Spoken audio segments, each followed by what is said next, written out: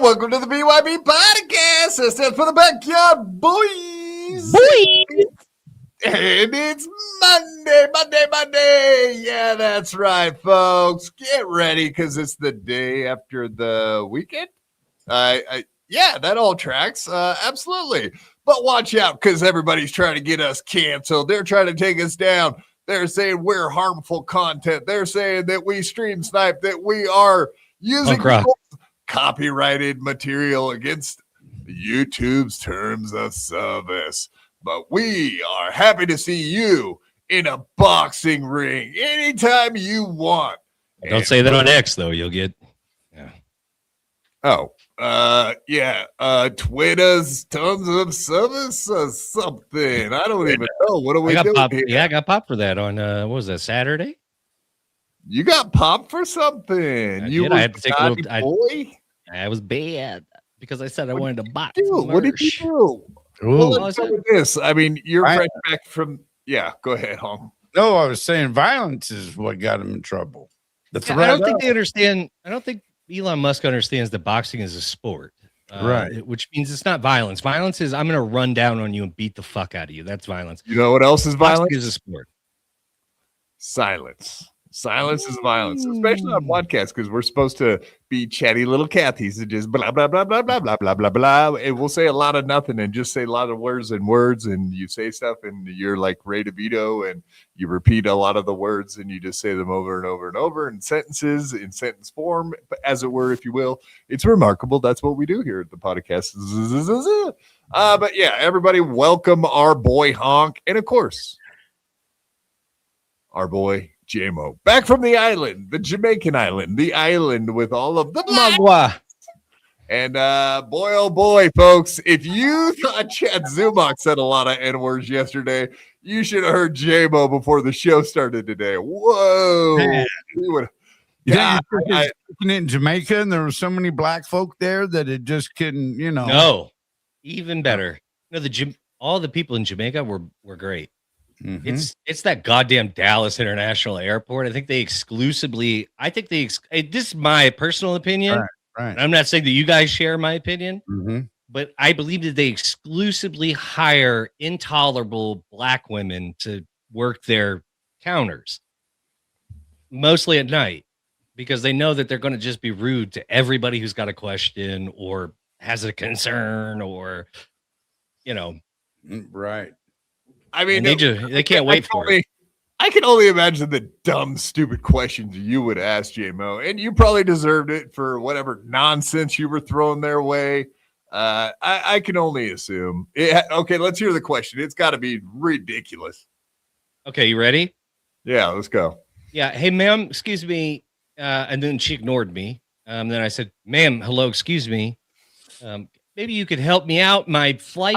No, you didn't. Talk to the head. Exactly. The head ain't listening. Why you be all up in my face and shit, J-Mo? What the fuck your deal, boy?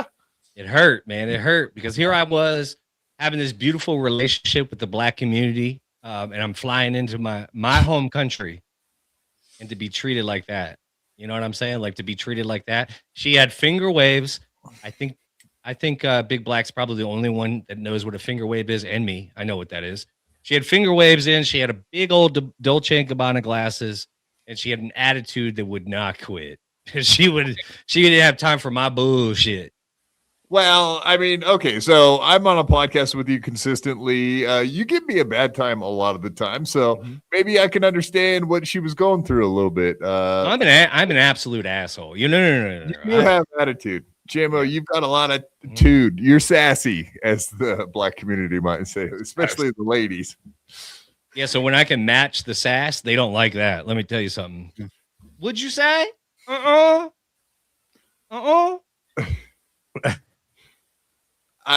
So did you say a lot of N-words at this lady? Is that no? I didn't. I do believe my wife would have not been pleased with me. It was on the tip of my tongue, and let me tell you something. You don't want to do that in Dallas, okay? I don't care how bad it gets. That's going to be a real bad day for you. If you scream the N-word in that Dallas airport, you're going to get your ass beat. I think that's where George Floyd's from. Can we do we get to thank Chad Zumock for making the N-word, the N-bomb fashionable to say again? Is that it? It's back in style, folks. It's cool to say the N-word again. And we can I'm sure that Chad's a trendsetter, though. I got to say, I don't think Chad's much of a trendsetter, but I will say this. That's the hardest I've ever laughed at Chad, 100%. I cry laughing. I couldn't. This is the best bit get enough.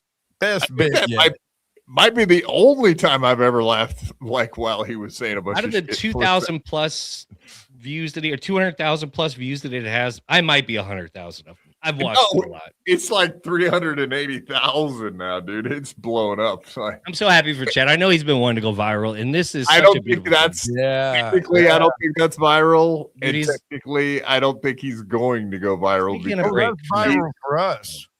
He's taking a break from X, so this is a good time for him to take a little break from X. He said, "Step away, get his mind straight." Honk, you're correct. All down, but we get up. That is viral. That is viral. But I really don't think that. I really don't think Chad's a big enough personality to actually go viral, and anyone really give a fuck about what. Right.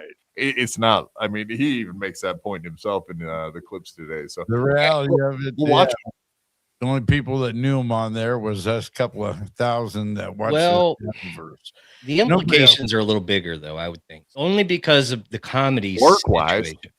Yeah. Well, because all the people that know him are comedy people. Like everybody that actually goes, anybody that's willing to go, yeah, I know Chad Zumock. It's all comedians and. Whatever rung of the ladder somebody's in the club, these are the people that know Chad.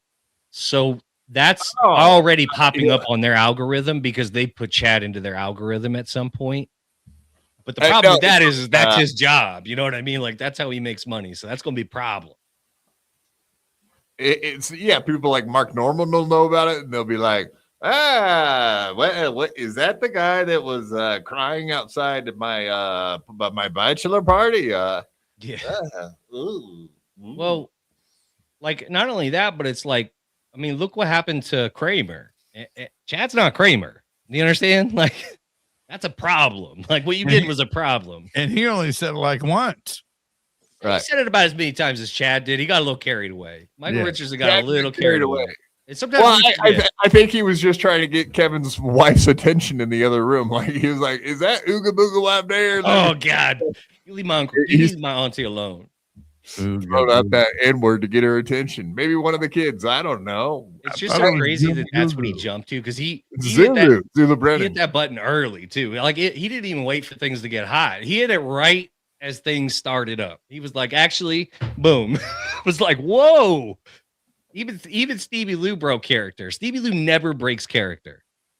As far as like, does he have a character or does he have a character? Stevie Lew has a character. Stevie Lew has not really a character at all. Stevie Lew stays pretty stoic. As far as like when things are popping off, he'll usually not be But he lost it as soon as Chad said it. He went bananas. The world did. The world. world There's everybody. This was the funny. Everybody was cheering. I could hear I was sitting there watching it by myself, but I could hear the stadium just fucking, wow! Yeah. What was that? Yeah. I mean, he'll never get into a stadium now because of it. Yeah. He never was getting in arenas anyway, man. Don't worry about that. It's not like he's losing a career he didn't have already. So Chad doing well for himself and just entertaining us. And that's all we really care about anyway. Like I said, he's probably not even going to go viral, technically viral. I wish he would. It would be fucking hilarious. Yeah, I really wish people would. Tifa outside of every one of his comedy clubs. But I really wish people would stop tagging like comedy clubs and shit. Like, don't snitch. Like, let it happen organically. Like Gino and Anthony Cumia, come on, guys. You don't need to tag. Like, you don't need to help out with the cancel culture because you guys aren't. You're not that guy. You're not that guy, dog. Yeah, imagine Gino going, oh, he said the N-word. It's like, Gino. Right. We could show a lot of footage of you saying a lot of things. Like, I don't know. You really want to. No, I watched In Hot Water every fucking day for a couple years, dude. And let me tell you, I may or may not have heard a couple N-words come out of Gino's mouth. I mean, he did it so much that Aaron Berg had to go, I think I can't do this shit anymore. The drinking's a problem, but the N-words are really a problem. Like, I'm trying to. You're fucking my money up. What do you mean the N-words are a problem? Yeah, what do you mean by not a problem for me. They're hilarious, but for a lot of people, they're a problem. Aaron had to walk out on Gino for being an N-word aholic. N-wordaholic. I think that was a bigger problem than the alcoholic problem. Honestly, seemed to be the issue. Well, that's the thing. Aaron Bergs actually has a comedy career, unlike Gino and Chad and some of these other fellows. Hi, Ray. I mean, whatever. Aaron, what did I say? What did I do? What did I do? Yeah, so I think Aaron Berg had to turn his back on the great Gino Bisconte and the N-word tirades. No, I don't even know if that's the case. I just like to say that because Aaron said it, even though I don't believe it. Because I don't know. He played Harambe. He played Colin Kaepernick in blackface. And I'm not saying like 20 years ago. I'm saying like 4 years ago. It was not that long ago. He's always tried to be like this guy that's like, I'm punk rock. I'm against the grain. It's like, you're just a dork. You're not. That's not you, dude. Dork. It's like that girl that remember that little fake ass comedian girl that just kept popping up saying the N-word for no reason. You remember that girl? She was like all over like little shorts and shit. And like, it was like, yeah, we get it. But what's the point? Like, you're just saying shit to say shit because you're like, ooh, look at the reaction. It's like, this is dumb. Right. We would never do that here at BYB. We're not shock jocks. We're not just here for outrage drama. No. We actually are getting for yourself, nigger. We're getting Jesse Jackson Jr. on here to clear a few things up here next week. So what's the Crumb? What's his name? Ben Crumb. Ben Crump? Crump. Yes. As in take a dump. Yes. Don't fuck with us because Honk, he's got that lawyer on retainer. That's right. He's ready to strike at any moment. I think Honk just said his lawyer has a retainer, like actually wears one. Still to this day. She's young. She's a young gal. Yeah. So you're a lot like Anthony Cumia then? No, I never. He likes his lawyers young. I just like somebody that can read the law. And if they're fucking 18, 20, that's all right. All right. That's right. Hey, they're old enough. Right. They're old enough to do law. They're old enough. You're going to get us in trouble. Not with the law, with Anthony. And that's a bigger problem for well, Anthony creates his own fucking problems. I don't care. Like, honestly. But I love how people keep trying to get it to take off and it just never does. It's like he's already been canceled. Like, you think you're going to go back and be like, but he also did this. It's like, we know. Everybody knows he did a lot of weird shit. Younger lady. And then he took a 17-year-old to the prom and then kissed her a lot. It's like, back in 1940, that was pretty commonplace.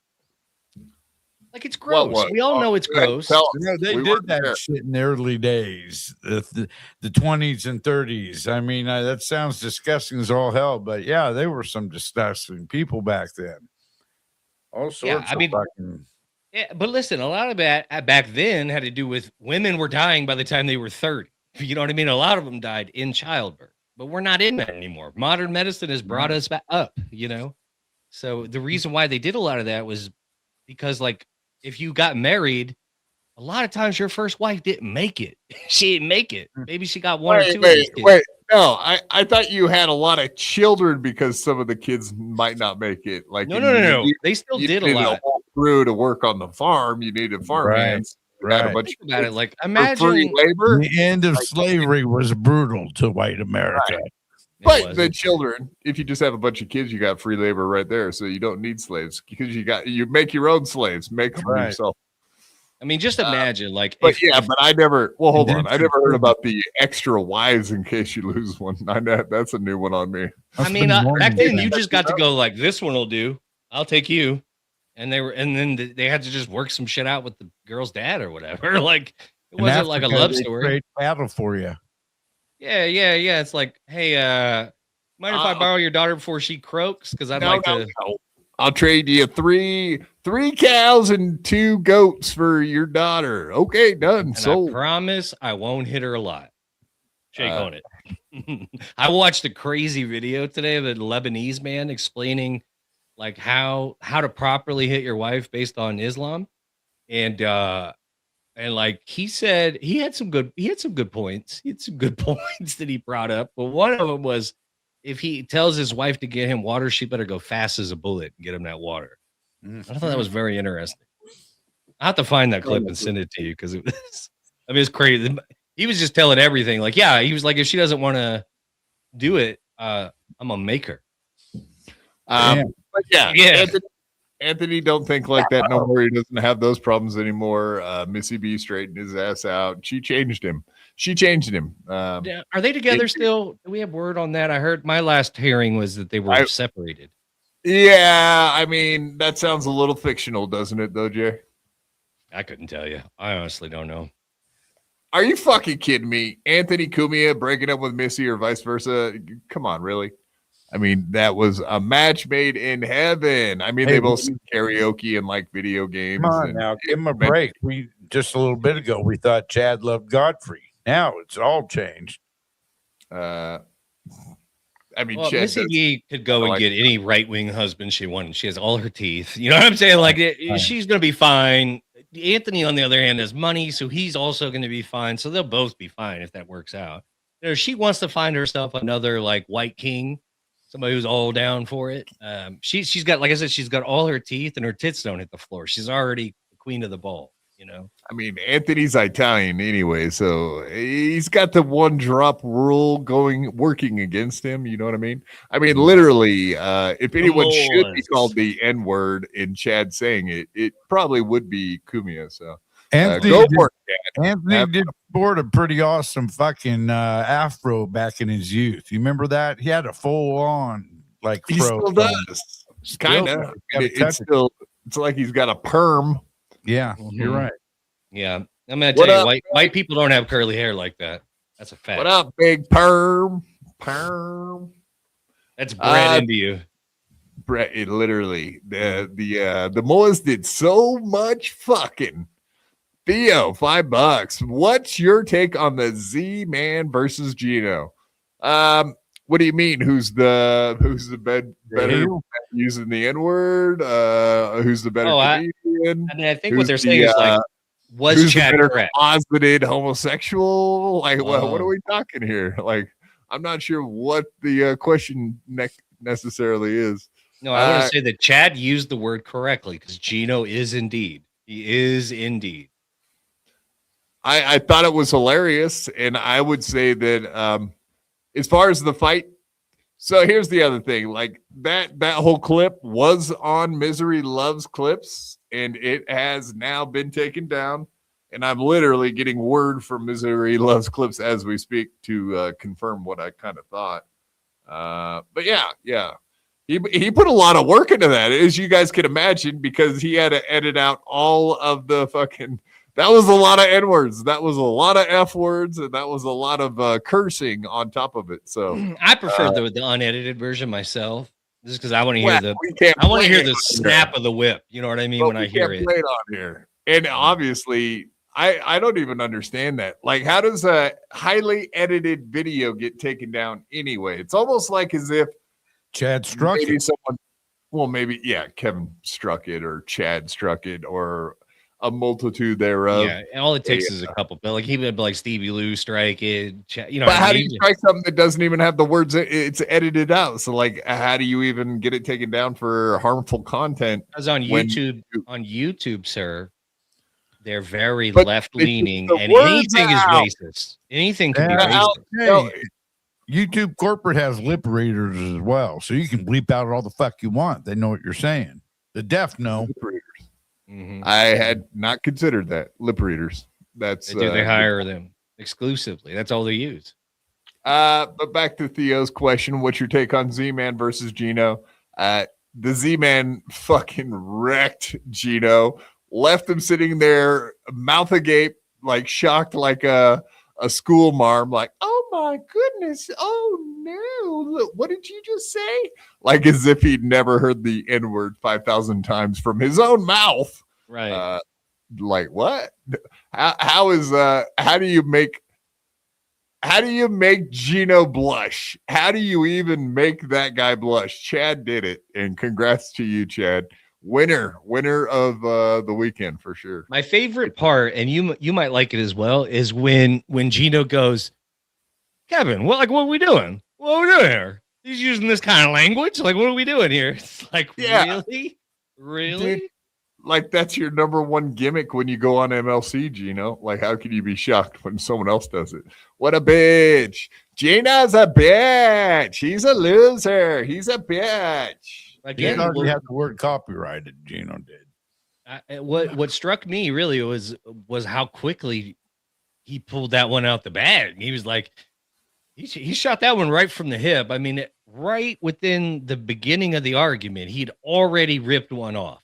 He let that one sit in the air for a while, and then he let him go like a machine gun after that.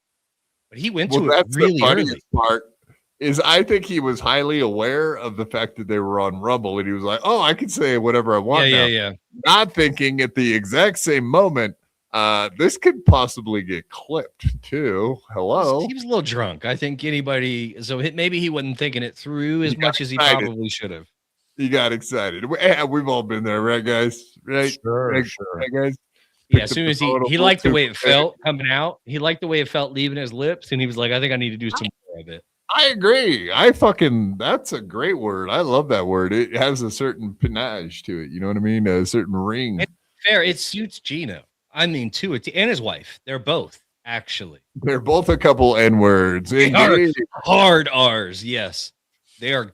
They are for sure. And I don't want to elaborate any further, but I believe that. Well, Gino lives in Harlem. He loves saying the hard R, and sometimes he gets hit hard R than he could have ever imagined when he says it out in public. So, and Keanu's been by injection at the very least. We know that. Yeah, she's had 1.5 injections, a full black and a half black, according to her. So she's had 1.5.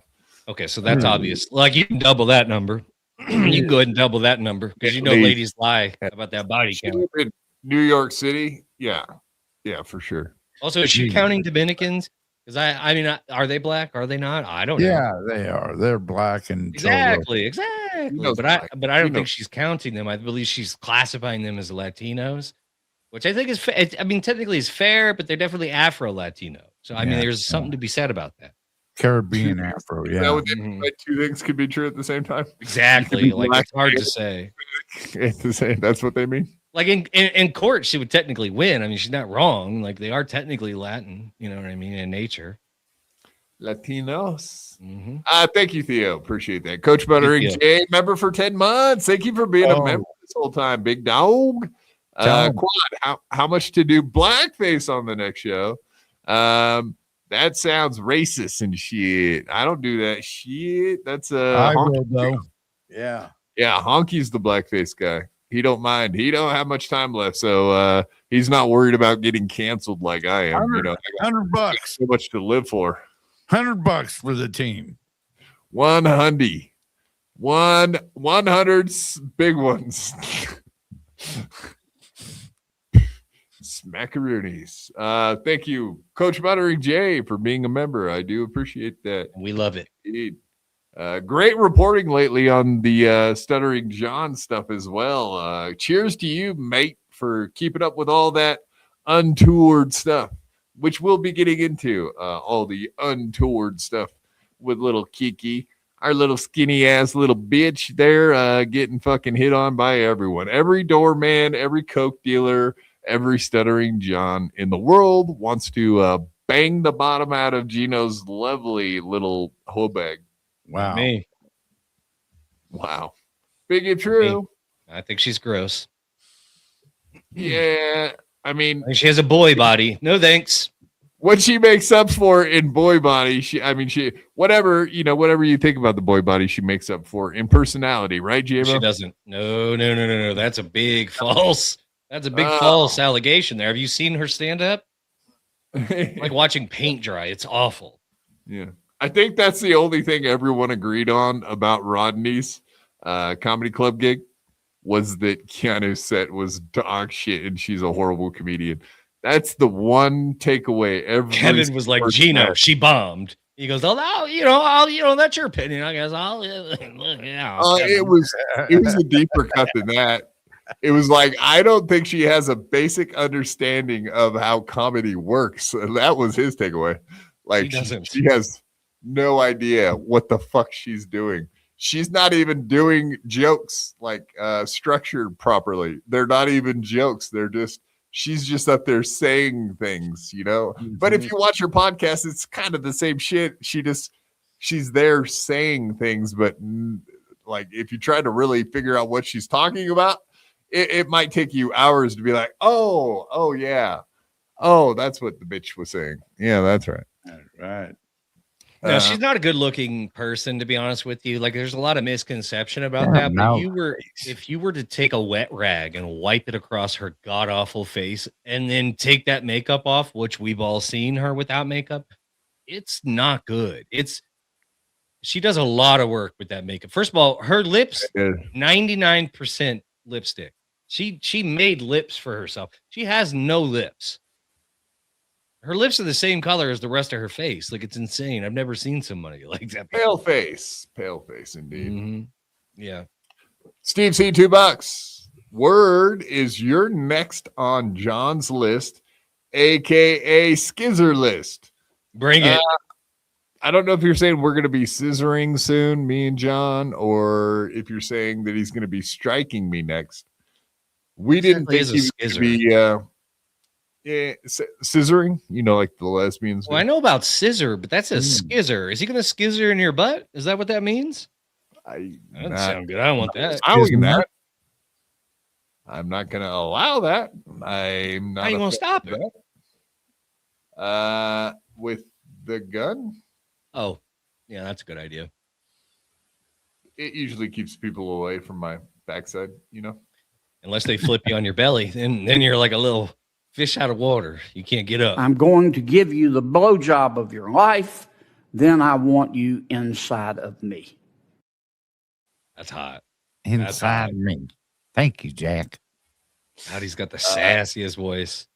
Earl's fucking cousin or whatever. Fuck. Yeah, he is Uncle a Kennedy. Is a Kennedy. That's the sassy Kennedy. No, I only make phone calls from the shower. I usually do not do podcasts from the shower. I have called in quite a few times to Bedabbler in full nudity, fully nude. Not erect. I asked you to stop doing that too, but you just keep doing it. I mean, we don't have to make eye contact like that, so it's not too. Do you find it liberating? Yeah. I mean. He's a voyeur. He's a voyeur. I bet you probably got a talking to in your neighborhood because you're riding around in your wheelchair nude. That's the truth. I'm falling out of the tree. Wasn't into a pool. He had a pair of binoculars. He came out of the tree doing a little peeking. He was It's up there not rubbing warm one enough. out, and the tree broke. Right. Gave way. It's not warm enough in Oregon to be outside naked, dude. I don't know what you're talking That would about. be rough. Yeah, that'd be a rough go of it. It's Or cold. do you just go by your window, make the neighbors look? Zzz, Jeez. zzz, Right. zzz. It's too cold for that, man. I'm telling you. All right. I think we should get into some topics, man. Hey, but before that, Mm. what about our drive, our membership drive? You failed to mention that yet in the show. We're You half do hour suck, in. dude. Look at you. Look at you. I don't know. I felt, like every other show I do that now. I wasn't really doing it this show because I really worked it hard yesterday. But you're right, man. My If bad. you do want to support the channel, go ahead and go to supertip.gg/BYB if you want to use a voice tip, text tip, or even a picture tip now. Indeed, you can use that QR code up at the top right, or you can even help us out with a membership drive like Honk just talked about. We are in the middle of a membership at all times. A membership drive, that is. The links are pinned to the top of the chat for the Supertip system, the membership system, and the link tree. So if you want to find out where our social medias are and all that fun stuff, just click the links at the top of the chat. And also, if you don't have a membership for BYB, get one now. And if you want to gift memberships, like I said, all those links are pinned to the top of the chat. So it's very simple, very easy to use. And we love you more than a friend. And thank you for all your support. We do appreciate that. A friend. The one thing that you can do that is free, folks, is hit that like button, smash to subscribe, and of course, turn on the notifications for BYB. So every time we go live, you'll know all about it. You'll be here with us. The lovely people in the chat, you can hang out with them and bullshit with them. Indeed. So much to go through tonight. Indeed. I'm not sure if Earl's going to show up tonight. It's kind of looking like he's not. He kind of went MIA, so I'm glad I didn't add him on the title. But the great Dave Sarah probably will pop in here at some point too. Nodak, this guy gets it. That's what I'm talking about. Hit that like button, you cowards. That's a fact. And it's a cute little dog telling you to do it. So you almost have to. You have to do it because the little doggy's telling you to do it. Cute little doggy. Look at the doggy. Look at I the don't want to doggy. know what's going to happen to the dog if you don't. So please just do it. Okay? Right. That dog's being held hostage. If you don't hit the like button, something bad's going to happen. I can feel it. I don't like it, but that's the rules. You know what I mean? Like, I don't have to like it. That's just life. Them's the rules. Indeed. I hit the damn, bro. Really? I hit the like button like I hit Tina. Ouch. Good job, Quantavious. Way to go, brother. Genie. Right on. Quantavious. Great name. Great name, Quantavious. Great name. I love that. It's a slave name. Probably works at the Dallas International Airport. Wow. I'm guessing. Yes, I mean, that's just a guess. Rob. I saw that, Rob. You got friends that are saying play the clip now. I seen you got backup over here. Did you recruit some people? I don't know where you find these people. Play the clip. Play the God. I like how G-Rob even has like a disappointed mom profile picture. So like, every time it pops up, play the clip. Like it's literally like play. It's it's like I call it you. Play it. Play the clip. Are you gonna play the clip? You want me to call your father? Indeed. All right, let's start off with the fun shit happening today. But it's kind of weird because I already had this clip pulled up for today in the Carl file, old Clubfoot. Just do it. I had this pulled up for today anyway, and then we'll get into more, but it's amazing the events that unfolded later. Of course. Was it slap your knee hilarity? No. It's far. That's usually what Carl brings. So I was just wondering if that's what Is it that was. face? Is that face right there? Does that scream hilarity? Hilarity. Yeah. That's an angry face. Look at that. No, he's pissed. He's had enough. This is from yesterday. And that's with filters, you know. And Lady K, again, you played my stand-up. Even though it wasn't really much stand-up because I just said fuck it because everybody was there to just talk to me. But either way, you're next. Okay, I'm just saying, if you start playing my copyrighted content, wait for it. The gloves are off.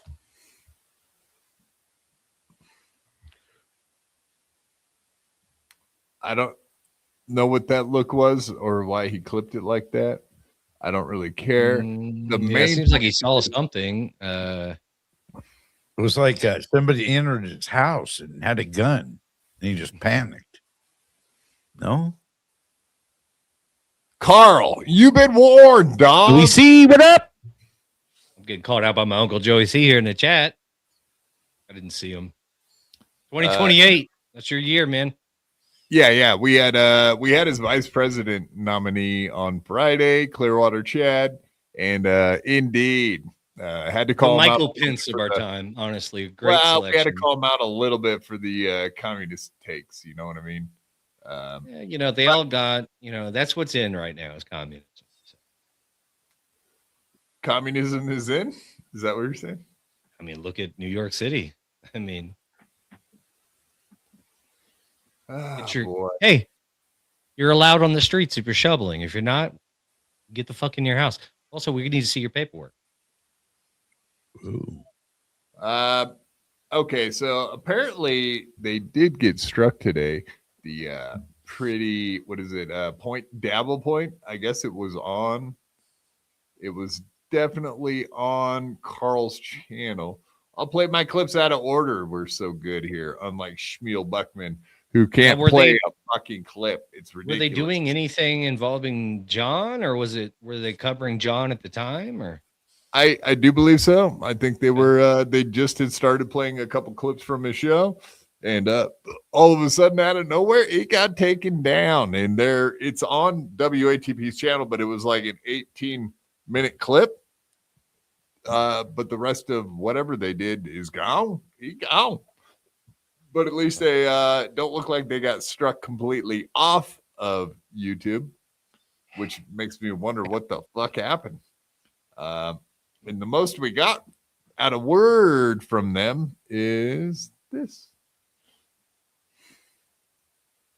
I think maybe even Dirty Jersey Rat. Dirty Jersey. Yay! I love that song. So, What do you got, babe? You got to do it right. I'm kidding. What do you got, baby? yeah, because I told Snaggletooth, jerk face, Carl, I said I'd pop on if I could, but 20 minutes into their dabble point, they were. Can you pause it just for a second? By who? Pause it just for a second. I'm gonna need her to never ever wear this shirt again. Keanu, look at me in my eyes, bitch. You take that fucking shirt off and you never wear it again. You do not represent the state of Texas. You don't belong here, and we don't want you. But what Take about that fucking Austin? shirt off? Austin's different. Austin is weird, but we're taking it back with Joe Rogan starting it. Get the fuck out, bitch. Go back to your communist New York City. We don't want your little thin lips in our good fucking state. Bye. We don't want you. What happened to Take her it off. tits? What happened to her tits? They totally disappeared in that shirt. She doesn't have anybody. She's an A+, I think, at best. Wow.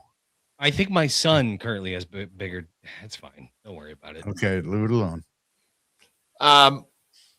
But Austin, it's the sister city to Portland, Oregon, which I unfortunately am aware of. But yeah, their slogan is keep Portland weird, keep Austin weird.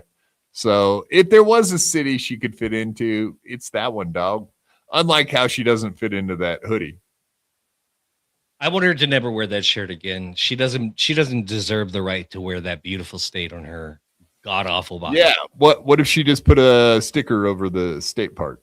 She can keep the Austin? No. No. Not allowed? Not allowed. No, I will not have it. Deported. She's getting deported. Damn it. There you go. That'd be perfect, honestly. If we could get the Biscontes just deport. If we get ICE involved, that would be perfect. I don't care where they go. Ecuador, Italy. whatever. Send them back. Yeah, there you go. somewhere Get them the far fuck away. out. Send them to Cuba. Fuck it. Cuba. I mean, they have no use to society here. So, I mean, what's the point? What do you got, babe? You got to do it right. I'm kidding. What do you got, baby? Yeah, because I told Clubfoot Snaggletooth, jerk face, Carl, I said I'd pop on if I could, but 20 minutes into their dabble point, they were struck. By Actually. who? I don't know. I guess I don't know. They had only, from what I can tell, played a clip of you and Chad, but John isn't happy. He's tweeting up a storm. Oh boy. And Chad, who I'm telling you, Chad. Oh shit! I had not thought about that. Okay, geez, this is all happening on the fly, folks. So their thing got struck somehow, some way, and obviously we don't need to hear anything else Gino has to say. That's kind of a waste, as it were, if you will. We've heard it before. Yeah. Okay, well, actually, that makes it sense. So Keanu was saying that it was taken down, and the only thing that she's aware of that they played was Gino and Chad, the argument. Now I'm starting to wonder because of this. This is That's why I was asking, because that's what I thought I heard too originally. And I was like, if they're not even playing Stuttering John, like how would he go about striking it? Like, yeah, if the channel got taken down because he went and struck a bunch of videos, but that's not what happened. It was that particular video, right? Like the channel is still up. Because I think the only video that was up from that argument between Gino and N-word, Chad copyright claimed his N-word rant. Yeah, like how do you even? But this says the video has been removed for violating YouTube's terms of service. And then he flagged it for racism, I bet. I hit up Misery Loves, but that's the thing. Misery Loves Clips. He took out all of the cuss words, the N words, all of it. Yeah, but YouTube is gay, dude. You know, they're like, oh, is it implied? Is it implied that there's racism? Then we're going to shut it down now. Didn't we comment on this earlier about the lip readers? Yes, we did. But also there's something to point out is YouTube typically acts first and investigates much, much later. So I just don't understand how it could have been taken down, because the only place it was played was on Rumble, and of course the Clippers took it, transformed it, and then Misery Loves Clips. He's the only one that put it up, except for that clip that's not edited, that's on Twitter, that went viral, like we have suggested. Yeah, so none of this actually makes any sense. Did any of the other clips get taken down?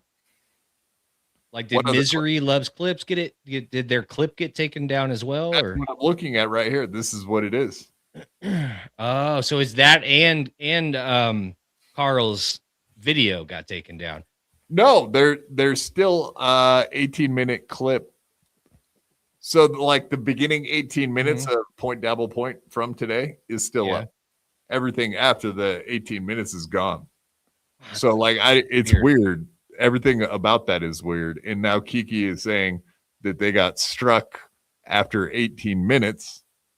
So none of that makes any fucking sense, honestly. I don't even. We need to do some house cleaning in this area of the internet, because there's a lot of striking going on. And if you don't get a hold of it now, it's just going to continue to go. We're going to have to do some self-cleaning. Like, you're just going to have to stop.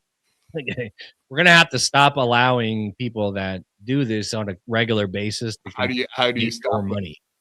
You so just stop. Yeah, you just stop supporting them, because that's who it is. You just got to stop supporting them, because without, honestly, what they don't even understand, John needs to understand that these even though some of the moments are embarrassing, that's what's driving people to his channel. But he only sees it as this person's teasing me, so I got to take it down. But it's like, yeah, but they're also driving people to you. The only reason anybody knows who the fuck you are anymore because of these clips. I mean, don't get me wrong. Everybody's talking about Howard Stern in 2026. They just can't get enough. But the only reason anybody knows who you are, what you're up to, is because people clip your bullshit. And Well, if- I mean, we need verification. I think we need verification from Shuli or Carl to as exactly what had happened today until we find out. So, he got a fucking email. I have not seen it posted anywhere yet. So until then, we can assume it was either Chad, Kevin, or Stuttering John that got that shit taken down today. I'll assume that it was Chad, but the other thing we know for a fact, Kevin took down that episode on Rumble. He must have done it because Chad asked him to take it down. So he knows. Chad's freaked out. Well, we know Chad's probably all freaked out by the whole thing, and he's like, "Oh." Well, on top of that, like, do you think Kevin Kevin, can you take it down, please? Like, that's a bad look for me, bro. Like, can you get rid of that? But Kevin takes down all his shows, though, doesn't he? He puts them behind a paywall right away. So, I mean, it's not that odd. Not the Rumble thing, not on the Rumble part of it. The Rumble? He leaves them all up on He's Rumble? on Rumble right now. He got kicked off YouTube. Whoa. You're acting like a black lady at an airport right now. I'm going to need you to calm down. I'm not used to dealing with your questions, man. Oh, what I'm saying is like, if he did it on YouTube, now that he's on Rumble, it's not that surprising that he would take it off Rumble and go put it on a paywall. Well, I can look on his Patreon right now to see if it got posted. I almost 1,000,000% sure that it's not on there. Okay, but if it is on there, you have to suck hog stick. Hey, now. Let me look. We're on the honor system too, because none of us are paying for that. Posts. Hackmania is gonna go stem to stern on you, honk. 2 days ago. No, incorrect. It is not on Patreon. So it's Yeah, gone. It gone. Now you're gonna suck honk stick, faggot. Oh, fuck, dude. That's all right. It'll have to wait till Atlantic City next year. You'll be okay. No, I won't, because I there's no way for me to verify that. I got to go based on and you don't have a great record. I mean, you obviously Wow, have got a good point there. Now, I will say this though. I mean, does it really matter? Because we all know that Kevin does. He's either gay for Chad or Chad's his son that he doesn't want to claim per se, because there's no other undying love that's a man has for another man. Yeah, he really fucking protects that little bitch. I've been trying to ask. Listen, I know Dave's coming on here, but maybe Dave has some insight into it. Like, I really think Kevin wants to fuck Chad, and I'm being serious. Like, I'm not joking.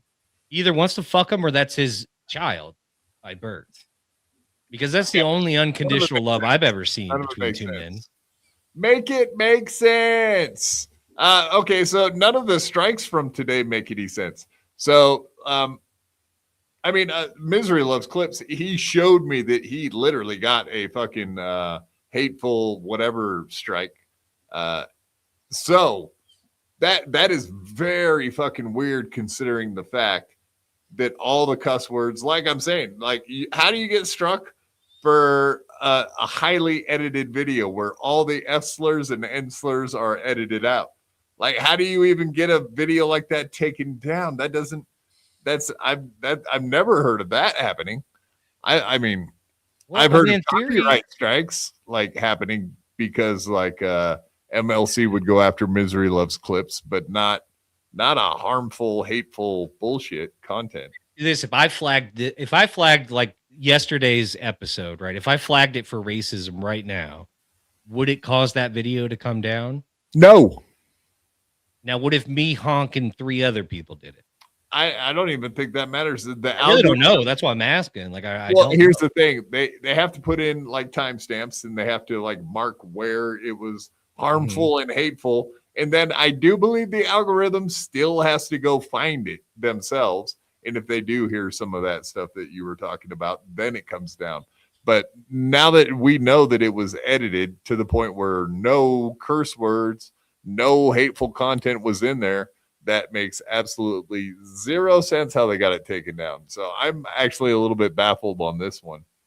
Misery Loves Clips getting taken down, and then Point Dabble Point getting taken down for watching. I don't even know what they watched. Honestly, I never got to see. Maybe it's up on Rumble. I can check it out later. So all very curious though. typically we're getting used to John being the only one striking everything. Is Kevin Brennan in the striking business now? I don't think so. I can't imagine he would be, but maybe he started doing that shit himself. I don't know. I just don't think. I mean, if I had to guess, I don't think you could say what you want about Kevin, but I don't think he's looking to take anybody's channel away per se. Even the people he didn't like. I haven't gotten the impression that he gives a fuck one way or another if somebody else's channel is up, because either way, he feels like he's superior to that channel. So he doesn't feel the need to get rid of it because he's just going to look at it and tell them how they don't make shit. So, I mean, for him, it doesn't really, you know what I'm saying? I don't really think he's invested in that way. Now, Chad and some of these other people that get emotional in flag, but Kevin isn't emotional in that way. Like, he's not like, I got to get rid of this channel because they're making fun of me. It's like, he doesn't really care. Yeah, it does feel like a Chad move. Oh, and Chad has been doing all the threatening lately as far as like, oh, I'm going to strike your channel. Like, he has actually been saying that shit. I also don't blame Chad if he's trying to get this video down. Like, he fucked up majorly, and he knows it. And he knows he can't unring that bell, but if he can at the very least get some of the accounts that got a lot of views on it to get it taken down, that maybe he can share or at least reduce the amount of damage that's being done. Exactly. But yeah, I mean, we've been watching this lately. Of course, Yes. This is erased. Please let Stuttering John know I'm striking his channel every time he goes live now. He has me blocked. So yeah, Chad has in the past had channels struck and also has been threatening striking lately.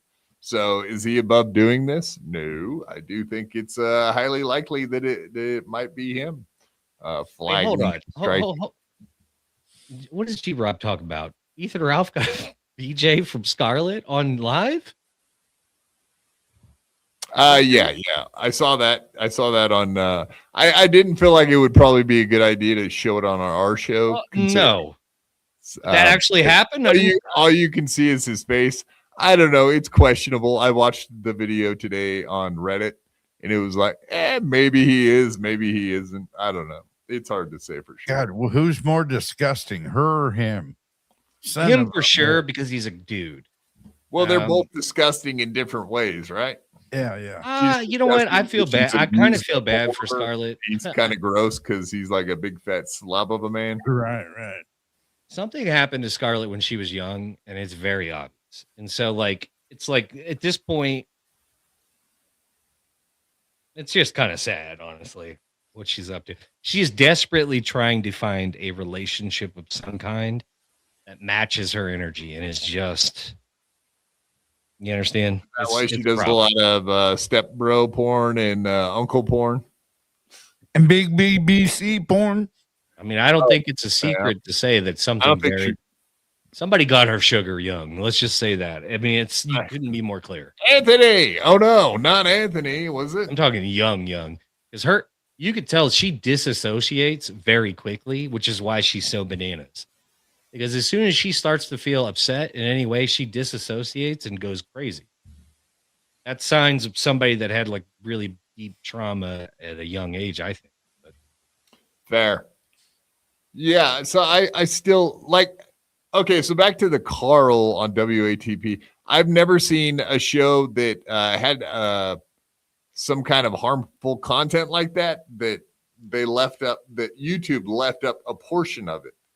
Either the entire thing went down, but then Kiki's reporting that it got struck. So it sounds like she would have some insight into what had happened to the show she was just on, and possibly from Shuli or Carl or Jenny Jingles or whoever the fuck else was on the show with them. I don't even know. I can't see because it's gone. So, yeah, I'm just assuming that's not how it works. So that doesn't make sense. Maybe she's reporting shit. Maybe she got fed crap, you know what I mean, and ate it. Just believed it. So possible. What I do know is what brings us here today. John striking Pinky indeed. Have you guys seen Uncle that? Pinky. His admission that he did such a thing. Yeah, let's watch it, Quad, shall we? Play clip, as G-Rob would say. All right. Roll it. So we will only be able to speculate up until the point where we get definitive answers, which I'm guessing will be tonight or in the morning. Indeed. Hold it. Gemma, you said hold it? No, I'm watching. I didn't say anything. Oh, wait, honey. There's play. You said hold it. You said hold it. I'm I not didn't holding say anything. that. You're hearing things. Warned him. In front of all of your eyes, I warned him. Yep. On the air, I tried to strike him, and I failed. But finally, I landed one. And look at you all now. How dare That's right, Pinky. The Duke wins, bitch. Woo-hoo! We're doing it. Yeah, bitch. Yeah. Oh, wait. Whose side are we on? I forget. It's so hard to keep up with who we're supposed to be in league with, you know? I'm not in league with any of these fucks, but I will tell you this. I'm taking my Uncle Kevin's side on this one because in this particular regard, all Kevin did was not a retard. What did you? yes, exactly. But here's the thing: all Kevin did was have the owner of that club on. I think that set John off.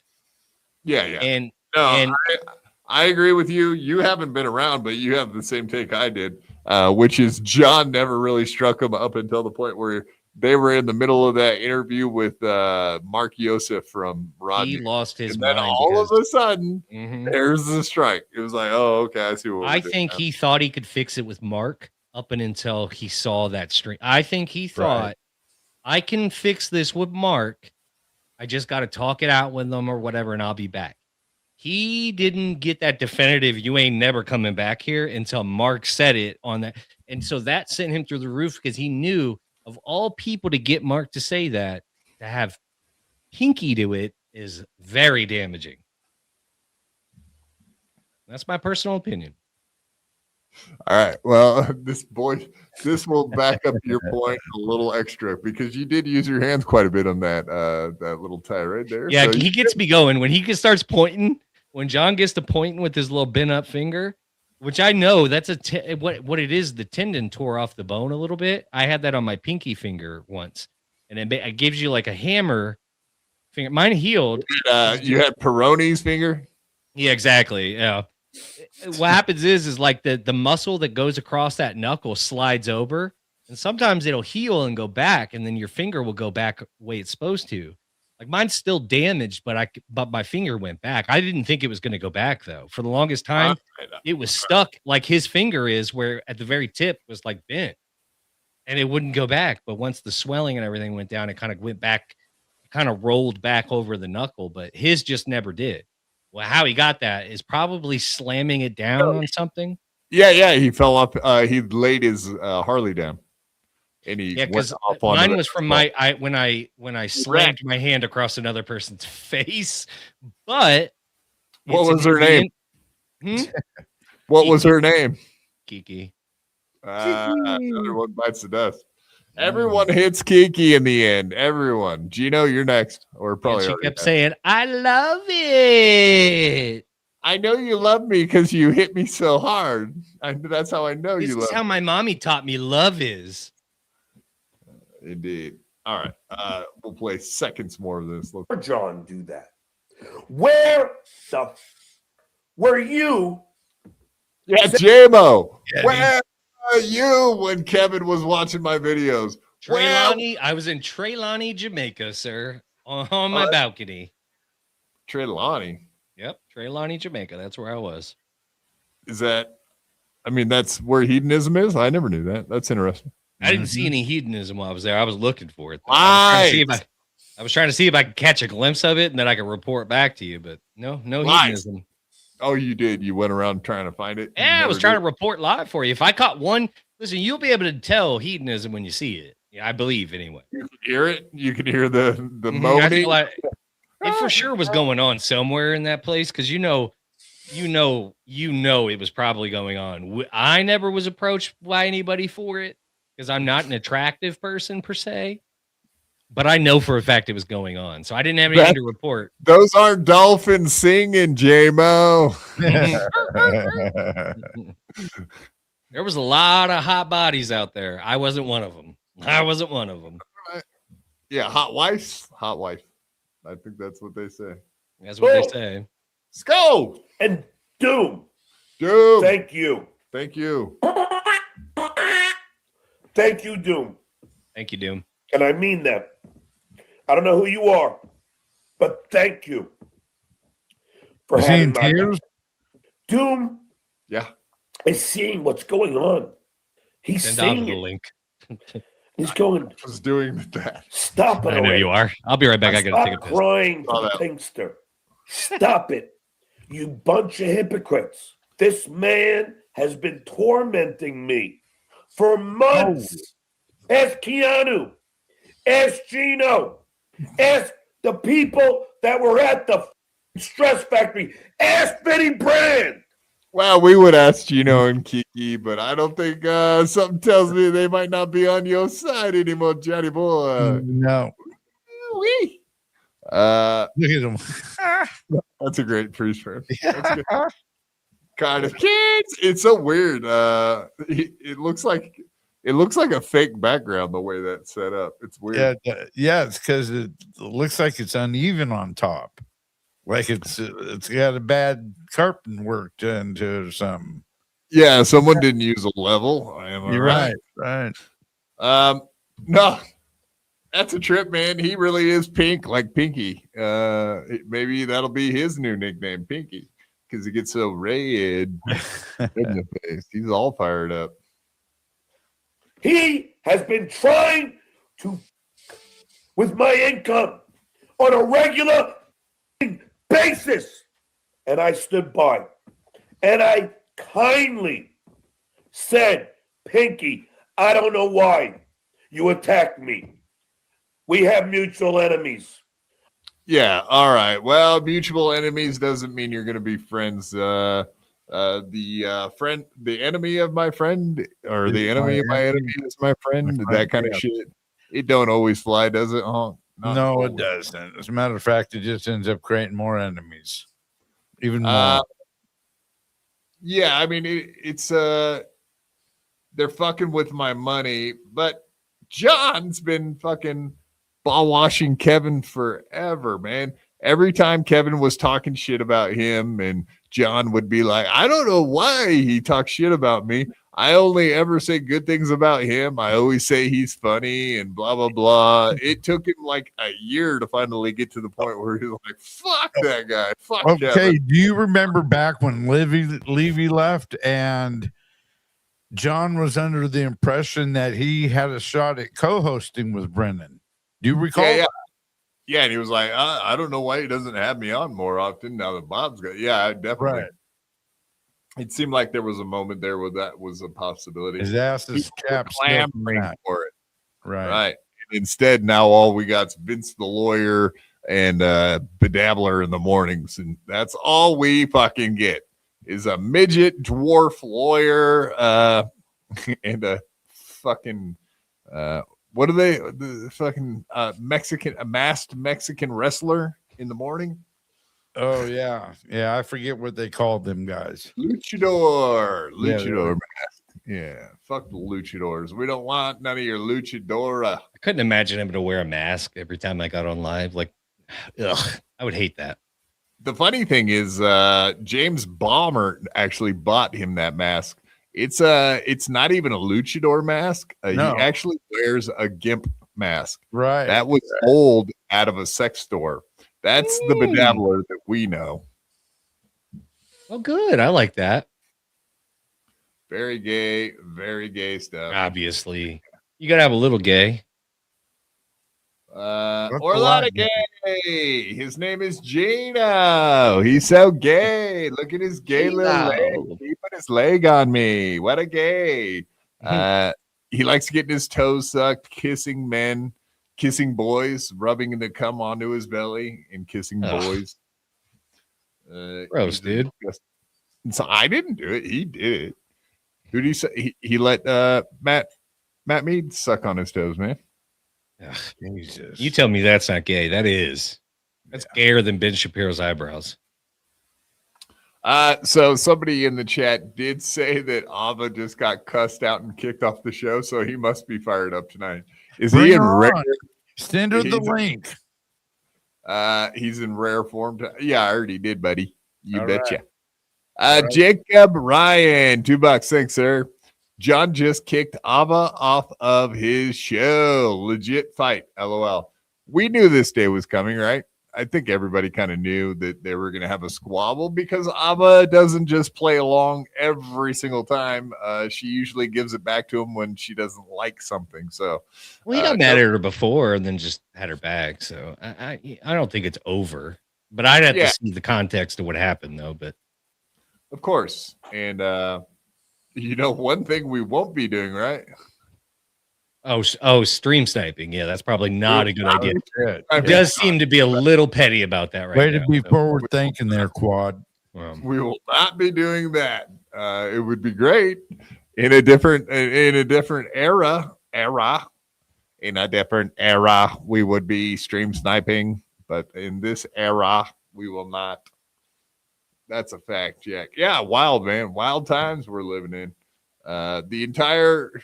Is everybody gonna stab old Johnny Boy in the back, man? I swear. Even Clay Dabbler, Dick. Cut him off. You have to cut him off. There's no literally just you got to choke it out. When you find out somebody is striking channels, choke it out. Yeah, you got to choke out their ability to make money, and then they'll stop doing it. Like that's the only thing you can do is kill their. That's what they're trying to do when they strike a channel.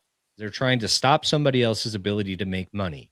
So what you then have to do is, in response to that, is unsubscribe and stop looking at their shit, because then you're taking away from their money as well. And honestly, who gives a fuck? Like if it's John that's striking everybody, right? Same way if we found out Carl was striking everybody. Just say, stop fucking dealing with Carl. Bye. Even if 10% just stop, with my money though. Like that is what he was saying about Kevin too. The fact that he wasn't. That's bullshit. He was telling everybody to stop sending super chats to John, like the Shuli Network has done in the past, or Carl, any of these guys. Starve him out, like teach him a lesson, help him. We'll help him move on to his next substitute teaching job. Shit, it's like, really, dude. Come on, man. Don't fuck with his money like that. That's a little ridiculous. But hey, when you talk shit, sometimes the cannon gets pointed back at you, dude. And I think that's kind of what's been happening with Carl and obviously Shuli and Kevin. But Carl today, it's hard to say. It's new Ava. Everybody stop right now. It's new Ava. A lot of people have said that though, that Carl, John have some kind of like Carl has offered to pay John a certain percentage to watch clips or get away with it. So maybe that's happening, and maybe this is all just Chad's fault today with the point. That would make Carl look like a faggot if he did that. Well, too late. He already does look like a faggot, so you can't fix that. Too late, J-Bo. Oh, new Ava's here. This is the new Ava. Ava's out. You're in, Dan. Oh, right. Yeah. Get your tits on, buddy. You are in now. He's doing Fridays. We played that yesterday. He's doing Fridays now with the great John Melendez from the Jay Leno Tonight Show. I feel like I said a long time ago that those two would make a decent Dan and John. Only because, well, I don't want to say, but I think it would be entertaining, to say the least. We are a little fussy with John right now, Dan. You're playing with fire, okay? Because we're about to snuff him out. About my boy, weren't you? I don't know. I don't like that. You be nice to $2, Dan. He's giving us $2, for example. That's one good reason. Mad at Dan. There's got to be others. There's got to be more reasons than just the $2 at a time, right? He doesn't even insult us for the $2. He's nice. No, Dan does. He insults. He's like, he's a lot of nasty names. And helpful. You're a meanie bajini. Nice podcast, stupid $2. I support John 100% as he strikes content thieves. That is correct. They are stealing his content technically. They're learning their lessons though. Well, Dan doesn't like clip shows like this. Oh, do you think? Wait. We're blaming Ava for putting John up to striking channels, or you are? But I've heard that's what they've been arguing about lately is the striking. Well, Well, I, for one, know she did some striking, but I think because of the blowback from that she got, I think she kind of, she has never admitted that she's kind of like backed away from that, but it seems like her abrasive nature in regards to. She did say that. Yeah. Well, but I mean, is like she's not really like, she's not saying like I'm not going to strike anymore.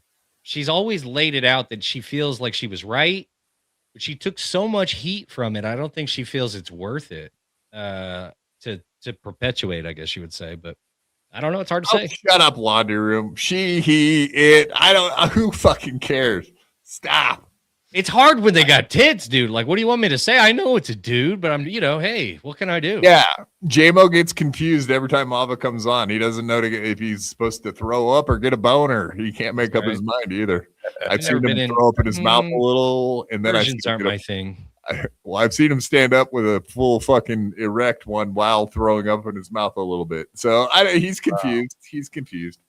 It's okay. Yeah. Well, I think she's like one of those Afghan, the Afghani boys that they take out there in the mountains. They make them dress like girls. I think that's what happened. So, I mean, I'm just trying to, that's their culture, dude. I'm just trying to, you know what I mean? You're not lying. That is true. They do that thing. Yeah, 100%. Yeah. Because Allah doesn't get upset because we prayed about it or whatever. I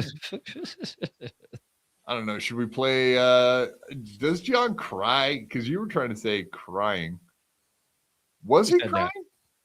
Well, this clip says he was crying.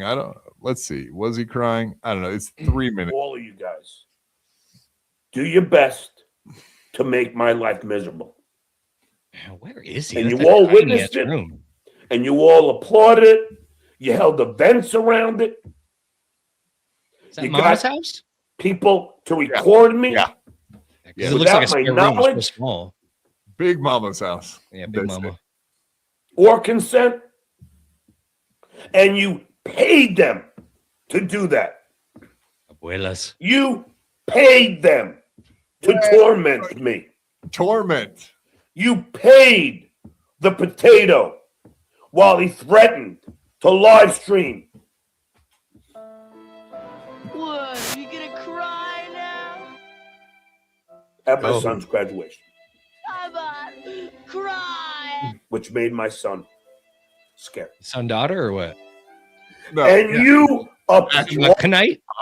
Oscar Turner. Oh, Oscar, excuse me. Oscar Turner Overdrive. You know the band. That's his son. He's the lead singer. Oscar Turner Overdrive. Did it.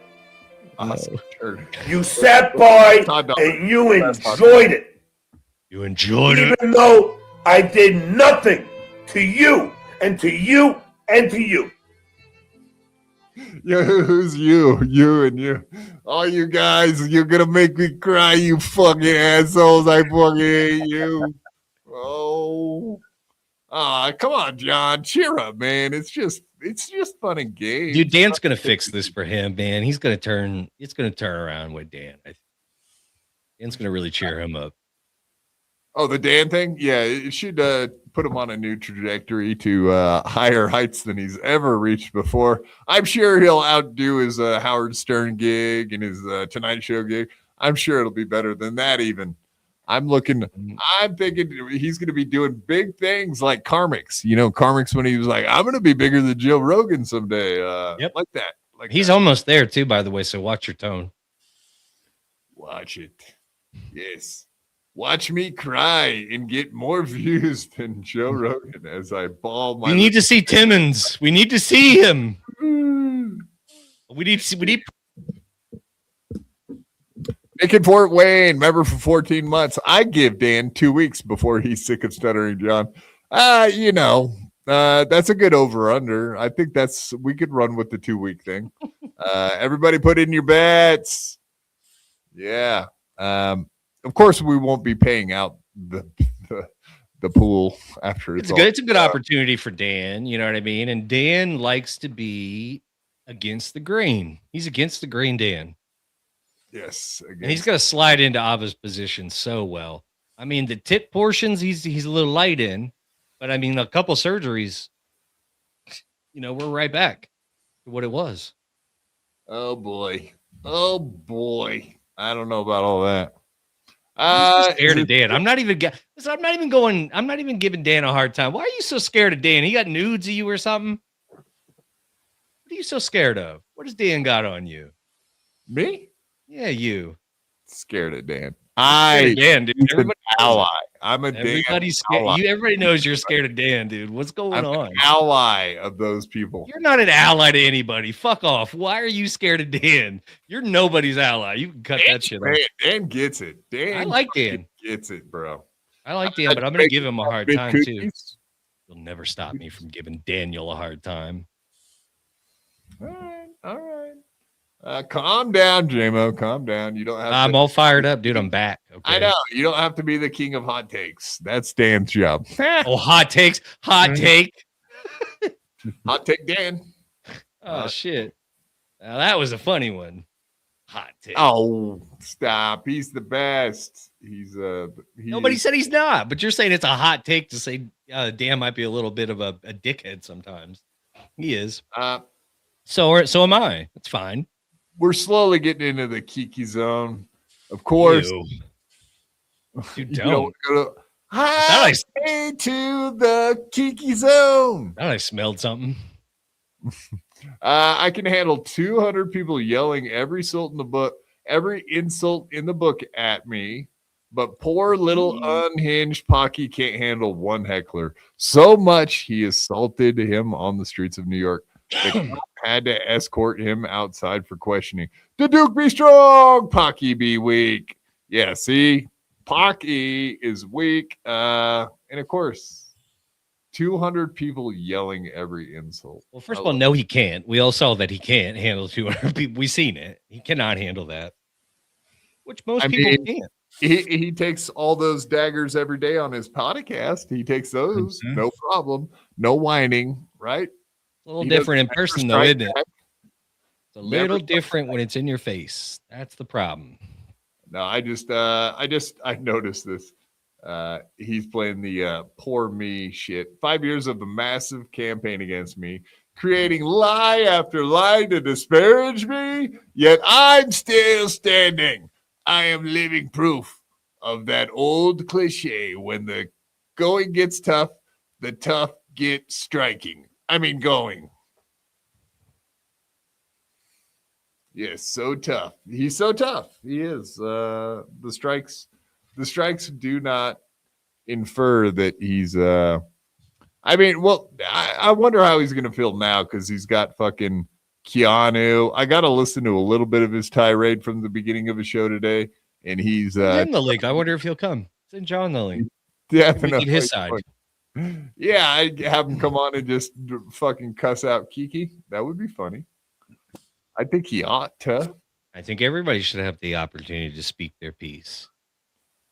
Right? He's got you blocked, though, but so that might be a problem, but yeah, I don't even know if he blocked me. He might still have me on email. He blocked me everywhere else, but he probably didn't. It's real petty if he blocked your email. If he put you in spam. I think when I sent him, so when I sent him the link to come on here, it was in the spam. When I talked to him, he was like, "Oh, you never sent me the link though, Quad." I was like, "Yeah, I did. Check your spam folder." And sure enough, Quad's link was in the spam. Yeah, very sad shit, man. All right. So we got that out of the way. We got I hope somebody's clipped that off us. I'm sure they have, but I can't wait to see it. Which one? Oh, where John loses his mind on Ava. I kind of want to see it. Yeah, she's not. You sent her the link, so I don't think she's coming yet. But it'd be interesting to. You know what it is, though. They're arguing about the striking. Yeah, that's what they've been. Ava's been very anti-striking. But you made a good point with that earlier. the fact that she has been striking plenty. Well, Very I think interesting. she's only really admitted to the one that the one that she did for the older videos before her transition or whatever. But remember, she kept insisting that these were private. Everyone's trying to explain to her they're not private. Just because you after the fact found out and then go privatize them, they weren't private. They were available to the public. But nonetheless, she had all her reasonings, whatever the case may be. I couldn't care less. But she took a lot of heat for months behind that.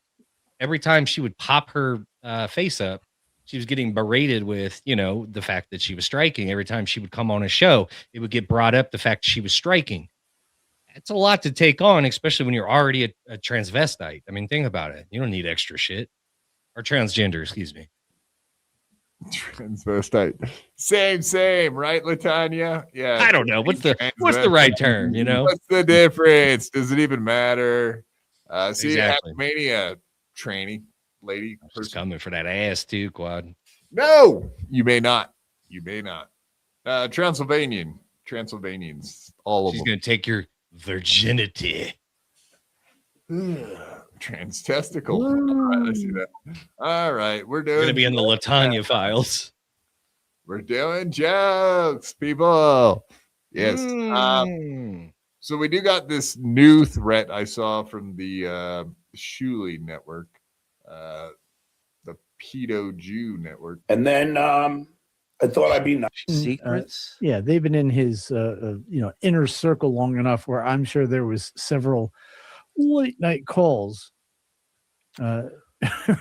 revealing things that maybe he doesn't want them to reveal. What if someone from, I don't know, one party consent state?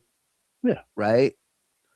What if somebody from a state like that just happened to have new exclusive audio?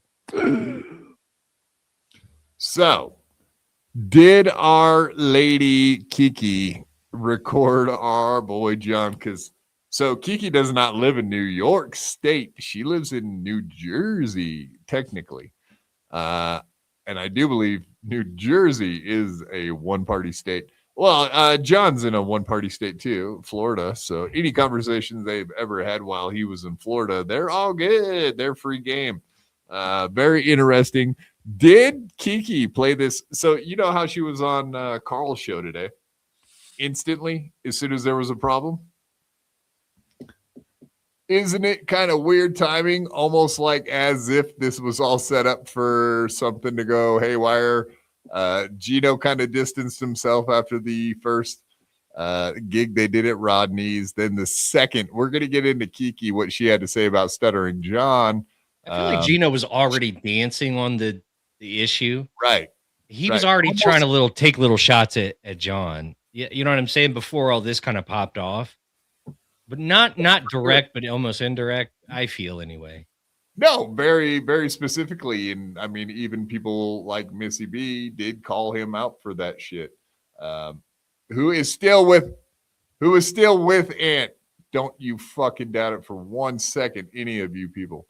But yeah, even Missy pointed this out, man, when they were doing their show last week. Missy B checking in here. Thank you, Missy. Gino just revealed what I was suspecting. He needs to keep Anthony in his good graces because he still thinks there's an opportunity to do things with Ant. Comedians of the compound? That ship has sailed at the merger. Delusional. Yeah. I'm glad Missy said it. I didn't want to say it. Yeah, so Carl sounded like he already knew that, right? You heard that? Right. I'm glad she said it because I didn't want to have to say it. I just wanted to concur it. Carl already fucking knew that. And almost like as if Gino and Carl are in cahoots. And almost like maybe since Gino lives with his wife. Kiki, I'm going to stop you right there. I don't know that Gino and Carl are in cahoots. I don't know if I buy that. Me neither. I don't believe that. I'm saying Carl. It is a hot take. It's a red hot take. I like it. But Anthony is part of the Carl team. You know what I mean? They're all part of the same. Gino's not part of the Anthony team. Right. Gino and he is. He's not anymore. Gino are friends. Since when? Explain that. I mean, he has distanced himself from Gino quite a bit over the last 6 months, I would say, at the very least. I mean, you never see Keanu and Missy B had their little falling out. after that. They have not publicly. They have not really publicly been. They haven't done anything. Rodney's? Yeah, but that wasn't. It went out for drinks before. I think when Anthony was in New York previously, Gino and Ant went out and had drinks as well. I don't think Anthony hates Gino. I think he's annoyed with Gino and is not going to help him any further. I think it seems like Missy B is the one that really fucking hates both of them, honestly. She really hates Keanu, yeah. And I can tell you this from experience, when your wife hates somebody, that's it. That's all there is to it. Like, there's going to be, like, you might be able to see them outside or whatever the case, but like, it gets uncomfortable, especially when it's another lady. Like, yeah. If your wife hates another bitch, it's over for that bitch. They ain't coming around. Bitch. Sorry. Yeah, exactly. That's all there is. And look at this guy coming in here. We love it. Permasil coming in big. Thank you for the 50 Permasil. Permasil says, good luck, Dan. You know what to do. Welcome back, Mo. Booyah. Hell yeah. Mo Bucks. Yeah, baby. We're doing Mo Bucks tonight. Yeah, Dan can't afford 50. You know that, Permasil. Come on. Why are you egging him on? Dan don't have money like that. You know how that. He ain't got it like you got, Permasil. He ain't got it. Dan doesn't have a home. He has an estate. You know that, right? I don't believe that. It's an estate, sir. I don't see him dropping money like. You know how much property costs in New England?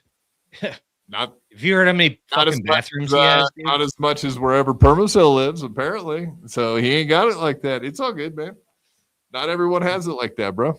It's my understanding that Dan is this close to billionaire status. I mean, he's not quite there, but that's what I heard. That was the rumors that I heard. Ball washing heavily tonight. Heavily. Which is it? You said earlier I was being too mean. Now I'm being too nice. No, you're ball washing Dan. Like I just know he's rich, dude. I can't help that. Is that why you're scared? Ball wash, though. Is that why you're scared of Dan? Because you don't want him to put money on your head? A fatwa, a $2 fatwa. That's right. Those are the worst kind. Killed over $2. He's gonna put the fat puts everything into perspective when you get killed for $2. You can't value your life for that. You know, I've got to be worth more than $2. Come on, fuck. Yeah. Well, all right. Let's get into Kiki. You ready to get into Kiki? Whatever, Quad. What do we got here? Let's do this one. Yeah, so are we supposed to believe that Keanu was recording John? I wouldn't be surprised. But I did look it up, and New Jersey is a one-party state. Yeah, they're good then. She's good. Mm-hmm. I think there's only a few two-party states like California and New York and like just a couple others. So yeah, technically for the most part, speaking, yeah, you're pretty good for the most part. Yeah, okay. So G-Rob says she doubts it. I don't know, man. I'm kind of on the fence because, like I said, they're all kind of in cahoots somewhat to a point. So I do think it's possible that Shuli and all those guys behind the scenes could have had a conversation and been like, all right, Kiki, we're sending you in. You go befriend him, and then you're gonna have to stab him in the back. You're giving a lot of credit to people who do not deserve it, dude. That's I don't know what happened. That's not what happened. I love the take. It's red hot. I mean, it's burning my hand. But it's it's one of the most retarded things you've ever said. Bless your heart. Well, I will say because listen, I'm going to tell you why. The reason why is because you are suspecting that Gino, Keanu, Carl, Anthony, all these people conspired behind the scenes, and none of them ran their. Do you understand that Keanu can't keep a secret? You know that, right? You would have read the DMs before she got a chance to record them. There's no shot that they would. First of all, they wouldn't. First of all, Carl Carl does not. No, Carl, it's all Kiki. Kiki would ruin it. That's it. would ruin it right off the all you bat. have to say. That's all you Or have to Gino say. would get hammered and be like, "Wait till you find out." He would just go like, "Wait till you find out what we're up to." Actually, they would have fucked it over. They didn't. They're none of them are that smart. I'm not saying I'm that smart. Okay, so don't take it as a dig, Carl. I'm just saying I don't believe that any of these individuals coming together could create a plan together that would work. It just doesn't. Fair enough, man. Fair enough. That's just my personal opinion, as I said before, and I'm putting my hands up so you know it's true. Or so that we know you're not jerking off again. Yeah. Again. Okay. Okay. All right, let's get into her talking about all this crap. Stabbing, stuttering John in the back so that she could get on to Point Devil Point from today. I do think that's what happened. I think she's been paying doom. I do think that happened. How much do you think she's been paying doom? Nobody's paying doom. Like, what are we doing? What are you doing? Well, one person does pay him, but I won't say. I don't. But mean, not for doing what he does. But that's what I'm saying. Like, I don't think that anybody is legitimately going, if you cover me, I'll get. It's like, I don't even think anything that would benefit Doom. Like, to be honest with you. So buckle in, everybody. I know that this is the most excruciating person to watch on earth. It is painful to watch fucking Kiki clips. I get that. I understand. But we got to do it. We got to get to the story. If you guys just want me to skip ahead to the important shit, I can always do that too, man. But here we read the rap sheet for it's not what I would have done. I don't give a fuck what John did up there, but do it for your allotted amount of time so it doesn't club over. Okay.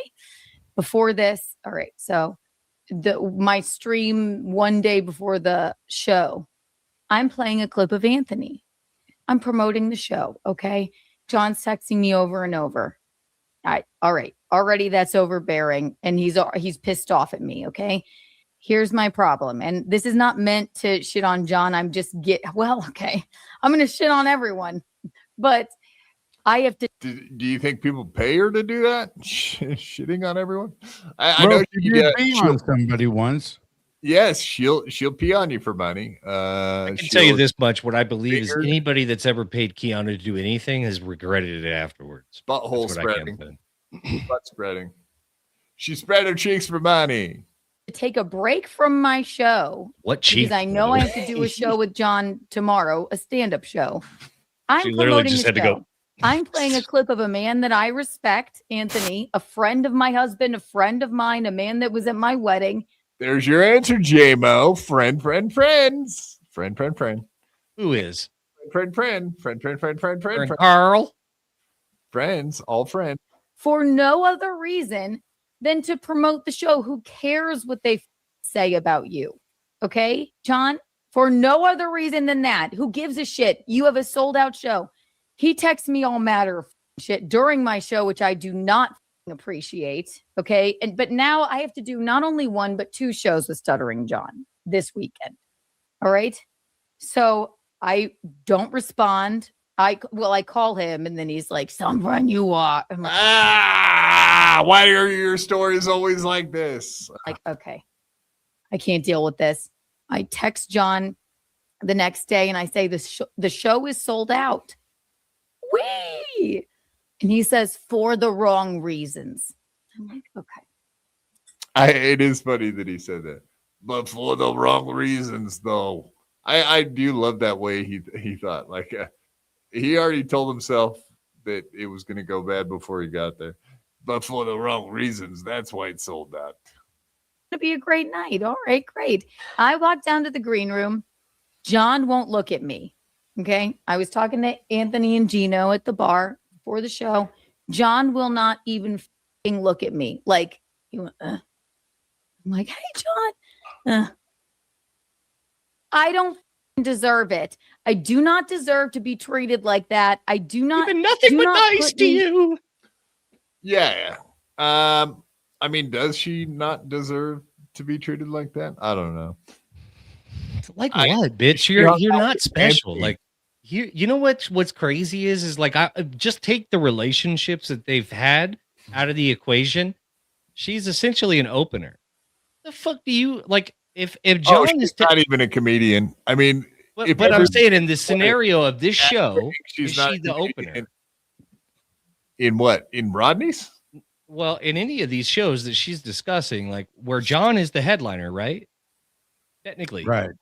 The headliner don't give a fuck about what the opener does, bitch. Welcome to comedy. This is crazy that you'd be like, he didn't acknowledge me. It's like, welcome to comedy, dumb hoe. If you go on the road with any major comedian right now, if you're the opener and go, hi, they're gonna be like, I guess, hi. Like they're gonna be like, get out of here. No, yeah, wow, that's a shit take, JMO. They're friends. Unless they brought you along for the They're road. friends. Oh yeah, they're best friends. It's I working mean, out. they already did the job together at the Stress Factory and shit. He was mad at her for hanging out with Anthony. That's the problem. Like, other than that, he wouldn't have been huffy. That just shows where John's at. If you dare talk to anybody else and just hang out with him in the green room and only talk to him, then you're fucking enemy immediately. And he was already having problems with her for being on a stream with Anthony previous and talking about that shit. So that just kind of goes to show what John is, not like how thin-skinned and upset he gets about the lamest shit like that. He was mad at her. He actually was mad at her. But then he had her all to himself the next night, right? So he's never had her all to herself. That's just how he wants it. That's what he really wants. Nobody's ever had her all to herself. That's crazy. Technically. You let you know. Bada boom.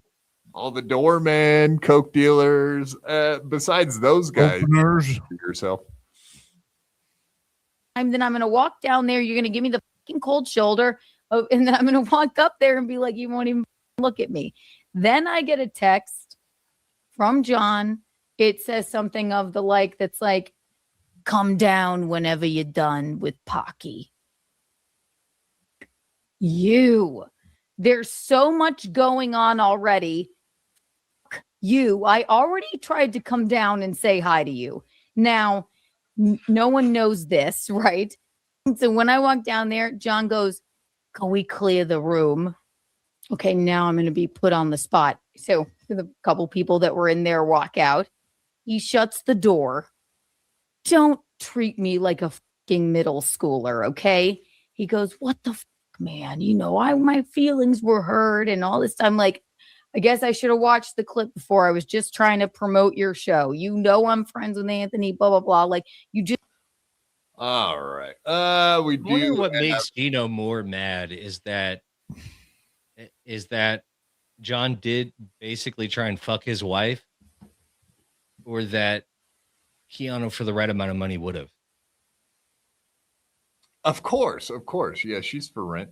Welcome to the stage. Wow, it's a big shocker. Earl, what up, dog? How you doing tonight, man? What's up, boys? Earl, welcome. Finally, man. Yeah. I know. I saw JMO on. I'm like, I got to get on now, else who knows? We may never be on a stream ever. It seems like it always works out like that, doesn't it?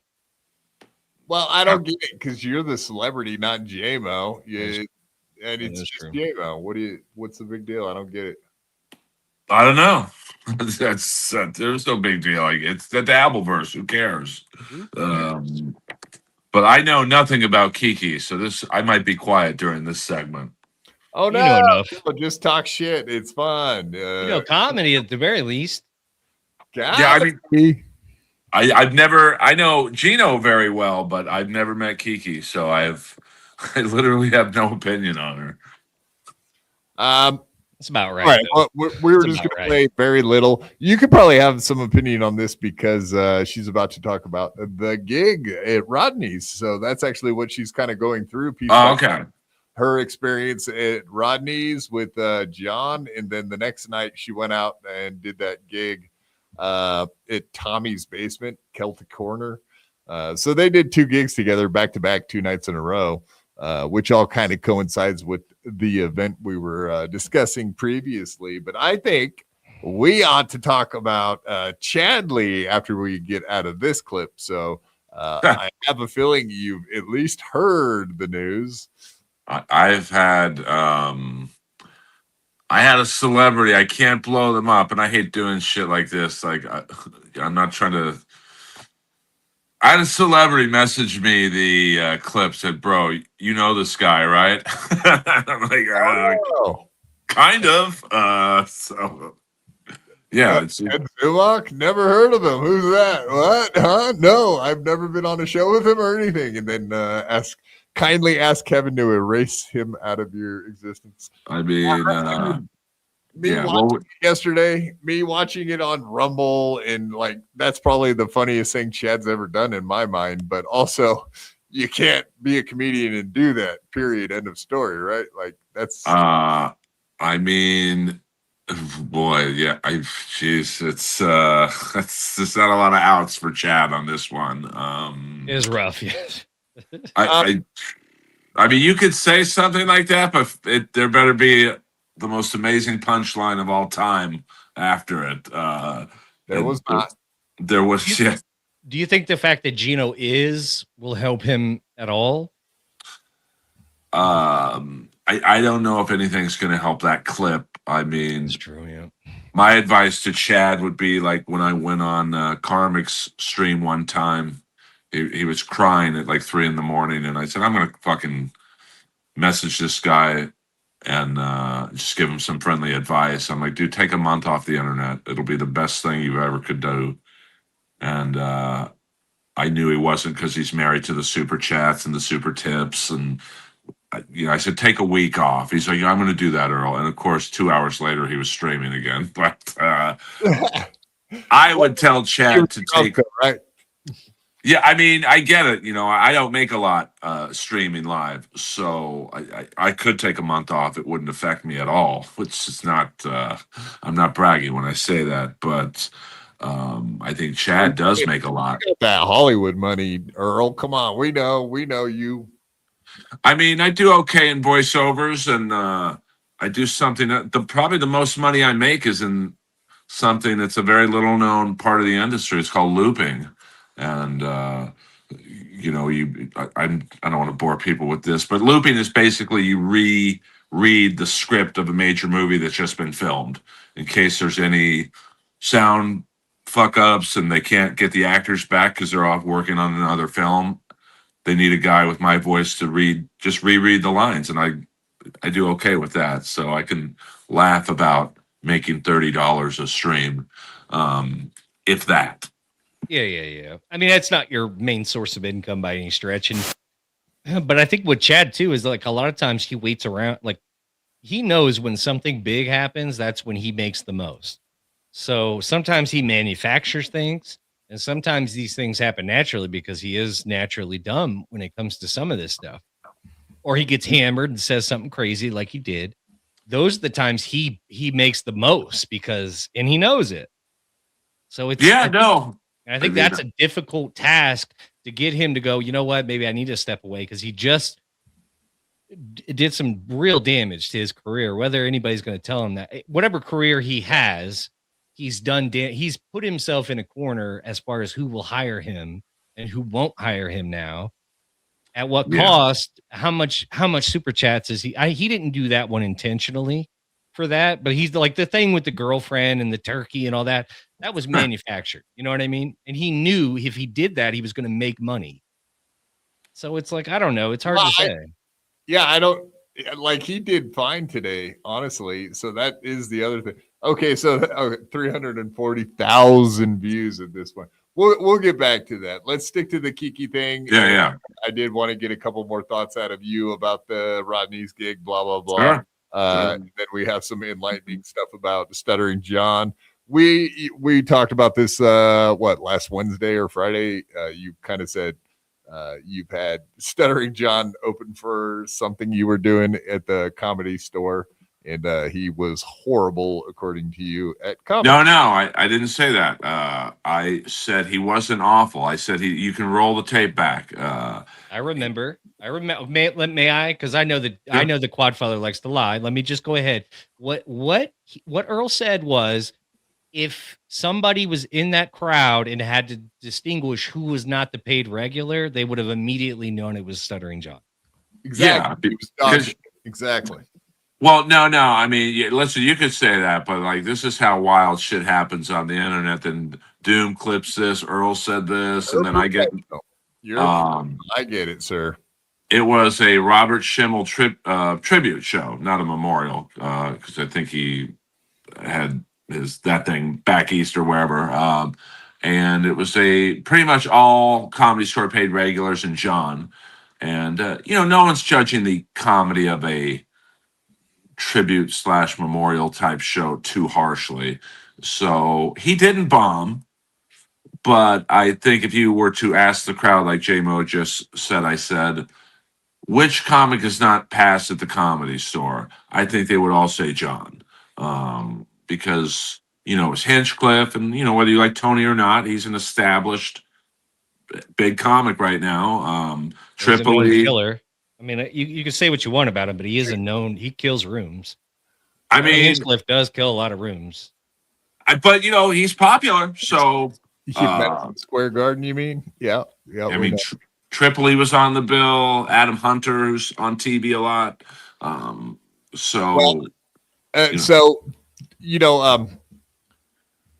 Chad has a few blankies. He's got his friends that are, his blankies to fall back on when he gets a little uncomfortable. So, of course, he did talk to Tripoli today, and we'll play that phone call for you here in a minute. But yeah, like I said, let's go ahead and finish off this Kiki thing, and then let's get to the Chad goodies. I think you'll really enjoy. We don't have much to talk about with Kiki. We just have a couple quick ones. So let's bomb through that real quickly and get to the meat of the Dan. Yeah. Because to me, I'm like, John does act so innocent, but, trying to, tagging Anthony's, radio gig and stuff. And like, I didn't even wrap my brain around that or even think that I don't even know that I knew that. I was just like, well, John he just seems like, a love. Oh God, he's going to hate me. He just seems like everybody else is coming at him, but Anthony's reasoning for not liking John, I do understand. All right. But John every time said, I don't care that you guys are friends with Pocky, blah, blah, blah, and all this stuff. But clearly you do. She's just today learning that John does not like Pocky or whatever, Anthony Cumia, and wants to go after him and get his gigs, like mess with his real life. She's just now learning that. I love how everybody, just doesn't look into things or have any clue what's going on. Kiki likes to play dumb a lot. I don't know if she's that selective dumb. Ignorance is what it's called. It's selective ignorance. They're either choosing not to look into it, but they know, or they're just too fucking lazy. You know what I mean? Like, it's like, I don't even follow that world, and except every now and then I'll check in on it. And even I know John and Cumia hate each other because it's, Bloods and Crips, Stern versus O&A. Like, anyone should know that. Yeah. Yeah, this is the most basic information that you could possibly know. And she's in the middle of the Dabbleverse with Gino, and somehow that would slip past her, that eventually that would be an issue. Right, Kiki. We got you. That's why Missy B was so pissed off at you. Right, because everyone wants to goof on John, and you got access to him. Very simple. Purpose of finishing, $10. Thank you, sir. Earl, you got my roster Chad jokes ready. I love you. Insult. Chad's married to Booze. Oh yeah, Chad's married to Booze. A real power couple. Yeah, that's very true. Yeah. Listen, I've made a lot of money in my stream via Permaseal's hatred of Chad, so I hope Permaseal keeps it up because it's keeping my channel alive. We all love Permaseal over here. Permaseal is the man. We love him. 100%. Saint Ranger, $2. Thank you, sir. Was there some story about Missy being Ant lately? Yes, the rumors that they broke up, which nobody believes except for Stuttering John and maybe just a handful of other people. So that story is not going to catch any traction. I'm sorry, Saint Ranger. But if if that does become actual reality, I would be shocked. I'll say that. Man, I've been shocked a lot in the Dabbleverse lately, so I'll leave that open. I don't want to get shocked. Missy, you can't leave Aunt. You can't do it. You gotta stay with man, it. she's gonna be the belle of the ball at the next, MAGA uprising or whatever she intends. You know what I mean? I'm telling you, that's what I'm saying. Like for her, like I said, she's got all her teeth and her tits don't hit the floor. She's gonna be the belle of the ball at the next KKK rally or whatever the fuck they're into. But yeah, and he's got money, so it's like neither one of them are gonna be down and out. They're good. They're good to go. They're packed away. All right. Yeah. So this is about the time at the Rodneys, and I know we talked about this. Earl, hear what Kiki has to say about that. Security in the front row, like backing the crowd away. All right. Tommy wasn't up there to hurt him or do anything. Should he have done it? No, absolutely not. But then if you're a comedian, you pivot, you go, I'm not hurt or whatever. Like, couldn't you like paraphrase your second act, John? It's just not what I would have done. I like that he made a choice and stuck to it, but I don't give a what he did up there. Just do it for the time that you're supposed to be up there. Do you remember Mark going, so John, I was standing there with Mark. I'm like, I told him not to do this. Is he getting off stage? Oh my God. And then Mark goes, Gino, you got to get up there. Somebody's got to get up there. Yeah. Yes. And you're It's the like, first time anyone's ever said that, by the way. there's nothing you could do. He just jumped off, but Mark's like, Gino, go up there, do something. It was like the room was out of control at that point. And Yeah, it was always out of control, but actually, my gut feeling is that, and I'm not saying I was right, but it's like I'm not the host. And this wasn't me going like, I'm not the host. But it's like, I'm not the host. That's not my job. Why didn't John? So, yeah, there you go.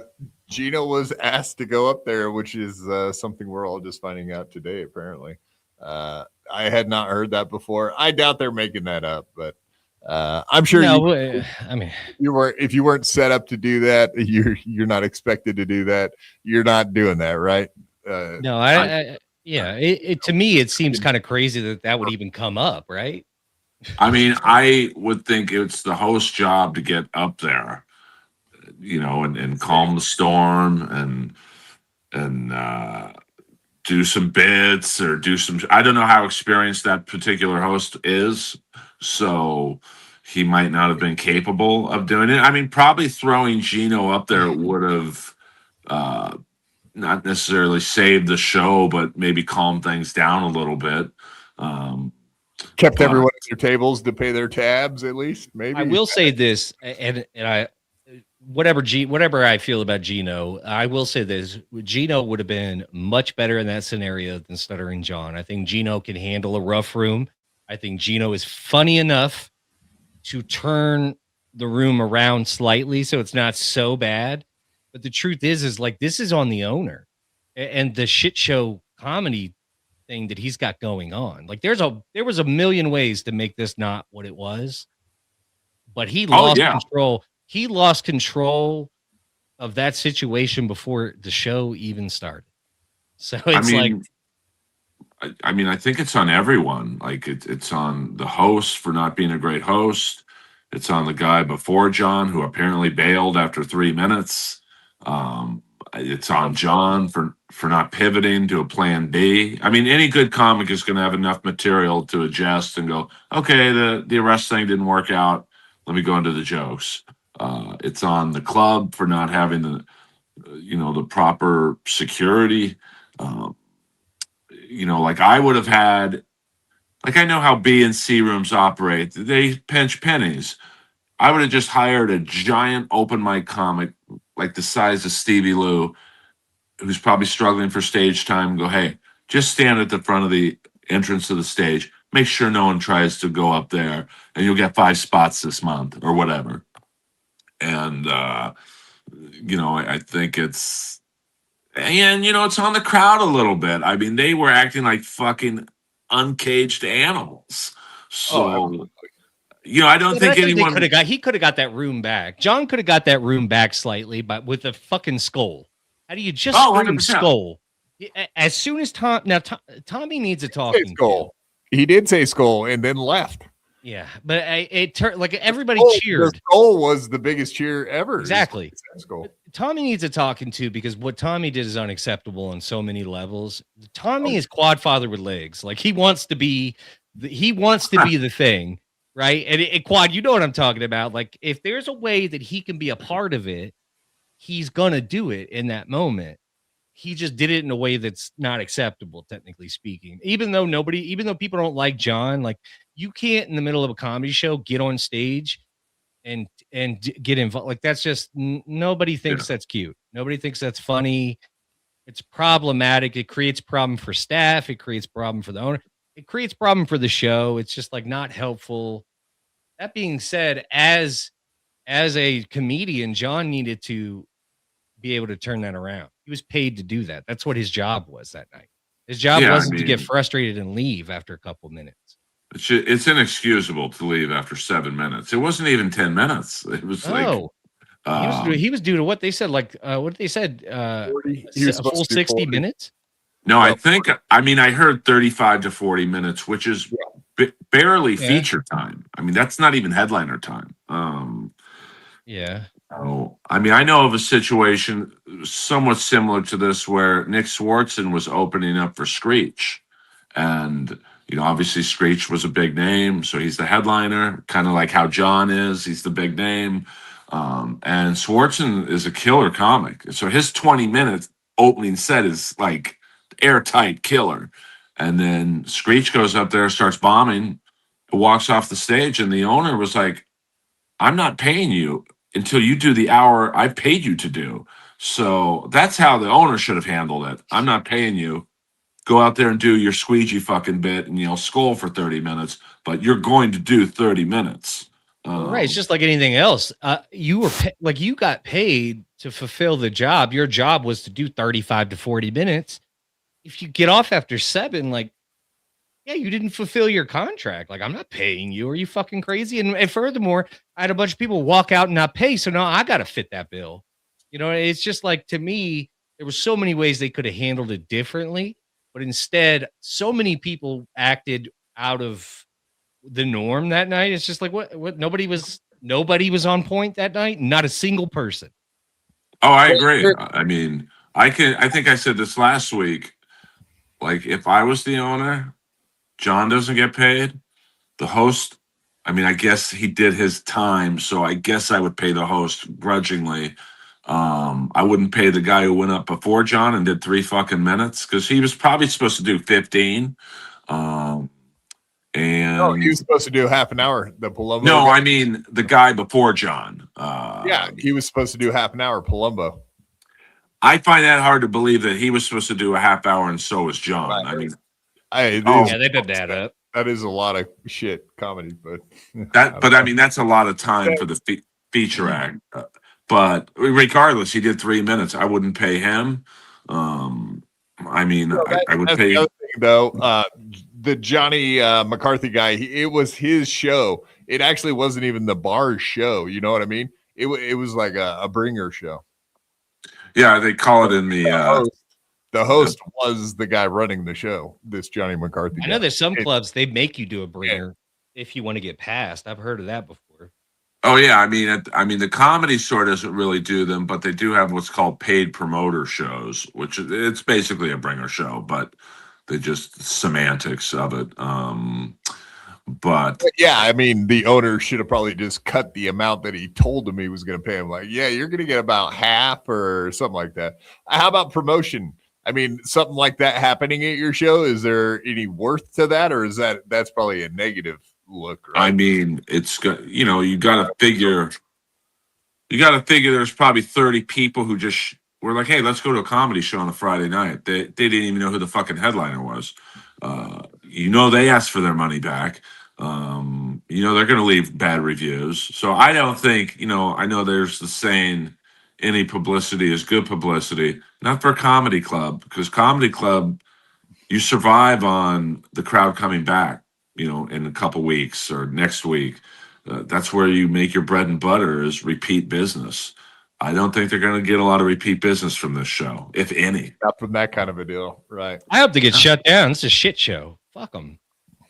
Yeah, I mean, I just Could you imagine getting hired at that place now? Like, that's a bad look, dude. That is a bad look. Even if, okay, let's just say this crowd. First of all, there are way worse crowds than what that crowd was because we all saw it. There was a live stream. Okay, like I've seen. Listen, you seen like a black room go bad? Oh, Hello? that's what I mean, I did. I don't want to repeat myself too much from last week, but I had to go on after Chappelle in what essentially was a black room that night, the main room. Yeah. And I was supposed to go on before Chappelle. He wanted to go on, so we switched. And I'm like, dude, I can't go on after you. And I don't think he was hearing me. So, and then I was being called the N-word. Shit was being thrown at me. But you know what? Here's the difference between what John did and what I did. I went to the front of the fucking stage. And I just said, listen, give me one joke. If you don't like it, you guys can all leave. And I rarely kill, but my first joke killed. And they all fucking stayed. A black room stayed for a white comic after Chappelle. You can turn. What was that? Where was it? It was at the Comedy Store. Comedy Store. That's not bad. Yeah. I mean, I we're just felt like when I was in the DC area, like there are no white clubs in DC. Like that's not a thing. Magoobies is the only club that would even kind of qualify as that. And even then, it has its dark nights. Let's just say that. I mean, because it's right outside of Baltimore. So, I mean, there's I think any room is salvageable. You just have to show the crowd you care. And, you know, like I said, I don't know, John. I don't know what was going inside of his brain, but like he just seemed to be like, okay, that didn't work. I can get my money. Fuck it. I'm out. Yeah. You know, I mean, when you talk a big game like John does, hey, I'm a great comic, and you bail at the first sign of trouble, it kind of makes people question that He statement. made his own trouble, right? He made his own trouble by reading an arrest report instead of just fucking doing his time like a normal comedian. I mean, after the papers got ripped up, he should have just, I think, pretty much in agreement at this point.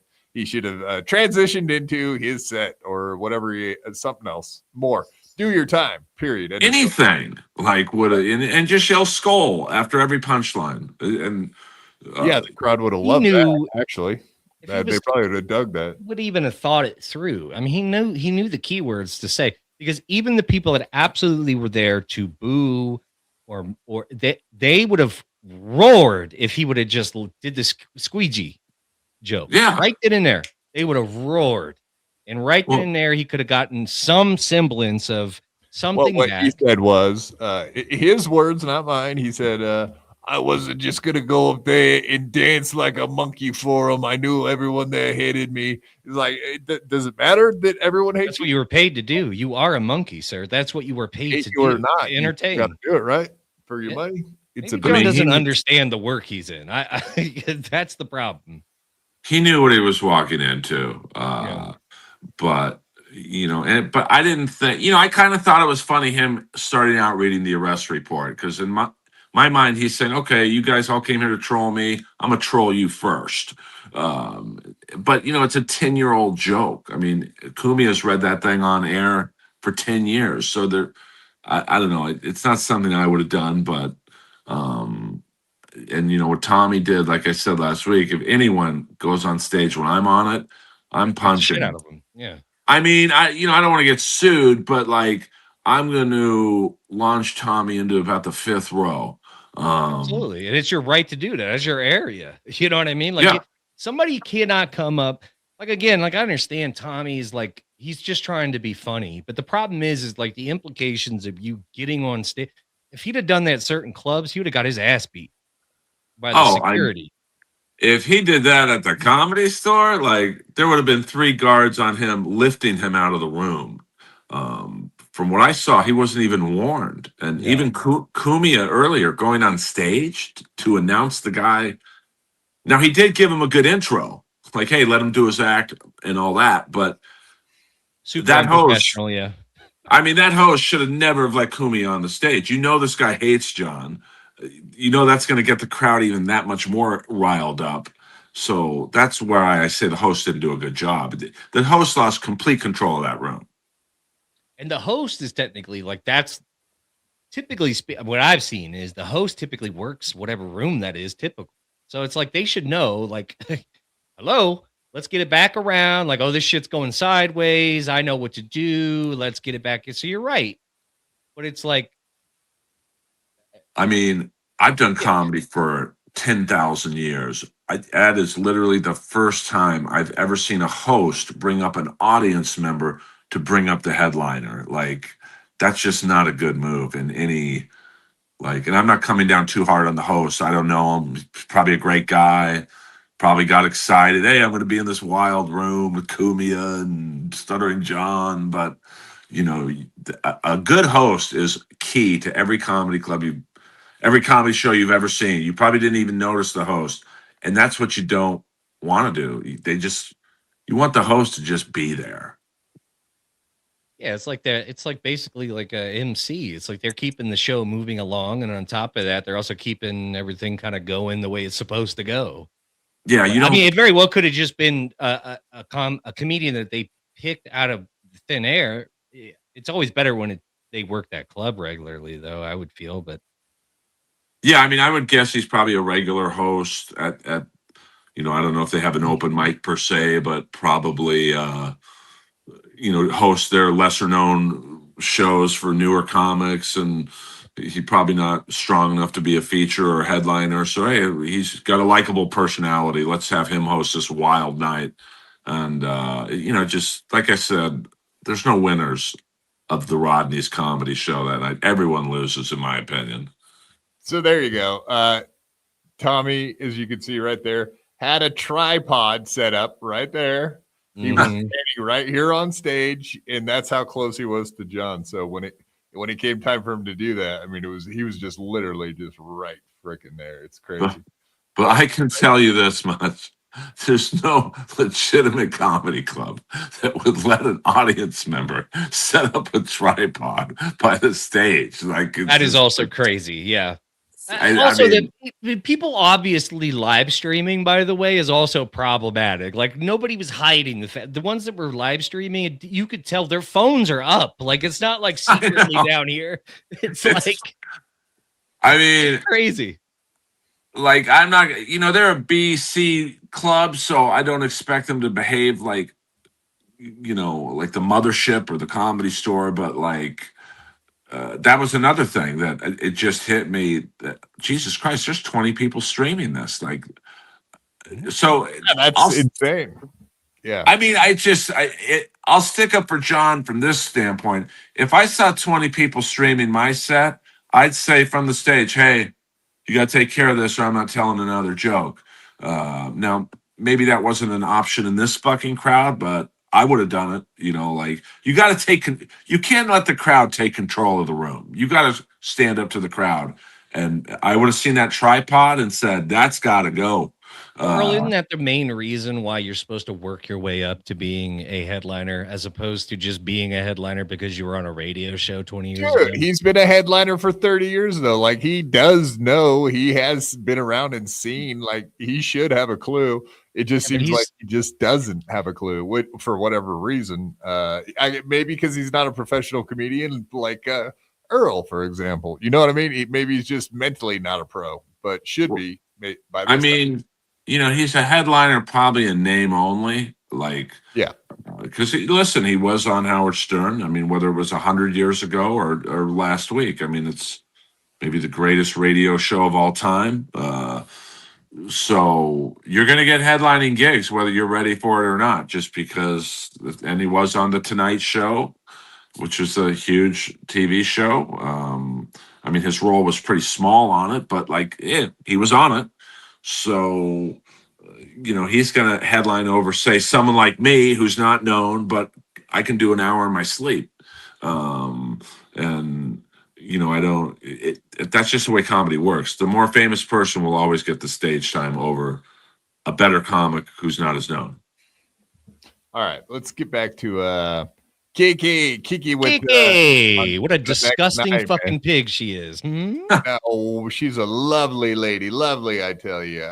Before we get there, two from Labyrinth Mystic. Thank you, Labyrinth.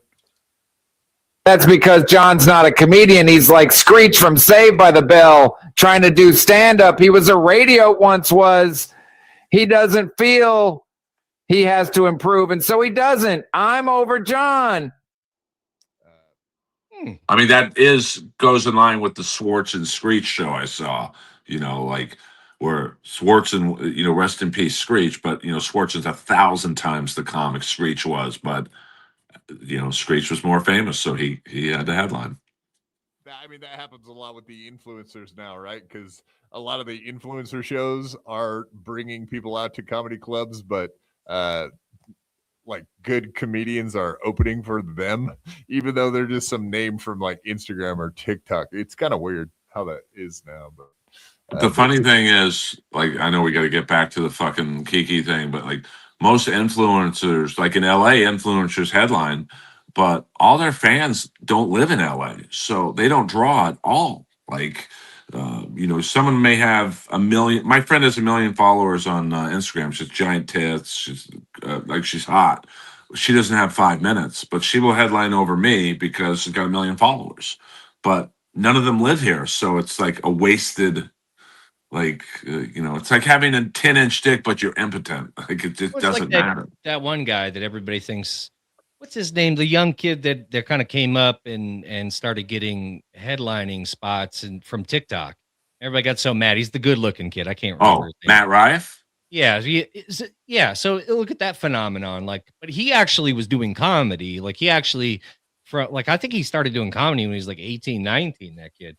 He just wasn't successful, and then the thing with TikTok took off, and that's what got him to be success, like to draw at clubs or.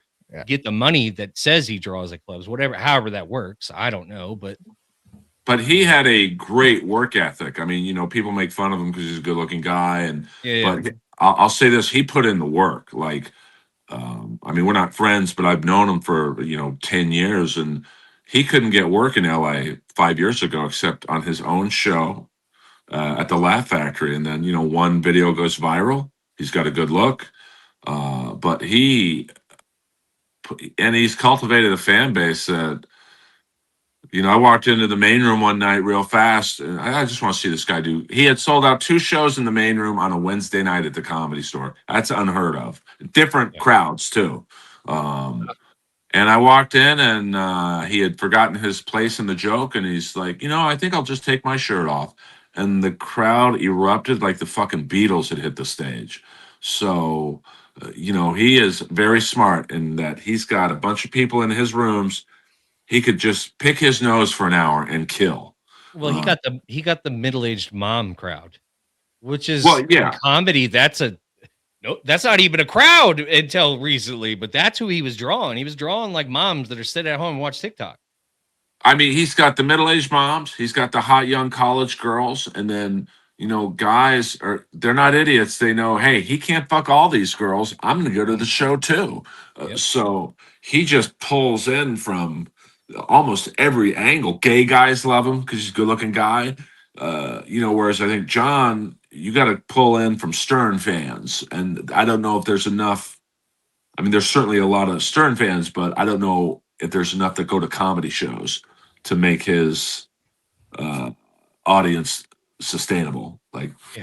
Well, he does like Q&As at the end of his stuff because they all want to be like, what's it like working with Howard Stern? Like the 20 dumb questions. The old Q&A. He gets like the same 20 questions for 30 years straight, I would assume. What's it like? What's Robin like? What's Howard like? Like every fucking show. Baba Booey. Yeah. And then he just shakes his head. Yeah, Baba Booey, got it right. He could probably. Yo, my Wiglets. John's not a comedian. A comedian would have saw Tommy with his tripod out and got rid of him, alerted security, and have them toss. Shoved him off stage when he jumped up.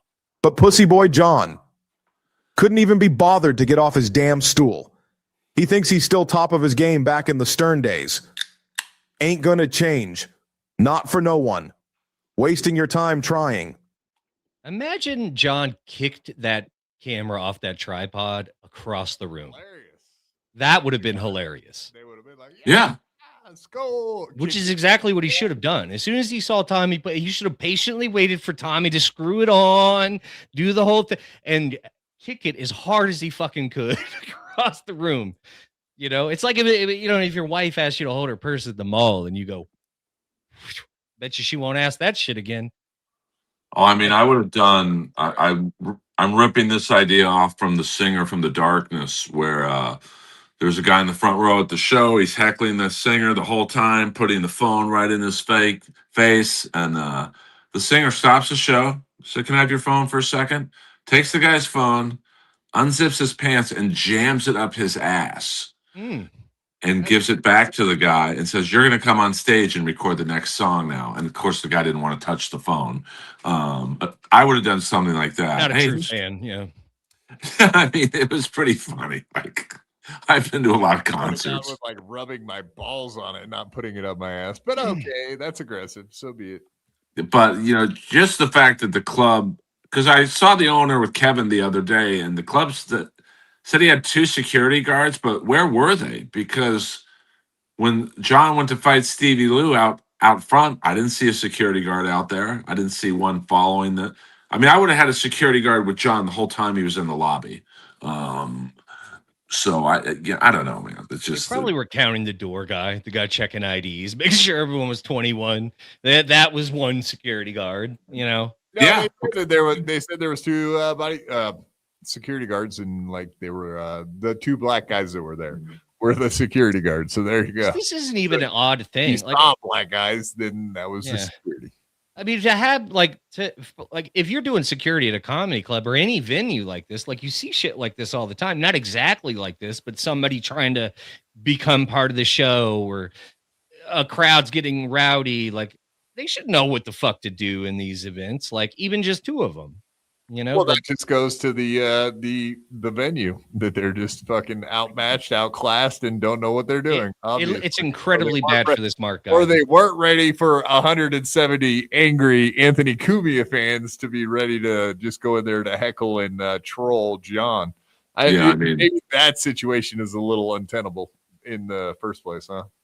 I mean, there's no way 2 security guards was enough, but I don't even know if 10 would have been enough. What are you going to do? Go around to every table that was heckling? That would have made it worse. That would have gotten the crowd riled up even worse than they were. So, right. I really can't think of a single winner from that night.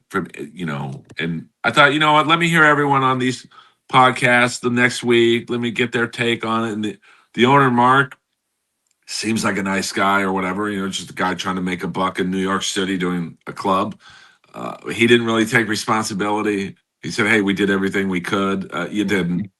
John's,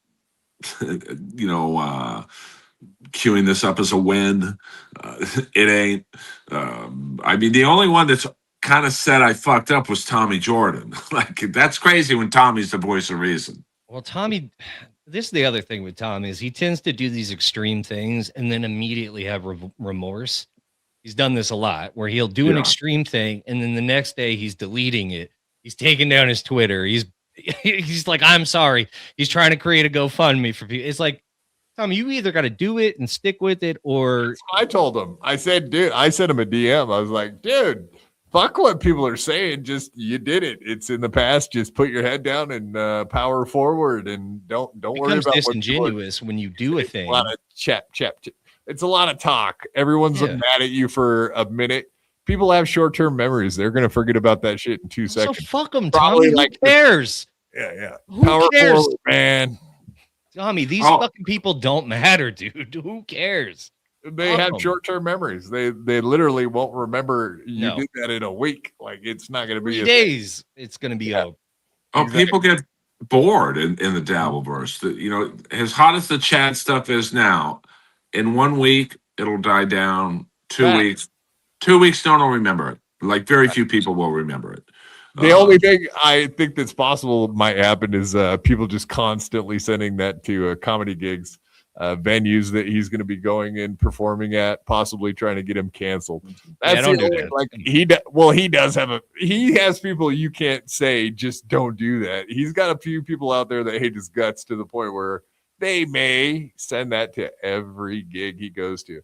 Like I know he's got a special that he's supposed to record. Yeah, but Colorado like, Springs. We'll see if that like happens. the small account that's chipping him all the time doing that, but Anthony Cumia doing it, Kuzma.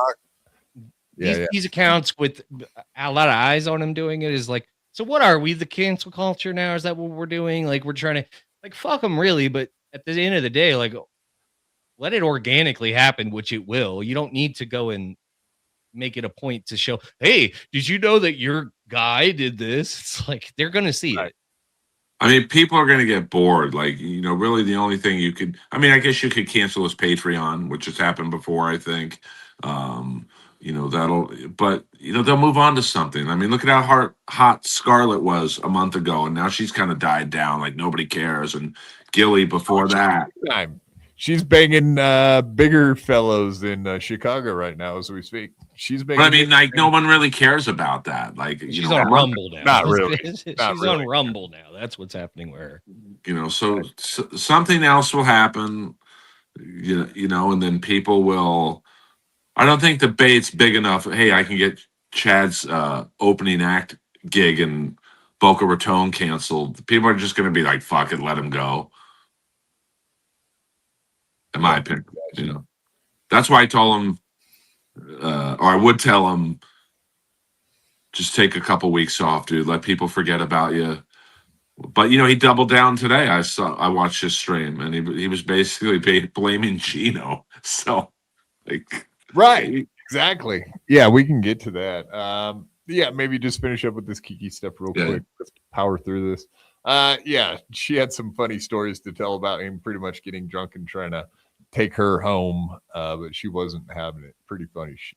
It was quite different from the night before, right? So then John wants to now we're having drinks with this couple that is like fans of John or foes. I'm not quite sure, but John was in the cup, okay? In my opinion, and I'm sorry, but I'm going like, because John's going like, I'll drive you home. I'll drive you home. We'll drive you home. I'm like, I really don't. I'll get a lift. I'll do this. Like, I'll figure. I don't care. I don't want to get in the car with you. I can tell when you get off stage, like you're already a bit there. I don't know for sure. I didn't have a tally on how many drinks John had, but again, it's like the like clear the room situation, right? It's like clear the room. And now you're gonna shut me in here so you can scold me. Fuck off. You wouldn't look at me when I first went in there. All right. You're an overbearing friend here now. All right. And I've so apparently at Rodney's after the gig, he called her down to the green room and scolded her, which is hilarious for hanging out with Anthony. But now she's out the next night out there and he's drunk and wants to give her a ride home. I think we all know what he wanted, right? What every man wants, even though it's Kiki. And in his mind, all he had to do was get her in the car for that to happen, by the way. Yes. I mean, with her, it's not that far off. I mean, she's got a reputation. So, but that being said, imagine her he would have had to let her smoke in the car for sure. I mean, there's no shot she's driving that far without a cigarette. Oh, I mean, for trade, I'm sure she can. She can't even get through the boiling of the noodles at her house before she lights a cigarette. It's insanity. It's 2026. Like, you cannot be smoking in the midst of pasta making. Like, what are we doing? But, I mean, it is kind of wild that she went out there by herself without Gino, and then he's expecting to give her a ride home. The rumors are true, though, that he does not take no for an answer. Kate Meany said that famously. Kate Meany, who's Kevin Meany's daughter. I don't know if you know her, Earl. Yeah, I know of her. Okay. So Kate Meany pretty much told us that story exactly, that she and her friend were going to jump into a taxi and John forced her to like let him into the cab with them and would not take no for an answer. So I can imagine Keanu got a little bit of that same treatment, I would assume. Sounds like by her story. But yeah, so he loves getting drunk, doing comedy, driving. Well, trying to do comedy.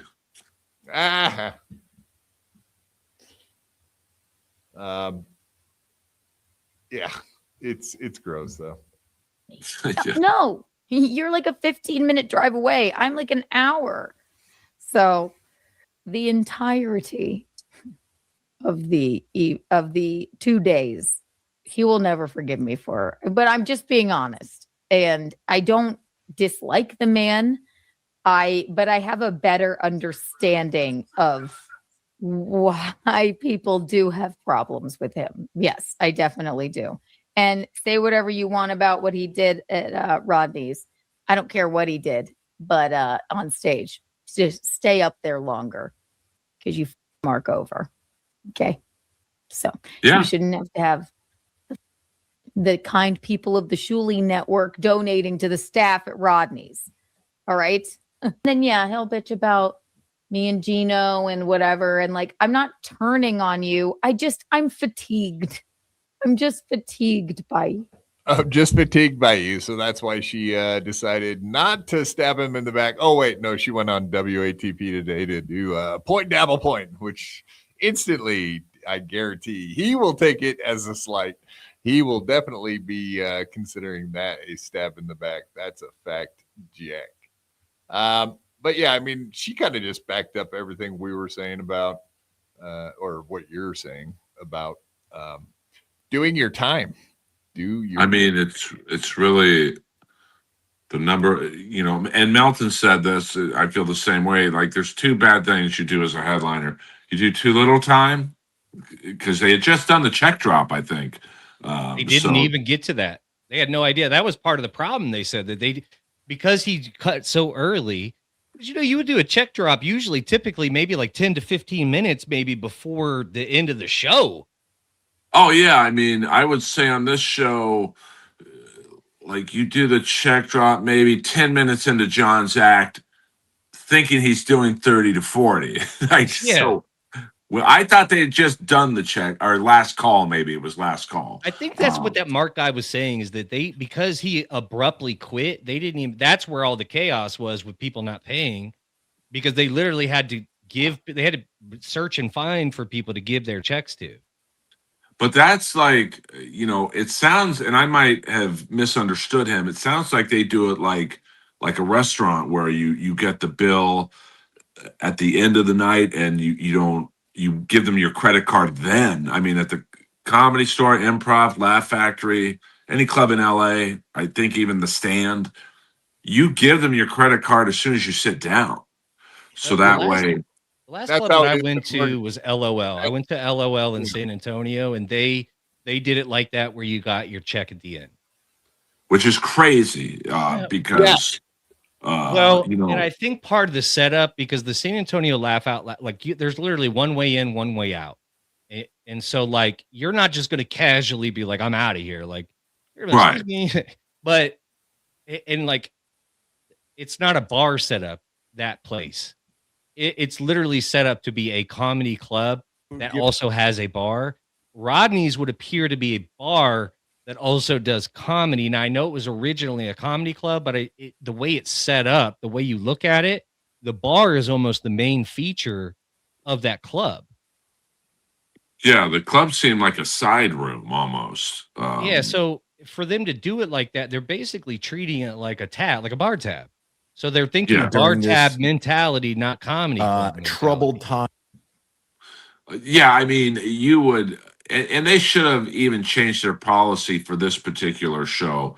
Like, I don't know how long Mark's been involved in comedy. Seems like a fair amount of time. Like, okay, this is gonna be a wild fucking crowd. Let's get their credit cards up front, because who knows what's gonna happen. And because how most clubs do it is, if anyone walks out on a tab, it's on the waitress who was serving their table. The owner's going to be like, hey, I ain't paying for it. You are. I don't know how they handled that, but they just got overwhelmed. I mean, what did they have? 16 tickets sold a couple days before the show, and so they probably correct. And then Cumia did his promotion and Brennan, and they probably thought, we can handle it, and just like they didn't. I mean, it's snake eyes for everyone involved: the comics, the owner, the security, which seemed non-existent. Yeah, I don't even know. You had to tell us about the security because nobody saw them for sure. Like, well, that's what the first thing I thought was when John and Stevie Lew almost fought. I was like, okay, usually there would be someone shadowing the headliner just to make sure they're comfortable, or they need anything, or it felt like John was banking on that almost because he made such a scene about going out. He slammed his jacket down. Like that would have been the cue for the security to go, what's that now? Like, what's going on? Nobody came. I've never seen a headliner hang out in the lobby right before they go on. Usually they want to get into their fucking headspace. Hey, I got to do 40 minutes, have some kind of strategy. It seemed like, I don't know. It seemed like he was watching the show maybe to see how the room is, but you could do that from the green room or at least walk up the stairs. I don't know where the green room is in relation to the stage. I would not have. I've never seen a headliner stand in the lobby, and you're guaranteeing people are going to come up to you and fuck with you, which is exactly what happened. I mean, Brennan's got the fucking noisemaker. He's got the cameras. He's got Stevie Lew probably got a camera on him. Tommy George obviously he had the fucking full setup. So it seemed like almost John wanted to be noticed. Like that's how I took that initial. When Kevin's going simsalabim, like, which was fantastic. Kevin actually might be the winner of that night. Now that I think about it, Kevin Burnett actually might be the winner because he got all the jokes.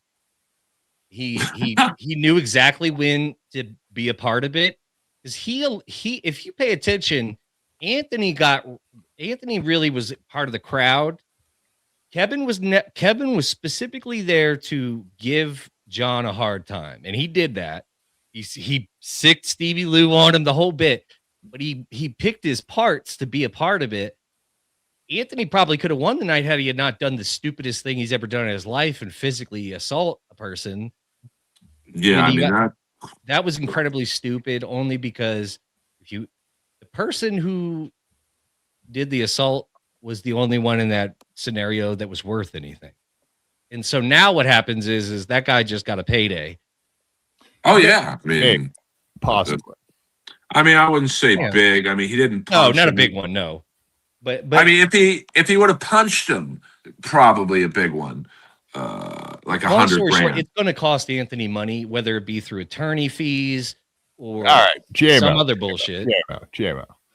I know you missed a week because you were in Jamaica, but we have been talking about this for a week. Can we move on from this conversation? But we can, but it's so fucking fascinating. Like, read the room. I know, but we've been talking about that for a week. That part of it, at least. What's the next topic? What do you got, honey? What's the next topic? Yeah, I got about 10 more minutes, to be honest with you, before my phone dies. Yeah, just a little thing called Chad Zumock having a mental breakdown today. That's all. Okay. I love that then. I'll allow it. Let's go. That's way more pertinent to today. And indeed, let's get into it immediately. The tweet that everyone's see there, 340,000 views. I mean, do you see that this could possibly get him canceled for mini gigs? I mean, he's almost uncancelable. So you agree with that fact then, that he's really not cancelable? Well, no, I mean, that's not a slam on Chad, it's not like he's in TV or movies or, he's headlining huge theaters. I just think, you could get probably some of his opening gigs canceled, but like he can pick up those. I mean, everyone needs an opener. So, you don't see people that are in TV like maybe Brewer. Let's kind of go through the list in your mind. Like, do you see like a Godfrey, a Florentine, a Swartzen, a Jim Brewer, any of these guys he's been opening for? Like that video is a problem, right? For all of those guys or none of them? Well, I can't speak for those guys, but I mean, for a couple weeks, it's going to be a problem. And then in 2 months, when Brewers at Side Splitters or the Boca Black Box, I know way too much about the Tampa comedy scene. The features aren't really advertised. So his face will never be on the poster, long story short. Yeah. So you could absolutely have him on. And he's a good comic. Like he's like you want someone to fucking get the room going. And like, I know people don't like him for a varying number of reasons, but, and he's easy to work with. I mean, I think he's the perfect opening act. Like, I can't say he's no drama, but, I think he'll get work. It's like when Hinchcliffe did the Ping Dang thing, that whole thing. And, right. It didn't hurt him. It actually made him bigger. So, right. I was almost wondering that, like, does this fall back in the category of someone like Chad? Does this actually help him? Because I think, to be fair, the Ping Dang thing was a little different, only because that Ping Dang guy also he had a part in it. You know what I'm saying? So that helped Tony in that regard. But I don't think people are really getting canceled for being racist anymore, per se. I think like I said, like you say, like after a couple of weeks, no one's going to care. His face is never on a poster. He's never advertised really. So, but yeah, I mean, I only brought up the Ping Dang thing just because, when that first happened, everyone's like, oh, Tony's fucked. He's finished. But, I think Tony's self-built. So, you can't, it's not like he was in a TV show or a movie where, like when that happened, D'Elia is someone you could cancel because he's on all these big shows. But when you're coming from the podcast world or streaming world, Rogan sphere, if you're in the Rogan sphere, being in the Rogan sphere helps. I mean, Tony's so big right now that you could, if there was another incident, he could just do his own servers, and he's uncancelable. Joe's uncancelable. If Joe did what Chad did on the Rogan show tomorrow, nothing would affect him. Not a thing. So I think the only type of people you can cancel are people like a D'Elia, a Jeremy Piven, who was Me Too'd, and so you got TV shows canceled and all that. Like, have you had to work with him yet? No, I refuse to. I was asked a few times to open for him. I'm like, no thanks, man. He was working the store, wasn't he? A lot. No, he was working the Improv and the Improv out here. There's the Ontario Improv, Brea Improv, Irvine Improv, Hollywood Improv. So it's like a nice little run. The Comedy Store wouldn't book him. I don't think he might have done a one-off show at the store, but the old booker would not book him. I will say the Bonfire had a really good bit like a year ago where they had like Jeremy Piven's posters that they found just piled up somewhere. Right. And they were handing a Piven for you. They were handing them out like awards. You know what I mean? It was pretty funny, but yeah, he a lot of people were not pleased when Jeremy Piven started the comedy scene. Well, he basically did the Stuttering John thing of, I'm just going to tell entourage stories. But the crowds that he was drawing were younger people. And it's like, they hadn't heard of Entourage, like, which is crazy to us. Well, he was going to these events and playing the character from Entourage, not even being Jeremy Piven, which is like, that's insane to think. Like, oh, hey, go have a dinner and having this guy walk around as the character from Entourage.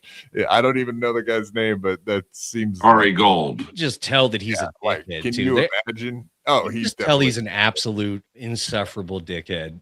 Just he would him because I know a few of my friends open for him, and they would say like he'd watch their opening set, to see what the crowd's like or whatever, because he's new to comedy, so he really didn't have any idea how this works.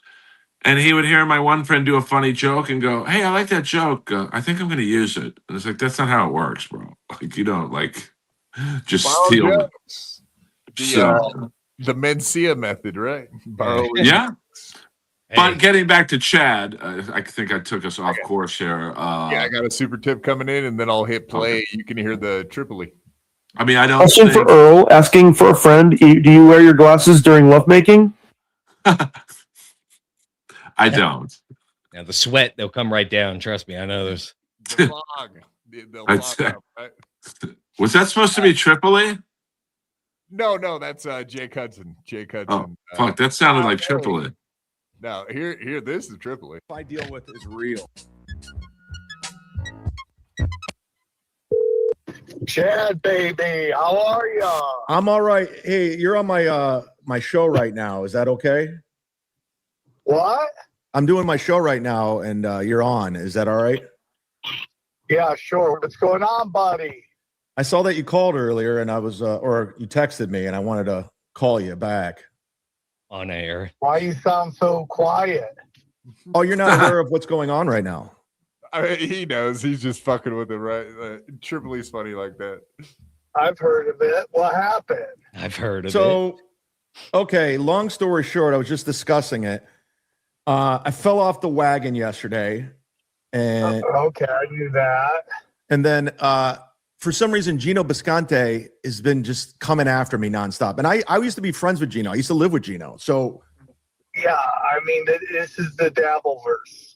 Yeah, so Kevin sends me the link. I should not have gone on a show, and Gino has a history of using the N-word, and so yeah, of course, that's his thing. He says it on stage. So he started attacking me, and I just I weaponized his word, and I used it right back at him. And now they're trying to cancel me, and I'm like, yeah, good luck. You can't cancel the cancels, buddy. Yeah, I've already been canceled twice.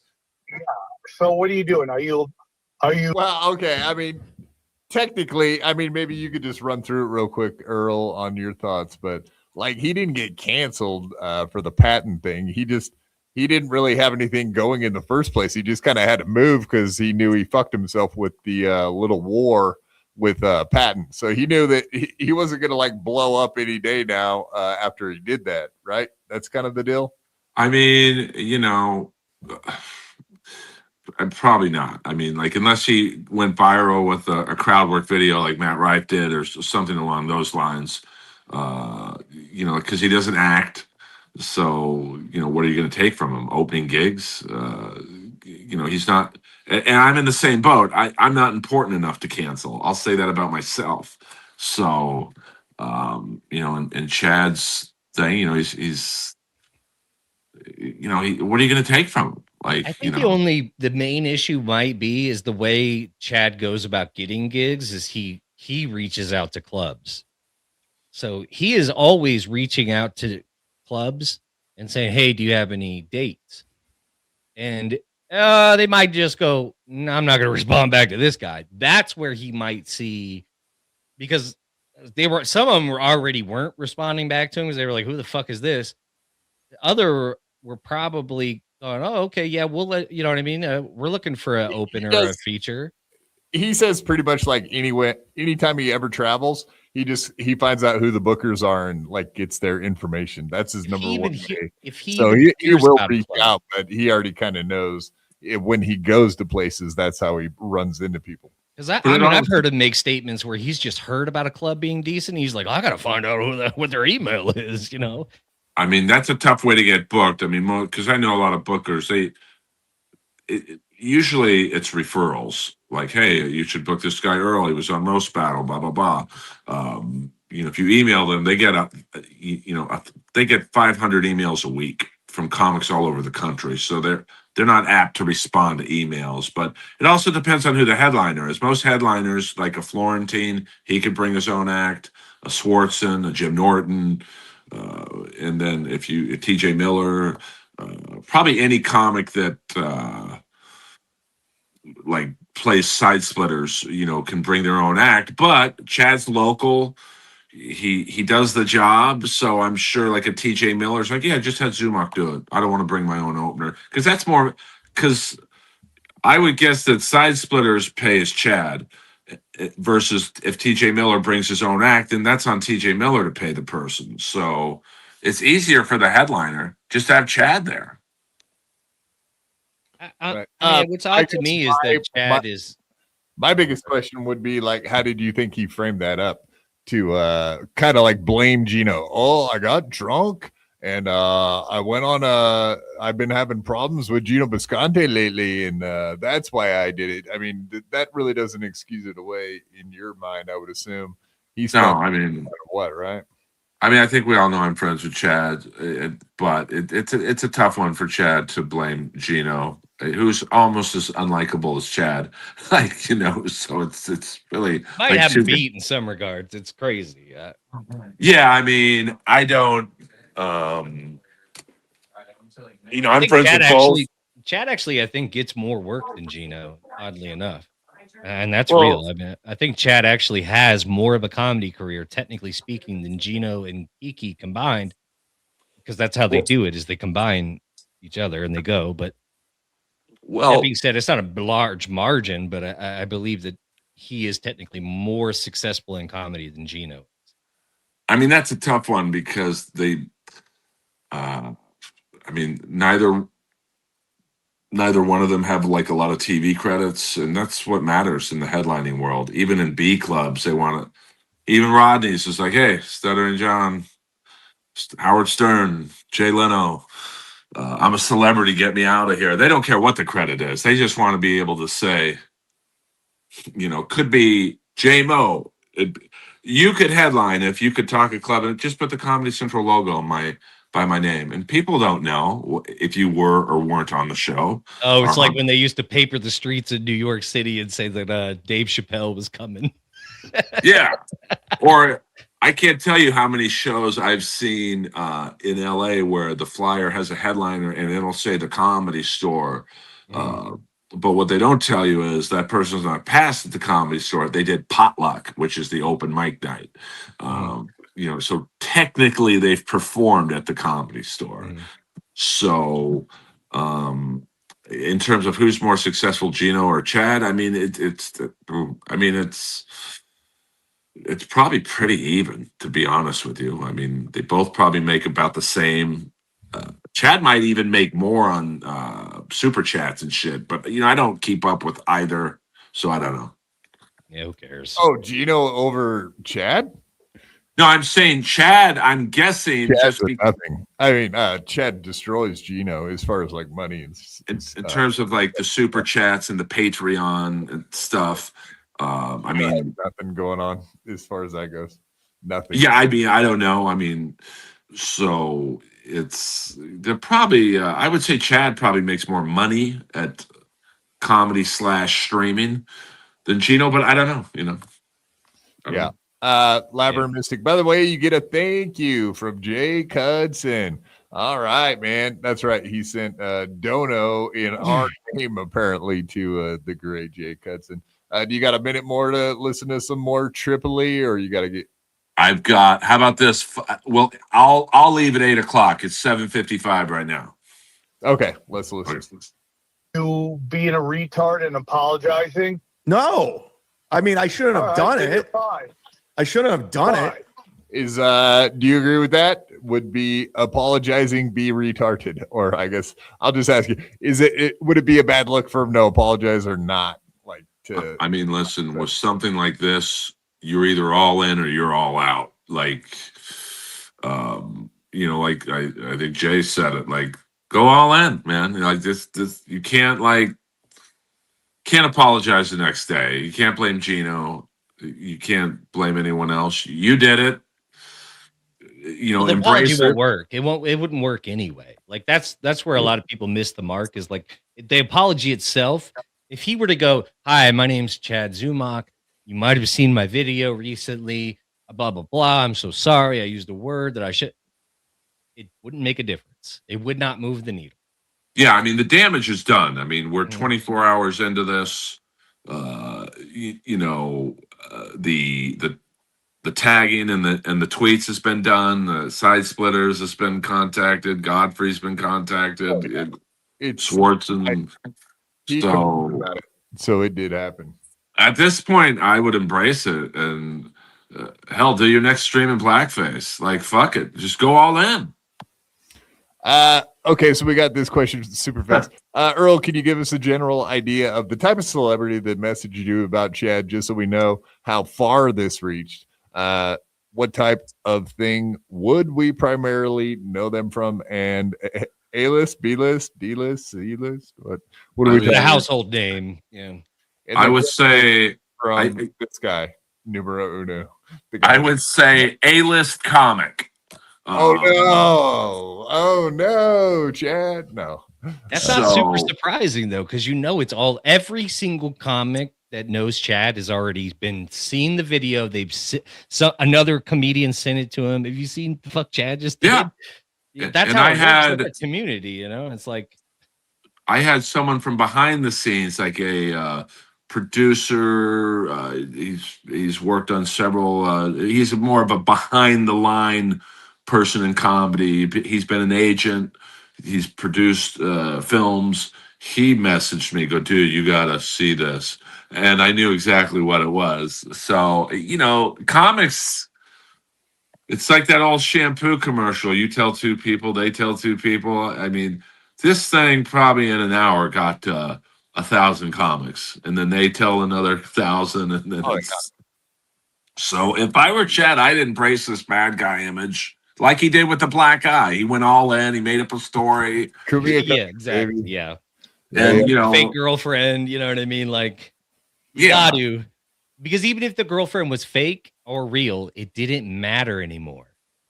Yeah, that's the thing with Chad, and Chad is a wrestling. I'm a huge wrestling fan, so I think I understand Chad probably more than most people do, because Chad is going in between a face and a heel, and then he'll straddle the line in between, and he's got Kevin as the perfect. That's the funniest thing to me of that whole video is Kevin trying to act like Phil Donahue, like a concerned talk show host, and Kevin, deep down was loving this. Oh God, yeah. Oh, he was dying laughing when he was screaming the N-word. Everybody on like I said, Gino was like blushing. He was like, "Oh my word!" And it was just out of nowhere. It was so crazy. Using his word against him, right? Right. Yeah. So if I'm advising Chad, and I would just say, bro, go all in, man. Like, the damage has been done. An apology ain't going to work. You're already a provocateur of the Dabbleverse. You embrace it. You're not going to lose any gigs long term, because people are going to move on to the next fucking, feud in the Dabbleverse, whatever that may be. And, I personally would lay low. If it were me, I'd just take a couple weeks off the internet. People are going to forget about it, and you come back. But that's not Chad.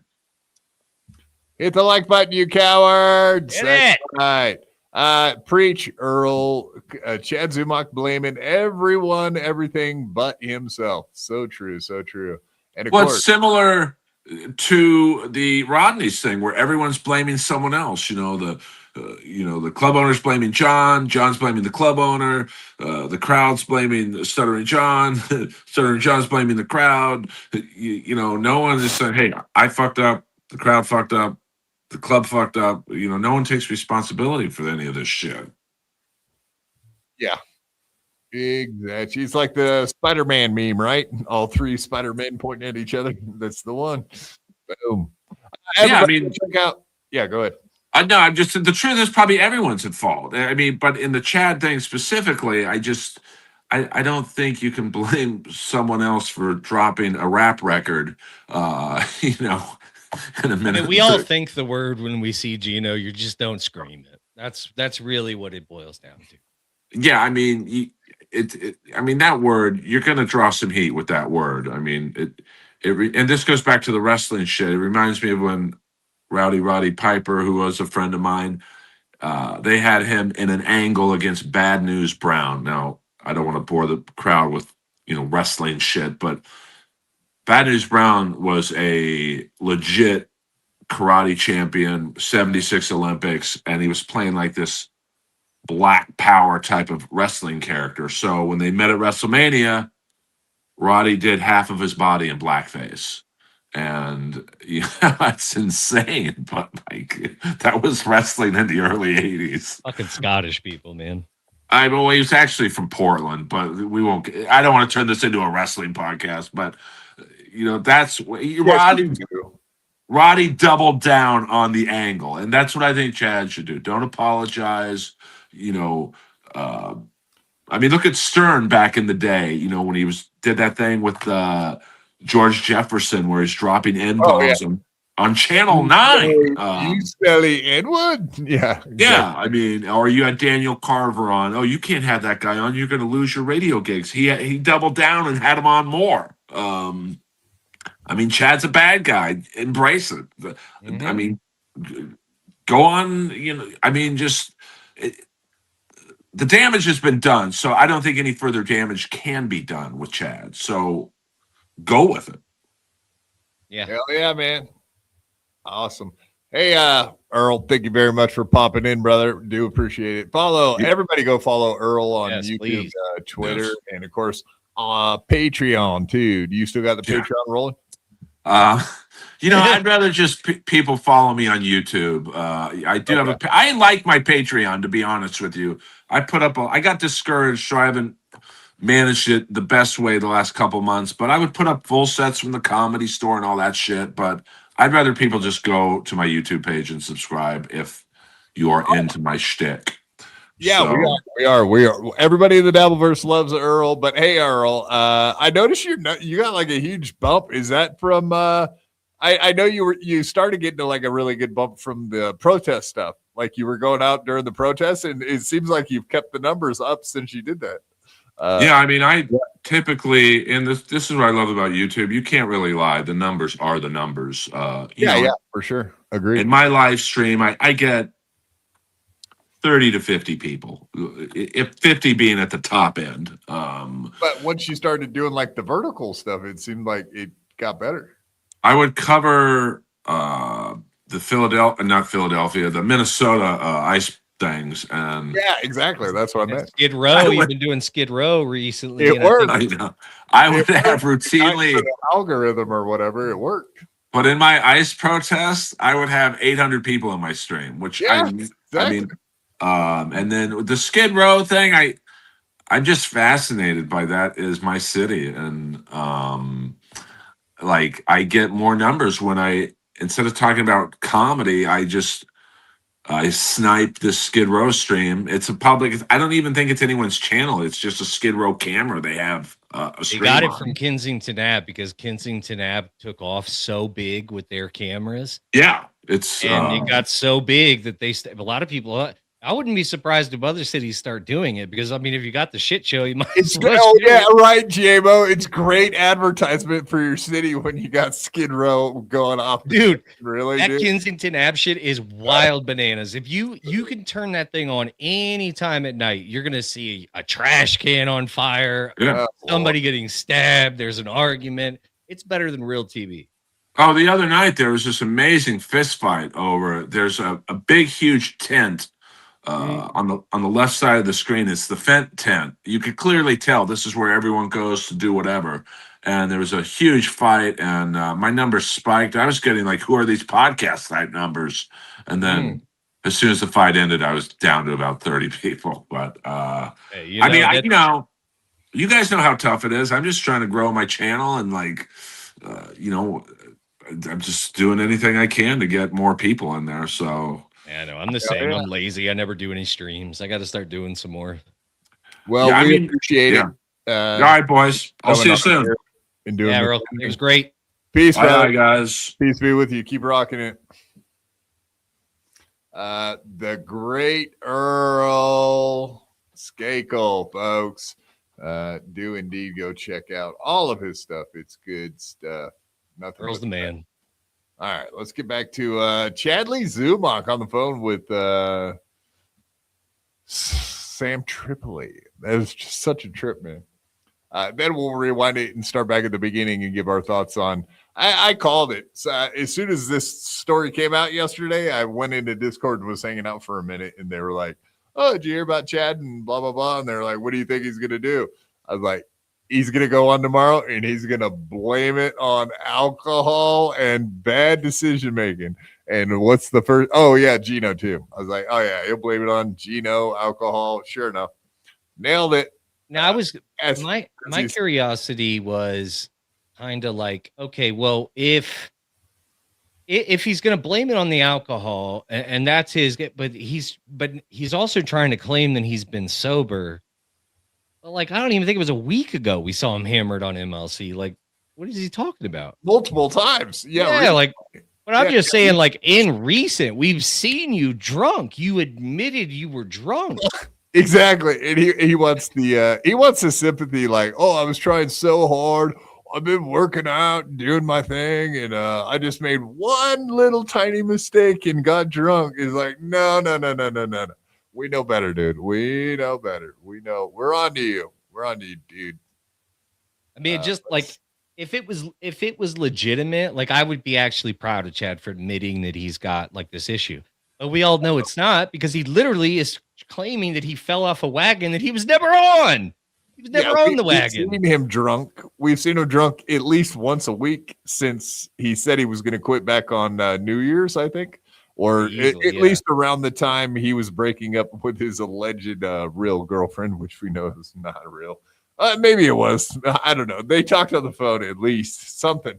Yeah, like to me, it's not even that surprising, because like anybody can get a girlfriend. Like, dude, it's not that difficult. Like the fact that he did or didn't have, even a gay guy, apparently. Exactly. So it's not that surprising, but the fact that he utilized it to generate interest in his channel is when you're like, okay, well, this is manufactured in some way.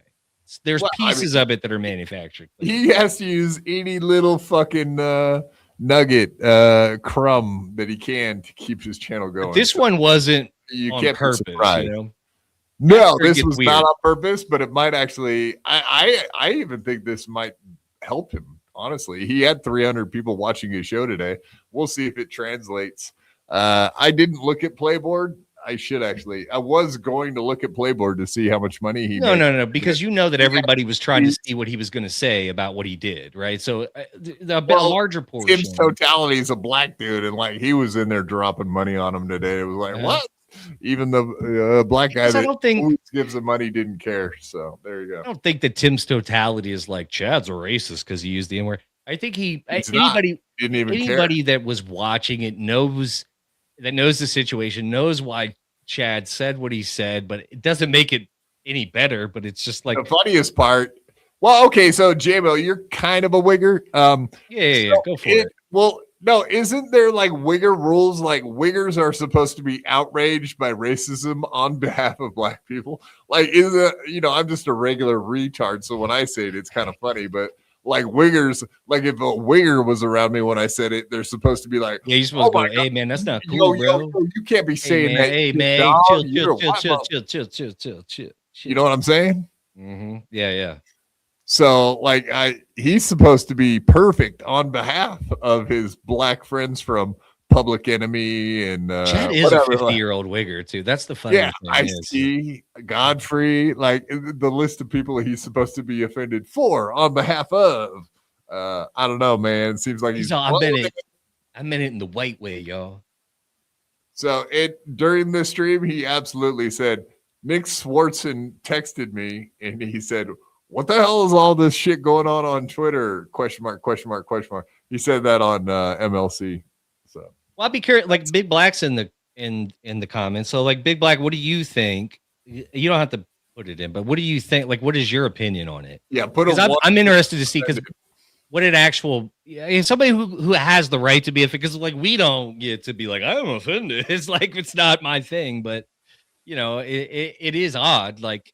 Do you think do you now classify Chad as a racist because he used the word, or do you think that he just used the word because he knows that Gino uses the word? Or do you think Honk is racist for saying it earlier? Yeah, Honk might be, but that's not the point. Honk's 78 years old. I mean, he was around when they had like different water fountains. Grandfather his fault. like that. Yeah. Like he had he had to go on different school buses than them back in the Right. Yeah. Oh shit. Yeah, the M word is dumb. It's a stupid word.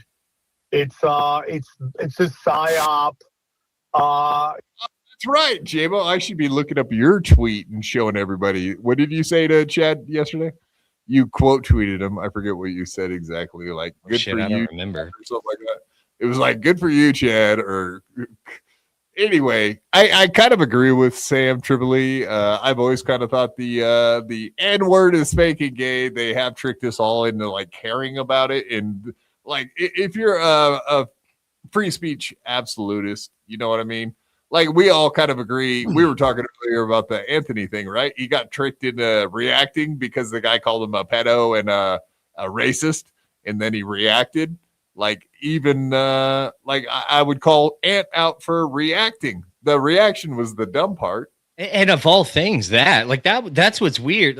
We talked about that when it originally happened. It's like, of all things to get Anthony that upset, I know he looks back on it and goes, I was dumb. Yeah, like, you shouldn't have reacted at all. You should be like, get the fuck away from me. The same thing, like the N-word. Any of these people with any of these words. Anthony's funnier than that, though. That's where we're disappointed. Fuck off. Get the fuck away from me, you loser. Walk Anthony's off. funny. Like, Anthony knew. He knows how to turn that into a funny thing, but instead he should have done that. Yes.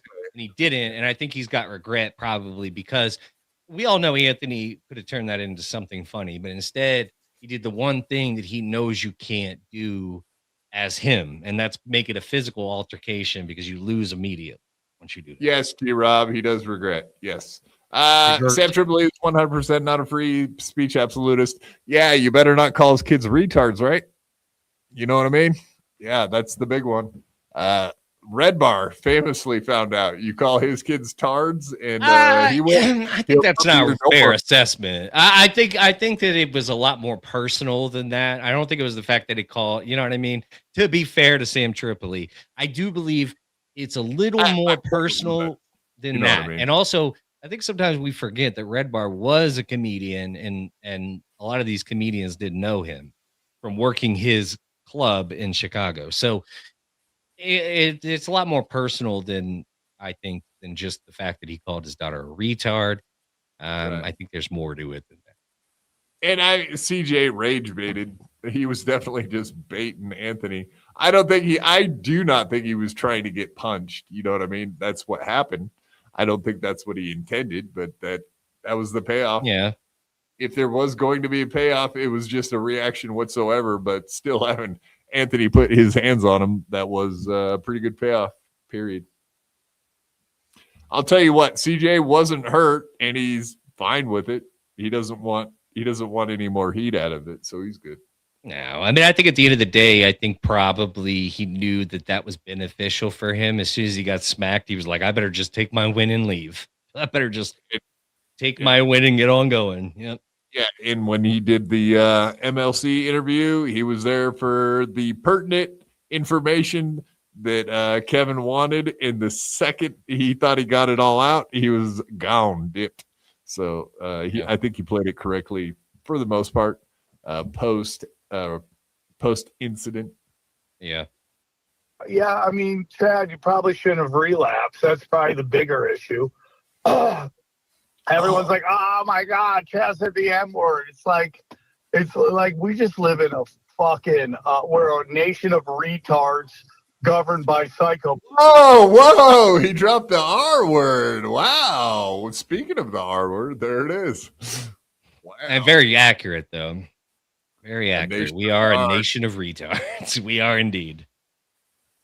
Pass. And, I mean, probably not the best thing for you to do at this point in your career, but I mean, what'd you do? You called a white guy the M word? But that's what Gino calls everyone else. So I just immediately start firing back at him, and I'm not justifying it. And at the end of the day, I'm not a racist guy. It's just, I was using. I'm like a wigger, dude. All I ever do is try to get black folks to like me. That's my gimmick, yo. Anyway, I didn't want to hear the whole fucking. I don't even care what Sam Tripoli. That was like like a moral. What do they call that?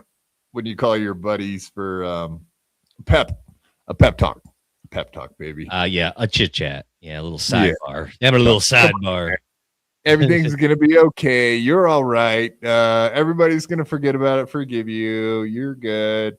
You were still my boy. Like all that. Just Is make it him possible feel that good. Jess Angel is Chad? I doubt it because it's always in the. I think she runs it. She's his mom. I'm just fucking around, but it is funny how dedicated she is to him. It's interesting. I mean, it's wild that the mod job at Chad's show is probably the most difficult modding job there is because they have to approve every single chat that gets through. That's fucking wild, yo. Every chat is not seeable unless it gets approved.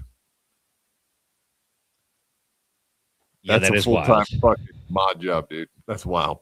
That is wild. That's a lot. Yeah. What are we doing? We know it because we've seen screenshots of it. Screenshots prove it. There you go. All right, let's get back to the beginning of the show when he had this explanation, which is fucking hilarious, but also highly expected. Didn't he go to a block party previously and got smash hammered and went on MLC one night? I swear I remember him talking about a block party. Like around the block party thing was the Mersh incident. Remember that? That was the block party. He was hammered. And he came on and had that excuse from another block party. So this is not I his wouldn't first. doubt it. Yeah, and then again, it's the neighbors. It's like, well, why are your neighbors always getting you drunk? I've never had a neighbor get me drunk this often. Like my neighbor's always just getting me drunk and making me do stupid stuff. Like I don't it's a even want to built-in. know them. My neighbors are fun, and I can't help it. I can't stop myself. If only I just had better neighbors, I wouldn't be like this. Don't you guys get it? It's their fault. What is this in the way for? Okay, let's get into it because I'm sure everyone's here because Yeah, and I was thinking about showing their apartment complex too, Chad. Yep, always drinking with the neighbors in the apartment complex, right? Yeah. Yeah, what is it? The common projects? area. Well, you know what I mean. It's like a structure. It's like a horseshoe, and in the middle of it, there's that little grassy area and a pool. But it's like, so where's this huge fucking block party happening? That doesn't really make any sense. Yeah, it'd be hilarious if like he just like a neighbor's like having like one of the barbecue, like having a little barbecue on the communal barbecue, and Chad's just like, "What you cooking? You got another drink for the good guy here?" Yeah, exactly. Like I would assume he's probably just hanging out with one neighbor, like the neighbor guy next to me. We're both single losers, so we barbecue and get plastered. Another guy in his 50s that lives in an apartment, so it's like, yeah. And they both get plastered and do podcasts at night. No, well, thank God his apartment is just a tax write-off, so that's the good. Right, because I mean, March 1st is coming, and he'll move in with his. Oh wait, shit. Yeah, that didn't work out, did it? I'm sorry, Chad. I'm sorry. Sore subject. Shouldn't have brought it up. you guys want me to talk. If you're you guys want me to talk, because otherwise I wouldn't bring it up. I'm sure you guys. What a fucking knucklehead! I'm sure you want to hear about the viral little thingy majiggy that happened. That got like 340,000 views. Right, that little thingy. over on Rumble, come on over to YouTube. If you're on X, come on over to YouTube. I will not be on Twitter all week, and I made that decision early afternoon yesterday before all the fireworks. Okay, so that is curiosity. I'm not sure. I won't doubt him on that. The timing, I couldn't figure out the exact. God damn it! Where are you? Where are you, Chad? Go to replies. Let's see if he's replied to anybody, because that's where it did happen. So that's West Coast. So at 12:20 East Coast, I think he is telling the truth there, because I don't think it was a little after that, I believe. yesterday. So it does check out because I know I was live. So, all right, we'll give him that one. Got to be truth. It is weird. He's like, I'm just taking a break on X, though. It's like, what's the point of that? You know, what is the point of that? He might have already been drunk, though, when he did decide that. I think he also, I think he feels like because X is a little bit, it's less censored. So maybe he's like, maybe if I'm not on X, I won't make a fool of myself as much as I do on there. Because he's constantly deleting shit because he makes a bold statement on there and then he'll have it deleted within hours. So I'm wondering if maybe that's what his thinking is like, I'll have a less chance of, dropping another N-bomb if I'm not on X. No, it sounds like he did the right thing. But yeah, as you can see there, later down, please everyone strike channels. Most embarrassing thing that happened to a career. Yeah, he's one to talk. There you go. Yeah, he's having a rough week. Let's just say that. It's a rough week over at the Zoom. Oh, when did this get posted? March 8th. 4:40. So 12 hours later. Man, I mean, we're talking that it was cutting close time-wise, though. That is kind of weird. Hard to say, man. I mean, I'm sure there was something else that bothered him that caused him to make that statement. Whether or not he was actually going to follow through with it before this, I don't know. It's hard to say because he does kind of allude to it. Let's see what. So if you want to get a hold of me, it's either my Patreon or my Instagram. That's the only place I'm going to be. So the place to be. If you're DMing me on, I do that from time to time where I just want to focus on other things. All right, let's get into it, guys. Social media thing. A lot of questions, and I'm here with answers. I have tons of answers. The fact of the matter is I've been doing well as of late. I started to get my shit together. I was on the schedule, the program. I was really working it. It was getting back to my routine, and I was doing a good job. I wasn't drinking. I was eating clean. I was working out. And then some shit in my personal life came to fruition, stuff I have to deal with. And I know we all have problems and we deal with shit. I get it. We all have problems. I'm not saying cry me a river. I'm not looking for sympathy. I didn't even tell anybody. I didn't even tell anybody anything. Yeah, tell now. Exactly. Now, I mean, we don't get any details on it, but something happened. I mean, he's been talking a lot lately about breaking up with the new girlfriend or whatever, right? Yeah, but it's like, who knows with Chad, man? It's hard to Chad. The problem with Chad is he manufactures these lies so frequently that even when he slides in a truthful statement, you're always like, I don't know about that one. So it really doesn't, especially when it comes to the girlfriend stuff, because it got a little ridiculous, to be honest. Yeah, he's been staying on track, and then he slipped up and went over there and got a rub and tug from Isaiah. I don't know if you've heard that whole story. I wasn't going to get into that tonight, but obviously we're not going to have time. But thank you, Earl, for not leaving us enough time. But yeah, he did get masseuse from Isaiah. Maybe that's part of what he was talking about. He had a backslide. He slid back into his old behaviors, meeting up with fellows. Yeah, man. Isaiah delivered those black hands on him, and he needed an athletic massage. That's what it was. You're not going to get that from a Brenda or a Denise. You need an Isaiah to get in there. I got hit in the face with a dick. Yeah. It's not it's how you react, Or for Isaiah specifically. I want a big black dick. So true. So true. He does want that. Oh, do you think maybe he got a mouthful of Isaiah dick and then was feeling shame and that's why he kept screaming the N-word? I have no idea, man. I mean, he's sliding back into his old behaviors. That's true. About anything. So I'm dealing with personal problems, personal things in my life. And I was dealing with it this weekend. It was always good to do the show just to get away and a nice little escape, just kind of get my mind off things. So it's always fun because And I do appreciate all the like-minded individuals in here, like Jesse Angel and everybody. Oh, Jesse Angel's a We're gonna racist. go ahead and block this bitch real quick because she's trying to get me fired from jobs, and that's not cool. Because guess what, bitch? I know your last name and I know where you work. So if you want to play that game, we're gonna play it. So here we go again. I know where you work. Who was that? Talking about Lady Cankles. Lady Cankles. Oh, yeah. Lovely Lady Cankles. And I know where you work. I'm going to get you fired. Yeah. How come that's... Or what? It's kind of funny for what? For making fun of him? He's exactly. Like, what is it that Lady he's KB did that you're going to get her fired? To his gigs. She's not doing that. She would never do that. It's plenty of other people probably are doing that. I don't think KB gives a fuck about that kind of shit. She's not going after. I mean, I wouldn't be surprised. I wouldn't be surprised if she. Her. I wouldn't be surprised if she know her.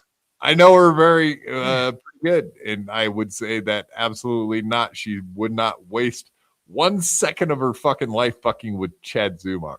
That's a fact, Jack. I know her. She's not like that. He's a fucking idiot. But that shows more of his character. We're not talking even KB's good. His character is instantly, I'm going to get you fired from your job. Or like with Ray, I'm going to get you fired from your gig, or call your gig. Stud Joe, I'm going to call your gig. If Chad Zumock can get you fired from your job, then you deserve to be fired. Yeah, I would assume she's unfireable, but whatever, dude.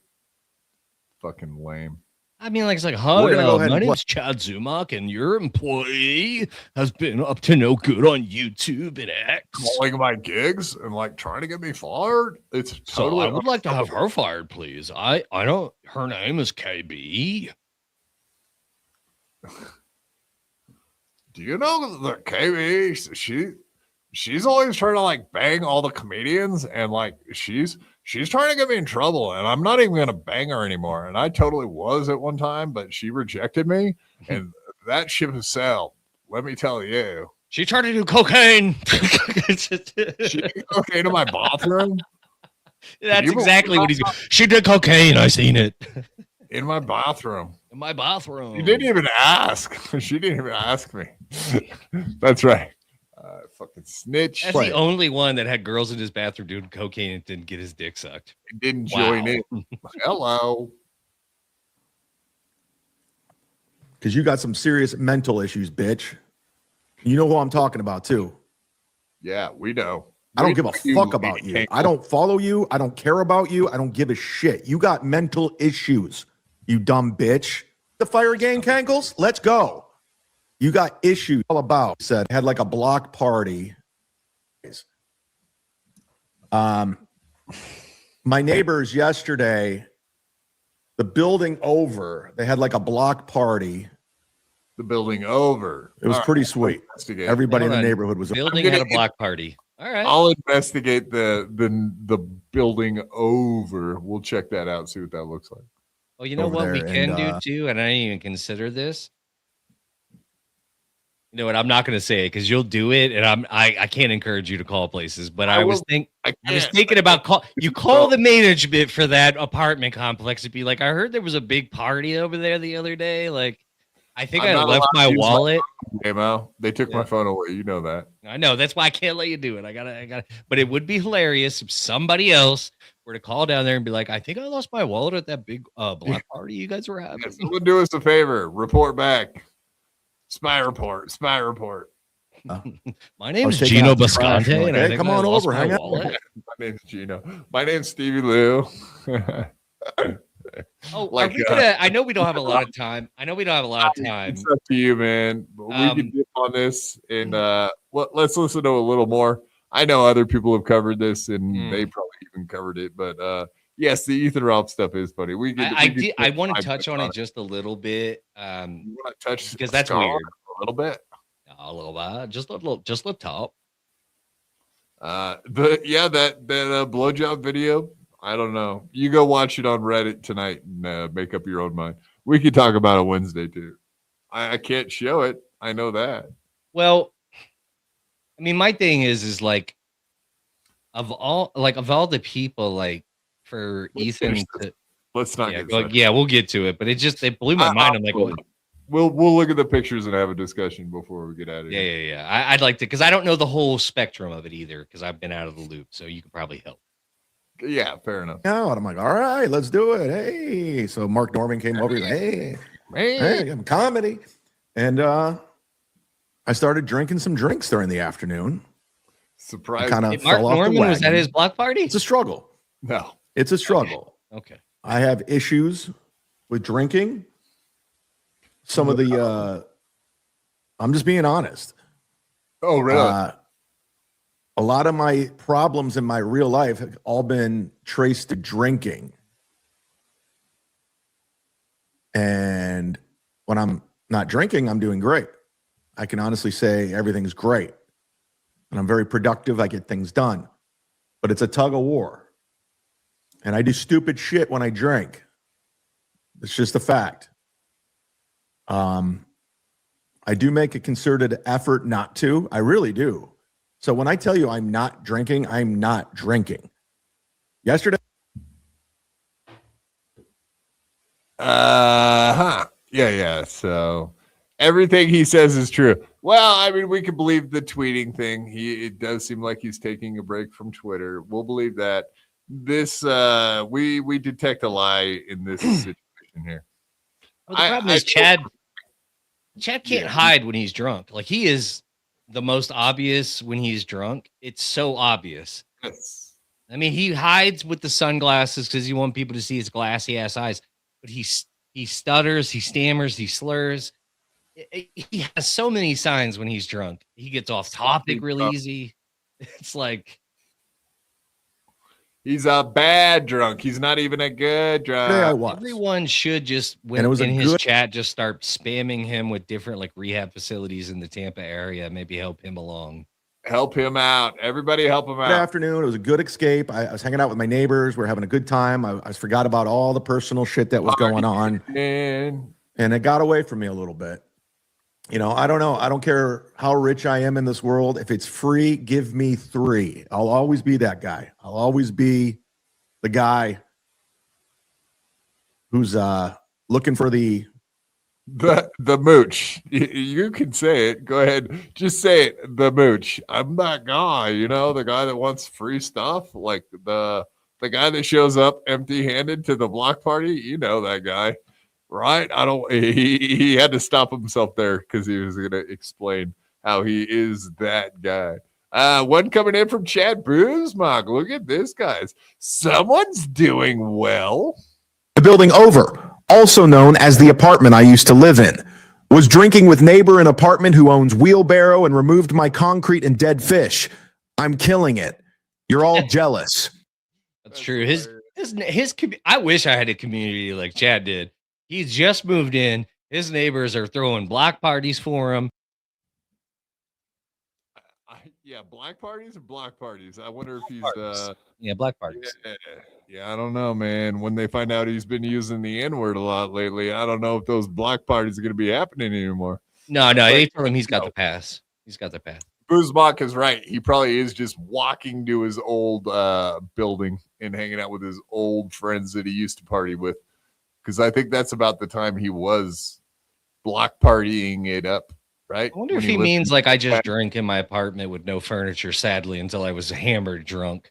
I wonder if that's what he means because when I really think about end up podcasting in the middle of the afternoon, alcohol, like how early in the day are you having a barbecue? Like at noon?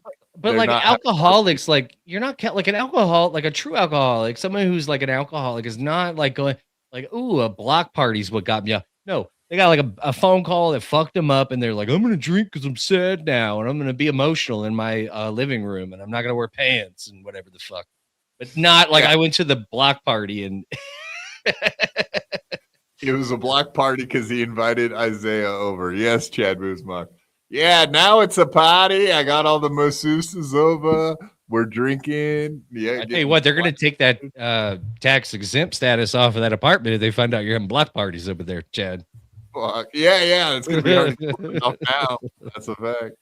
Yeah, it's more like a vacation home now. Party. The budget, the cut, whatever that is, the Groupon, whatever that is, I'm looking for it. Anyways, I'm looking for free shit. I woke up, go to the bathroom, and I got the link from Kevin Brennan. It was in my email. Now, I wasn't watching Kevin's show.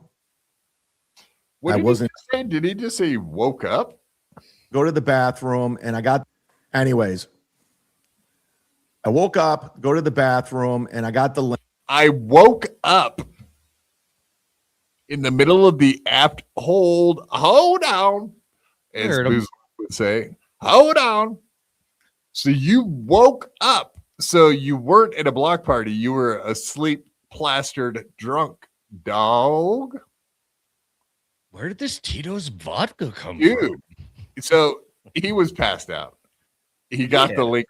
Dude, did anyone catch this yet? It was so obvious. So I woke up. Oops. I woke up from being plastered, passed out. And fucking Kevin had sent what day is it? Dog. Nobody was at a block party. You were home alone, as they say, plastered drunk. It does make it. Yourself, dude. You was drinking alone. Yeah, that's what I drink boozers alone, do, dude. all by myself. Like Yep. if you're like an everyday drinker and you're drinking to maintain because you're an alcoholic, you're not drinking with people typically. You're drinking alone. Exactly. That's how you know you have a fucking problem, because you're drinking by yourself until you pass out and you wake up and get on a show and scream the N-word. Yeah, you don't go to a barbecue, drink a bunch of free drinks with other people, go home, pass out, and then go onto a podcast. Is there enough time in the day to go onto a podcast at 3 p.m? Like he would have had to have had barbecue at noon and gone home and passed out and slept long enough to sleep and wake up. I woke up to go piss and saw that I had the link. That makes no sense whatsoever. Don't believe that for a minute. Damn it, Chad. I would say spam his chat moving forward. Spam his chat with some rehab facilities. That way he's got options on his table. You know what I mean? Maybe I don't think he's got insurance, but what, you know what I mean? Maybe we need to start a GoFundMe. I don't know, but Chad's obviously admitting he's got a problem. So let's get him the help he needs, you know? Yeah.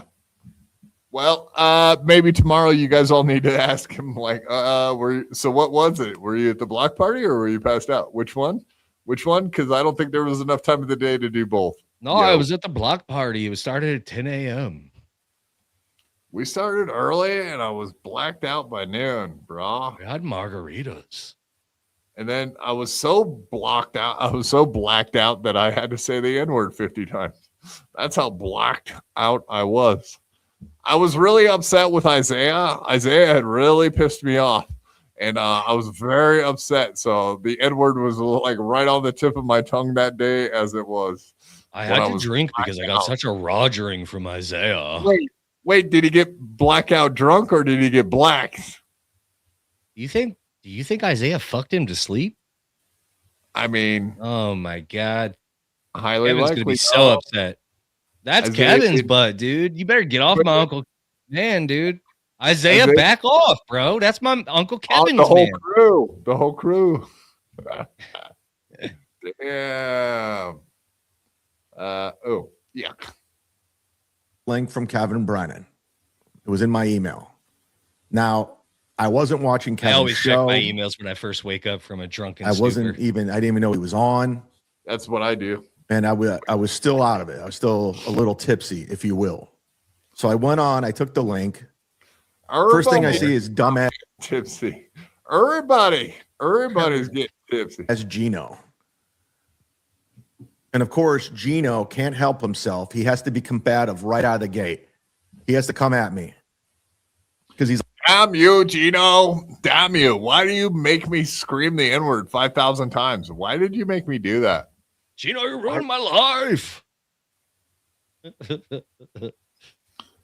Yeah, exactly. According to Neuros, he was come on at like 6:30 to 7 Eastern, which is yeah, to get passed out drunk and come back and make that clip. Yeah, that's pretty quick. It's pretty he's a like fucking I've never really seen apartment complexes have block parties like Lunatic. that. Like, He's out of his. what is Sorry. it? The projects? Like, you know what I mean? Like, what do you mean? What do you mean? Like, there's just people getting hammered out in front of your part. Like, that's a shitty neighborhood, dude. If He's seen that's too what's many happening. Flow Rida videos or some shit. I don't know Yeah, what dude, that doesn't make any sense. Homeboy's watching too much fucking MTV. Oh yeah, he's been on BET nonstop. He can't help himself. Fucking mind, and he just can't put things to rest. He can't just let well enough alone. He has to fight with everybody, Well not just enough me, alone. everyone. And during that, I started saying some shit. I was using words, his words, the words he uses on stage. The one him and Kumia screams out when they were at the Funny Stop and other venues. I took Gino's word and I No, just it's not fired it Gino's back word. at him. That's all I was doing. Gino's word. I'm going to teach you a lesson, Gino. I'm going to scream the N-word that I constantly say is a bad thing to say. I'm going to scream it at you because that's how I'm going to get you. Gino's word is wild behavior. Dude. That's definitely not Gino's word. I would say most people would insist that is not Gino's word. He's not allowed to have it, but he insists You know on why? using it. Okay, let's just say flat out exactly why Chad is so literally butthurt and figuratively butthurt by what Gino has been claiming lately about Chad. That he is a flaming homo F-slur. That's what Gino has been constantly saying about Chad lately. And apparently it has been working because he's got into his psyche.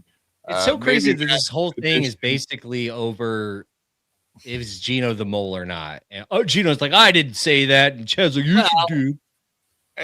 I think he's trying to make it about that, but we know what the real deal is. He's been calling him a homo.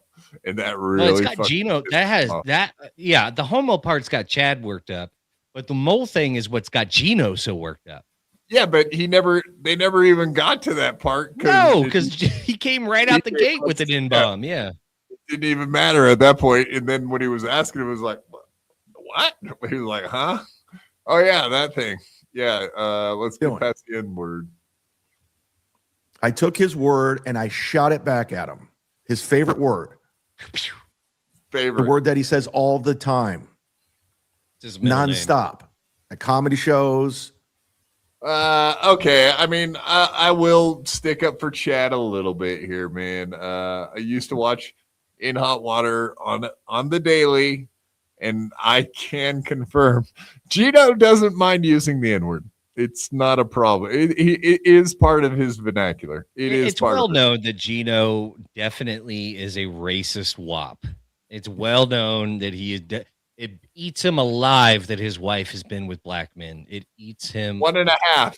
Only 1.5. Well, and we can double that number as you do with lady body count. You can always double that number. So she's been with at least 15. You could probably, because with Keanu, she lies even worse than the regular ladies do. So I'm going to assume that number's closer to 15. She's in New York City. I'm sure she's done all the clubs. She's had half of an entire NFL team. Let's just say that. Right. Typical women 2026 anyway. Who cares? Yeah. Good luck trying to find one that hasn't snuck over to that side at least once. Right. I mean, you can't just have vanilla your whole life, ladies, right? You got to try that chocolate over We there. can't all be Missy B's, am I right? Yeah. Good little racist women with their hoods on at the plantation, staying on their side of the sleeping quarters. Yep. There's a few. Very few, but a few. Missy's B ideal man is definitely not an Ethiopian Jew. Let's say that. Pedophile with money. Just joking, Anthony. Don't get pissed. JK LOL. I know you're probably not laughing, but someday you might. All right. He's going to smack you out of your wheelchair at a Hackmania. He's going to, well, I'm not wearing glasses, but maybe I better put a pair on. So give him something to grab, Oh, what? Shuli actually, someone said a funny, like, apparently he had like a tarantula on his glasses. Oh, yeah. No, that was Vince the lawyer. Who That was Well, I pretty have good. to say, Vince That was is pretty quickly, and I told you this privately before he went on Bedabbler. I was like, Vince is quickly becoming one of my favorite characters. Right. I can't get it. I know. Don't let. Only a lawyer would come up with that shit too, right? Please Like, don't let. oh, that. Please Did don't you let see mommy the hear. spider But that was yeah, under your glasses? I can grab that fucking thing off and he threw saved that his thing- life. Yeah, yeah. The brown recluse, even worse. He said a tarantula, which there is no tarantulas that are boys. I know. That's why I was trying to fix it a little. A brown I recluse. was like, it sounded good until he said tarantula, but yeah. Well, I mean, they are poisonous, but they can't bite or whatever the fuck it is. But yeah, I the whole thing to me was very interesting. But that particular Vince take did crack me up. He's like, yeah, it was the tree, and they import the trees in from these places. Well, that's how a lawyer thinks, right? Like, what's Mhm. some bullshit that can get my client out of this sticky situation? Now I want to talk about your former best friend, Stevie Lew. Enough of this Chadley shit. Let's get on to some real topic. What about Stevie Lew? Well, it's been alleged by What, you like that? You like that hairdo? What? No, okay. So Big W, for example, who is in the chat right now, they were shown the other night on Clowntown. I was watching for a minute there, and they were showing us side by side with Mr. Kill Everything and him are like identical brothers, except for the hair. Other than the hair, they look a lot of fucking like. They could be like cousins. Yeah, yeah. You could see where they'd be like like first cousins. And you'd be like, yeah, I can see it. Fucking brothers, like twins. Other than the hair, it's wild. But here, okay. So here's the thing, and I know everybody's up to date probably on Stevie Lew being accused of calling the airport and having Ethan Ralph removed for not being able to get onto a flight. There's a lot of flaws. Let's say that you could possibly call an airline in Mexico and have someone pulled off of a flight. That sounds wild just to start with. But yeah, of course they used the name Stevie Lew. I do love it. I do love it. That is funny. Not being a huge fan of Stevie Lew myself. So yeah, it's a good name to use. It wasn't me, by the way, everyone. Yeah. So anyone that I had my phone privileges taken away, so it wasn't me. You should know that now. Let's start with that. Okay. But it's so odd. I know he got into it with Stevie, is what Stevie was saying, that they had gotten into it like the day before. But even still, like of all people, into it with Ethan Ralph, apparently. I said, who hasn't he gotten into it with? Well, that's what I'm saying. Like, it's not that odd, right? But of all people to accuse of doing that, it's like, okay, but I would have thought Mersh immediately, obviously, or anybody like Stevie Lew. Like, why would Stevie Lew want to stop you from getting on a flight to go see Scarlett? What benefit would Stevie Lew have in calling? I have to defend Stevie Lew, which makes me nauseous. But where on earth would he gain anything? He doesn't even discuss Ethan Ralph, Stevie Lew. Unless the only time I could see Stevie Lew doing something like that is at the behest of Kevin Brennan. And Kevin Brennan don't give a fuck about what Ethan Ralph is up to with Scarlett. I can tell you that right now. So it's very odd. Like, what a weird swipe to take. Like, he clearly just missed his flight. He was frazzled. He came up with a lie.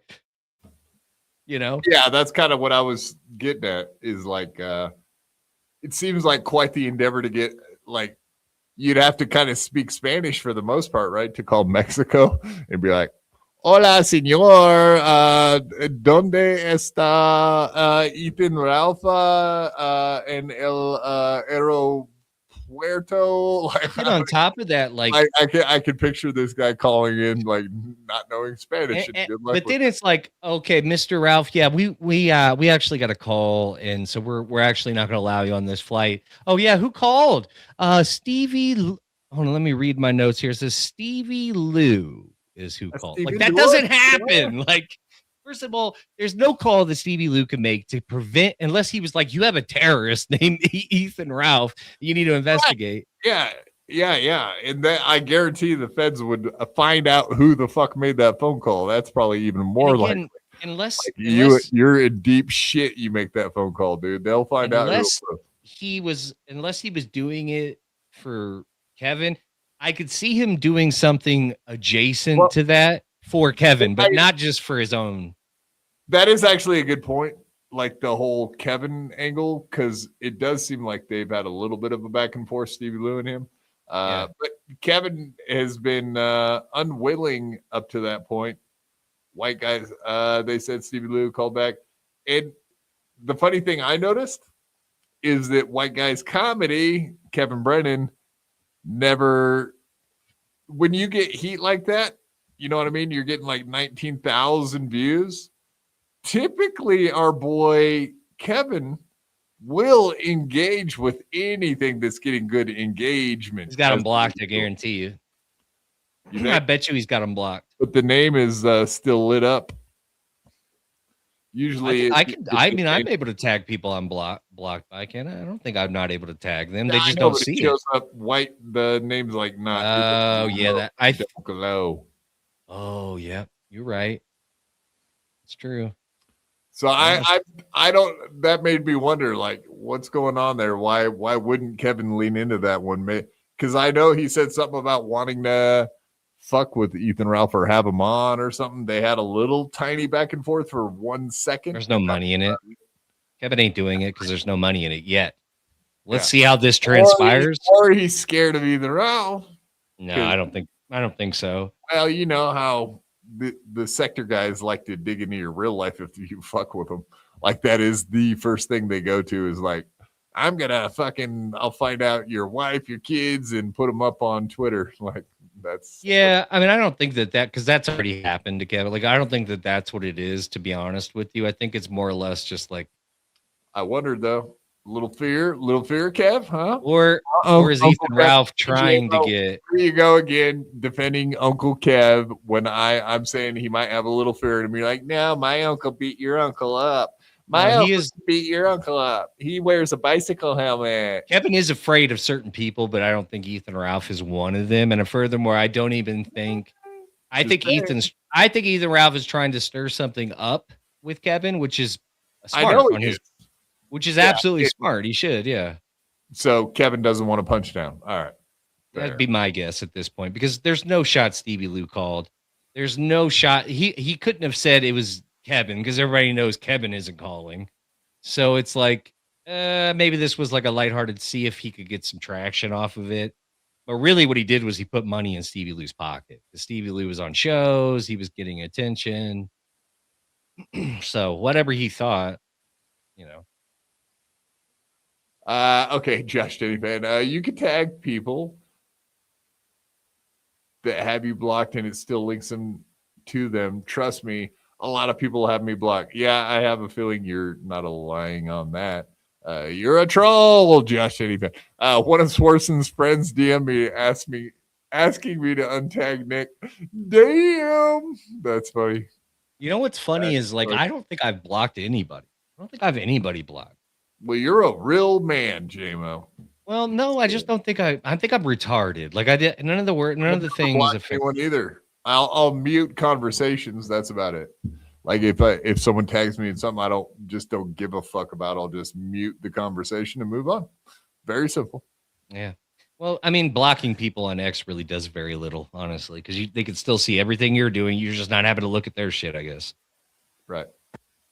Kevin Brennan, you little bitch, with the much more famous and funny and rich brother Neil Brennan, who actually, accomplished something in comedy instead of just getting fired. Okay, Ralph, I wrote that rap already. What's his bank account compared to yours? How sad must it be for you both to have the same career and he to be so much more accomplished than you? I'd be sick to my stomach, and I probably wouldn't talk to him either, to be fair. Instead, I'd hang out with people like Stevie Lew, who got me canceled for my flight yesterday. Well, guess what? I'm not in Allentown, Pennsylvania, you absolute dumbass fuck. I'm at the Cancun airport, but I'll be in Chicago later today because it's all been arranged and taken care of, despite all the motherfuckers trying to stop it. Oh, I'm coming. My arrival is imminent. Imminent. Like that. I like the diss track, dude. I'm a fan of the diss track. Look at those eyes, bro. Somebody's having fun. Why? How do you get Charlotte to show up to Chi-Town? I mean, you gotta have something. Well, where she lives, it's basically so where she's at for the weekend. Wisconsin. That's good enough. Wisconsin and Chicago are very like it's not a long trip. Let's just say that it's basically the equivalent of crossing the bridge from New York to New Jersey. Like it's very short. Yeah, is Ice Dancer? If you're in the chat, tell me what preceded you wanting to hang out and bang Ralph. I'm sorry, that's mean. I suck. I'm a shithead. No, she's a good girl. She just got a very, very bad taste in men. That Ice Dancer. She's getting a belly on her. Is she preggers? Matt? No, stop it. That girl weighs like 60 pounds. Like, what are you talking about? You know who else is pregnant, don't you? No, who? Share. I want to see it. Are we having a baby? Pregnant. Who? Ice Dancer's pregnant. No, she's not. Yeah, Mersh. Here's their invitation for their wedding. Yeah, I heard about that. No. Don't you even fucking start it. This is what happened. I'll explain it to you very quickly. She just recently found out that she was preggers with Ethan Ralph's baby. And it was like a rushed wedding situation. They're like, "Oh fuck, we better get married before they find out." And got to pretend like the baby's ours, you know, like Mersh. He don't want people finding out that his lady's knocked up by Ethan, bro. That's sad, yo. Mersh is such a pussy, dude. I'm fucking sick of this guy. I literally cannot stand him. Like, he is literally the biggest fucking pussy. Stop hiding from me, faggot. Come out and play, pussy. Come on and play. For the Dabbleverse. Me and you get credit for it. How's that? Me and you. And Dean from Perth. He also gets March a little 17. What day is that? Hey, all right, everybody raise money. We're all going to Buffalo Wild Wings. Yeah, we're all going to Buffalo Wild Wings, and I'm gonna fucking, as soon as they go, does anybody object? I'm gonna say I do. I object.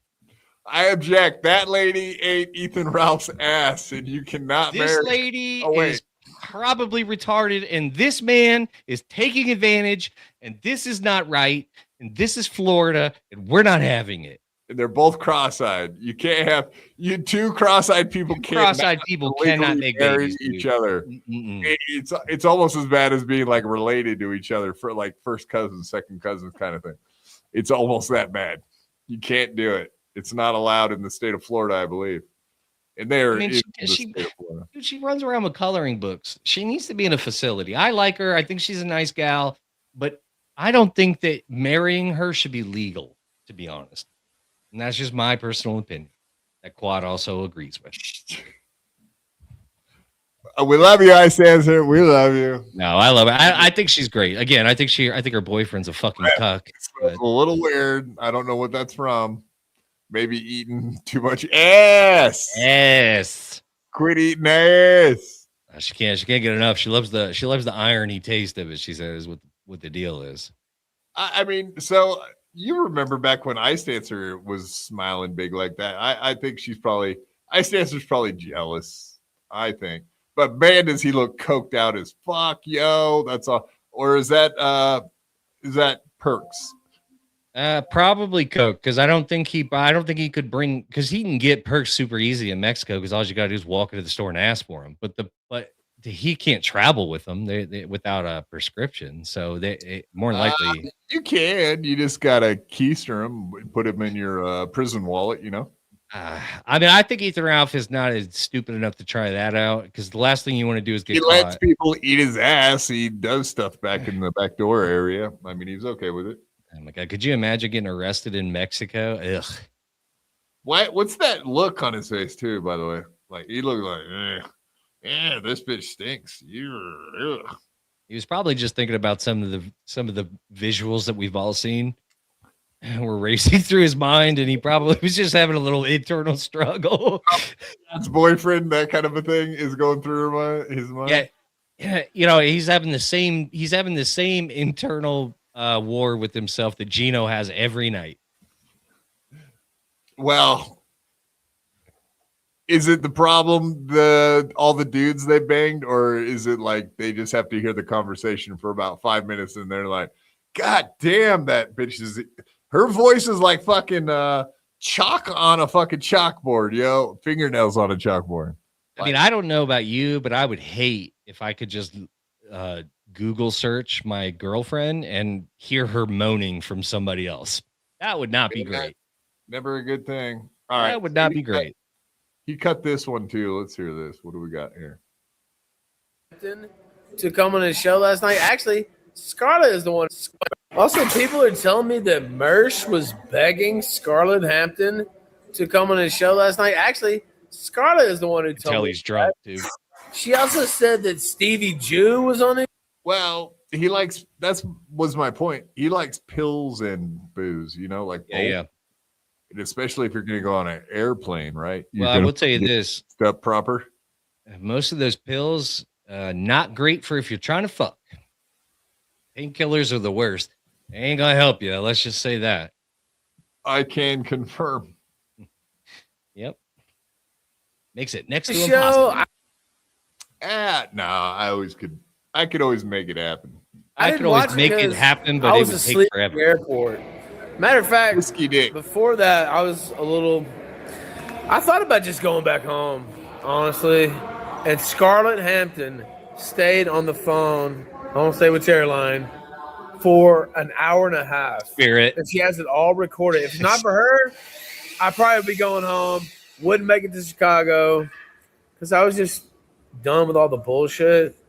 But she made sure that it's going down. And all these people, I saw a couple people saying I was paying her. This is not putting her on blast. Actually, she's not paying me, but she got the flight, she got the hotel, and I'm gonna chip in when I get there. But she fronted all in. So all the people who think she's a bad person or she did porn, she's one of the sweetest girls I've ever known. Yeah, I mean, if you've done porn, you can't be sweet. Of course. And I don't give a fuck about saying that in public. That's just the truth. So, well, anyway, it's good. It's good. You pimped it out, dude. I'm proud of you, bro. I mean, I checked out the Trist account. We all did, right, Jimmo? 12 hundo. Yeah, I looked. Yep, it was real. First hour. How much was it after the first hour? I forget. I don't know. We can look it up though. Not on here. Not on here. You guys can look it up. Yeah, separately you can go look it up. But I will say, and look, again, Scarlett had some things happen to her when she was very young. You can tell all the signs are there. So like anybody that's doing whatever to Scarlett, you just know you're taking advantage. I did it to myself. What are you talking about? What? Oh, never mind. Damn. You got me there, son of a bitch. Overexposure right there. A little too much. Whatever. Yeah. It was. What does it mean? I didn't reach through the screen. We're good. But you know what? She could always turn around. You know what I mean? Look at Kim Nicholson. She got out of the biz. Keanu got out of the still in it. I think she's actually still in it. So well, I mean, it's only for coke in door spots. Bookers. Not Booker T, just bookers. But I whatever. I don't know if that's like fair trade, isn't it? I'm telling you, I just, for me, it just seems like you're asking for trouble if you involve yourself with Scarlett, because she's clearly got a rich history of things not really going well when they don't go well. So she got a lot of money too, apparently. I mean, I'd like to hope so. I'd like to believe that she didn't get violated like that for free. That's right, folks. You're gonna get violated. Violated, get paid, yo. Get that. Like I said, she's almost exclusively a backdoor queen. You know what I mean? And I feel like I wouldn't know anything about that, JMO. I don't.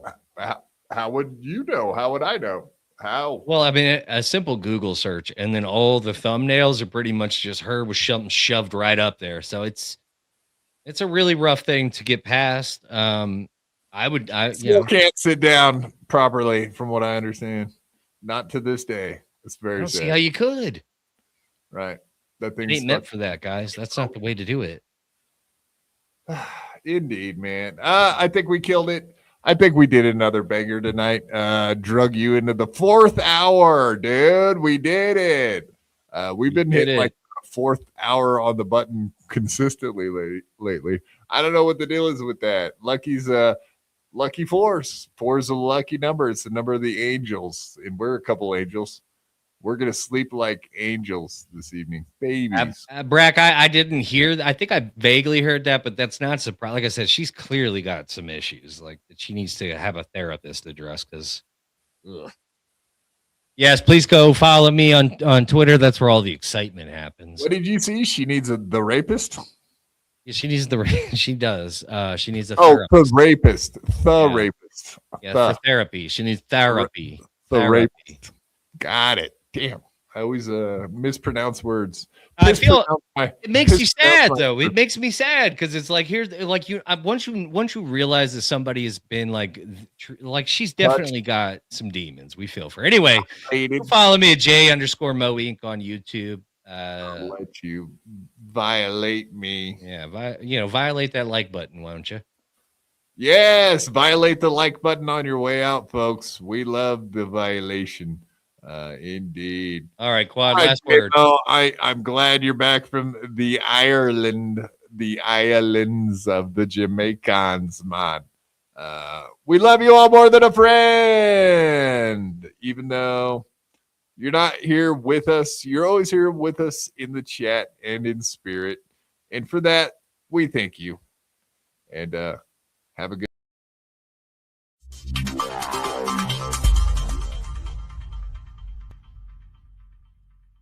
I had to fight my whole life.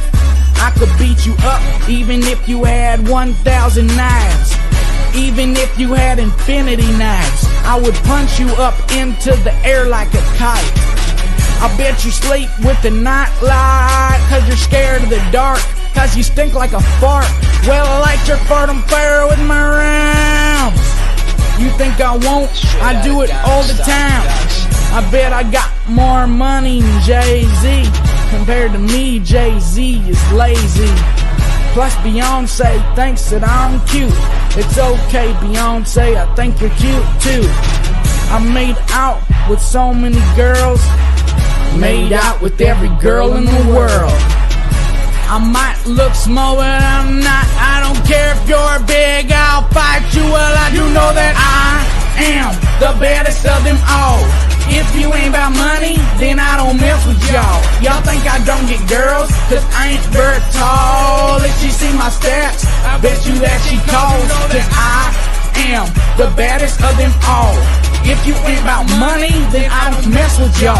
Y'all think I don't get girls, cause I ain't very tall. If she see my stats, I bet you that she calls.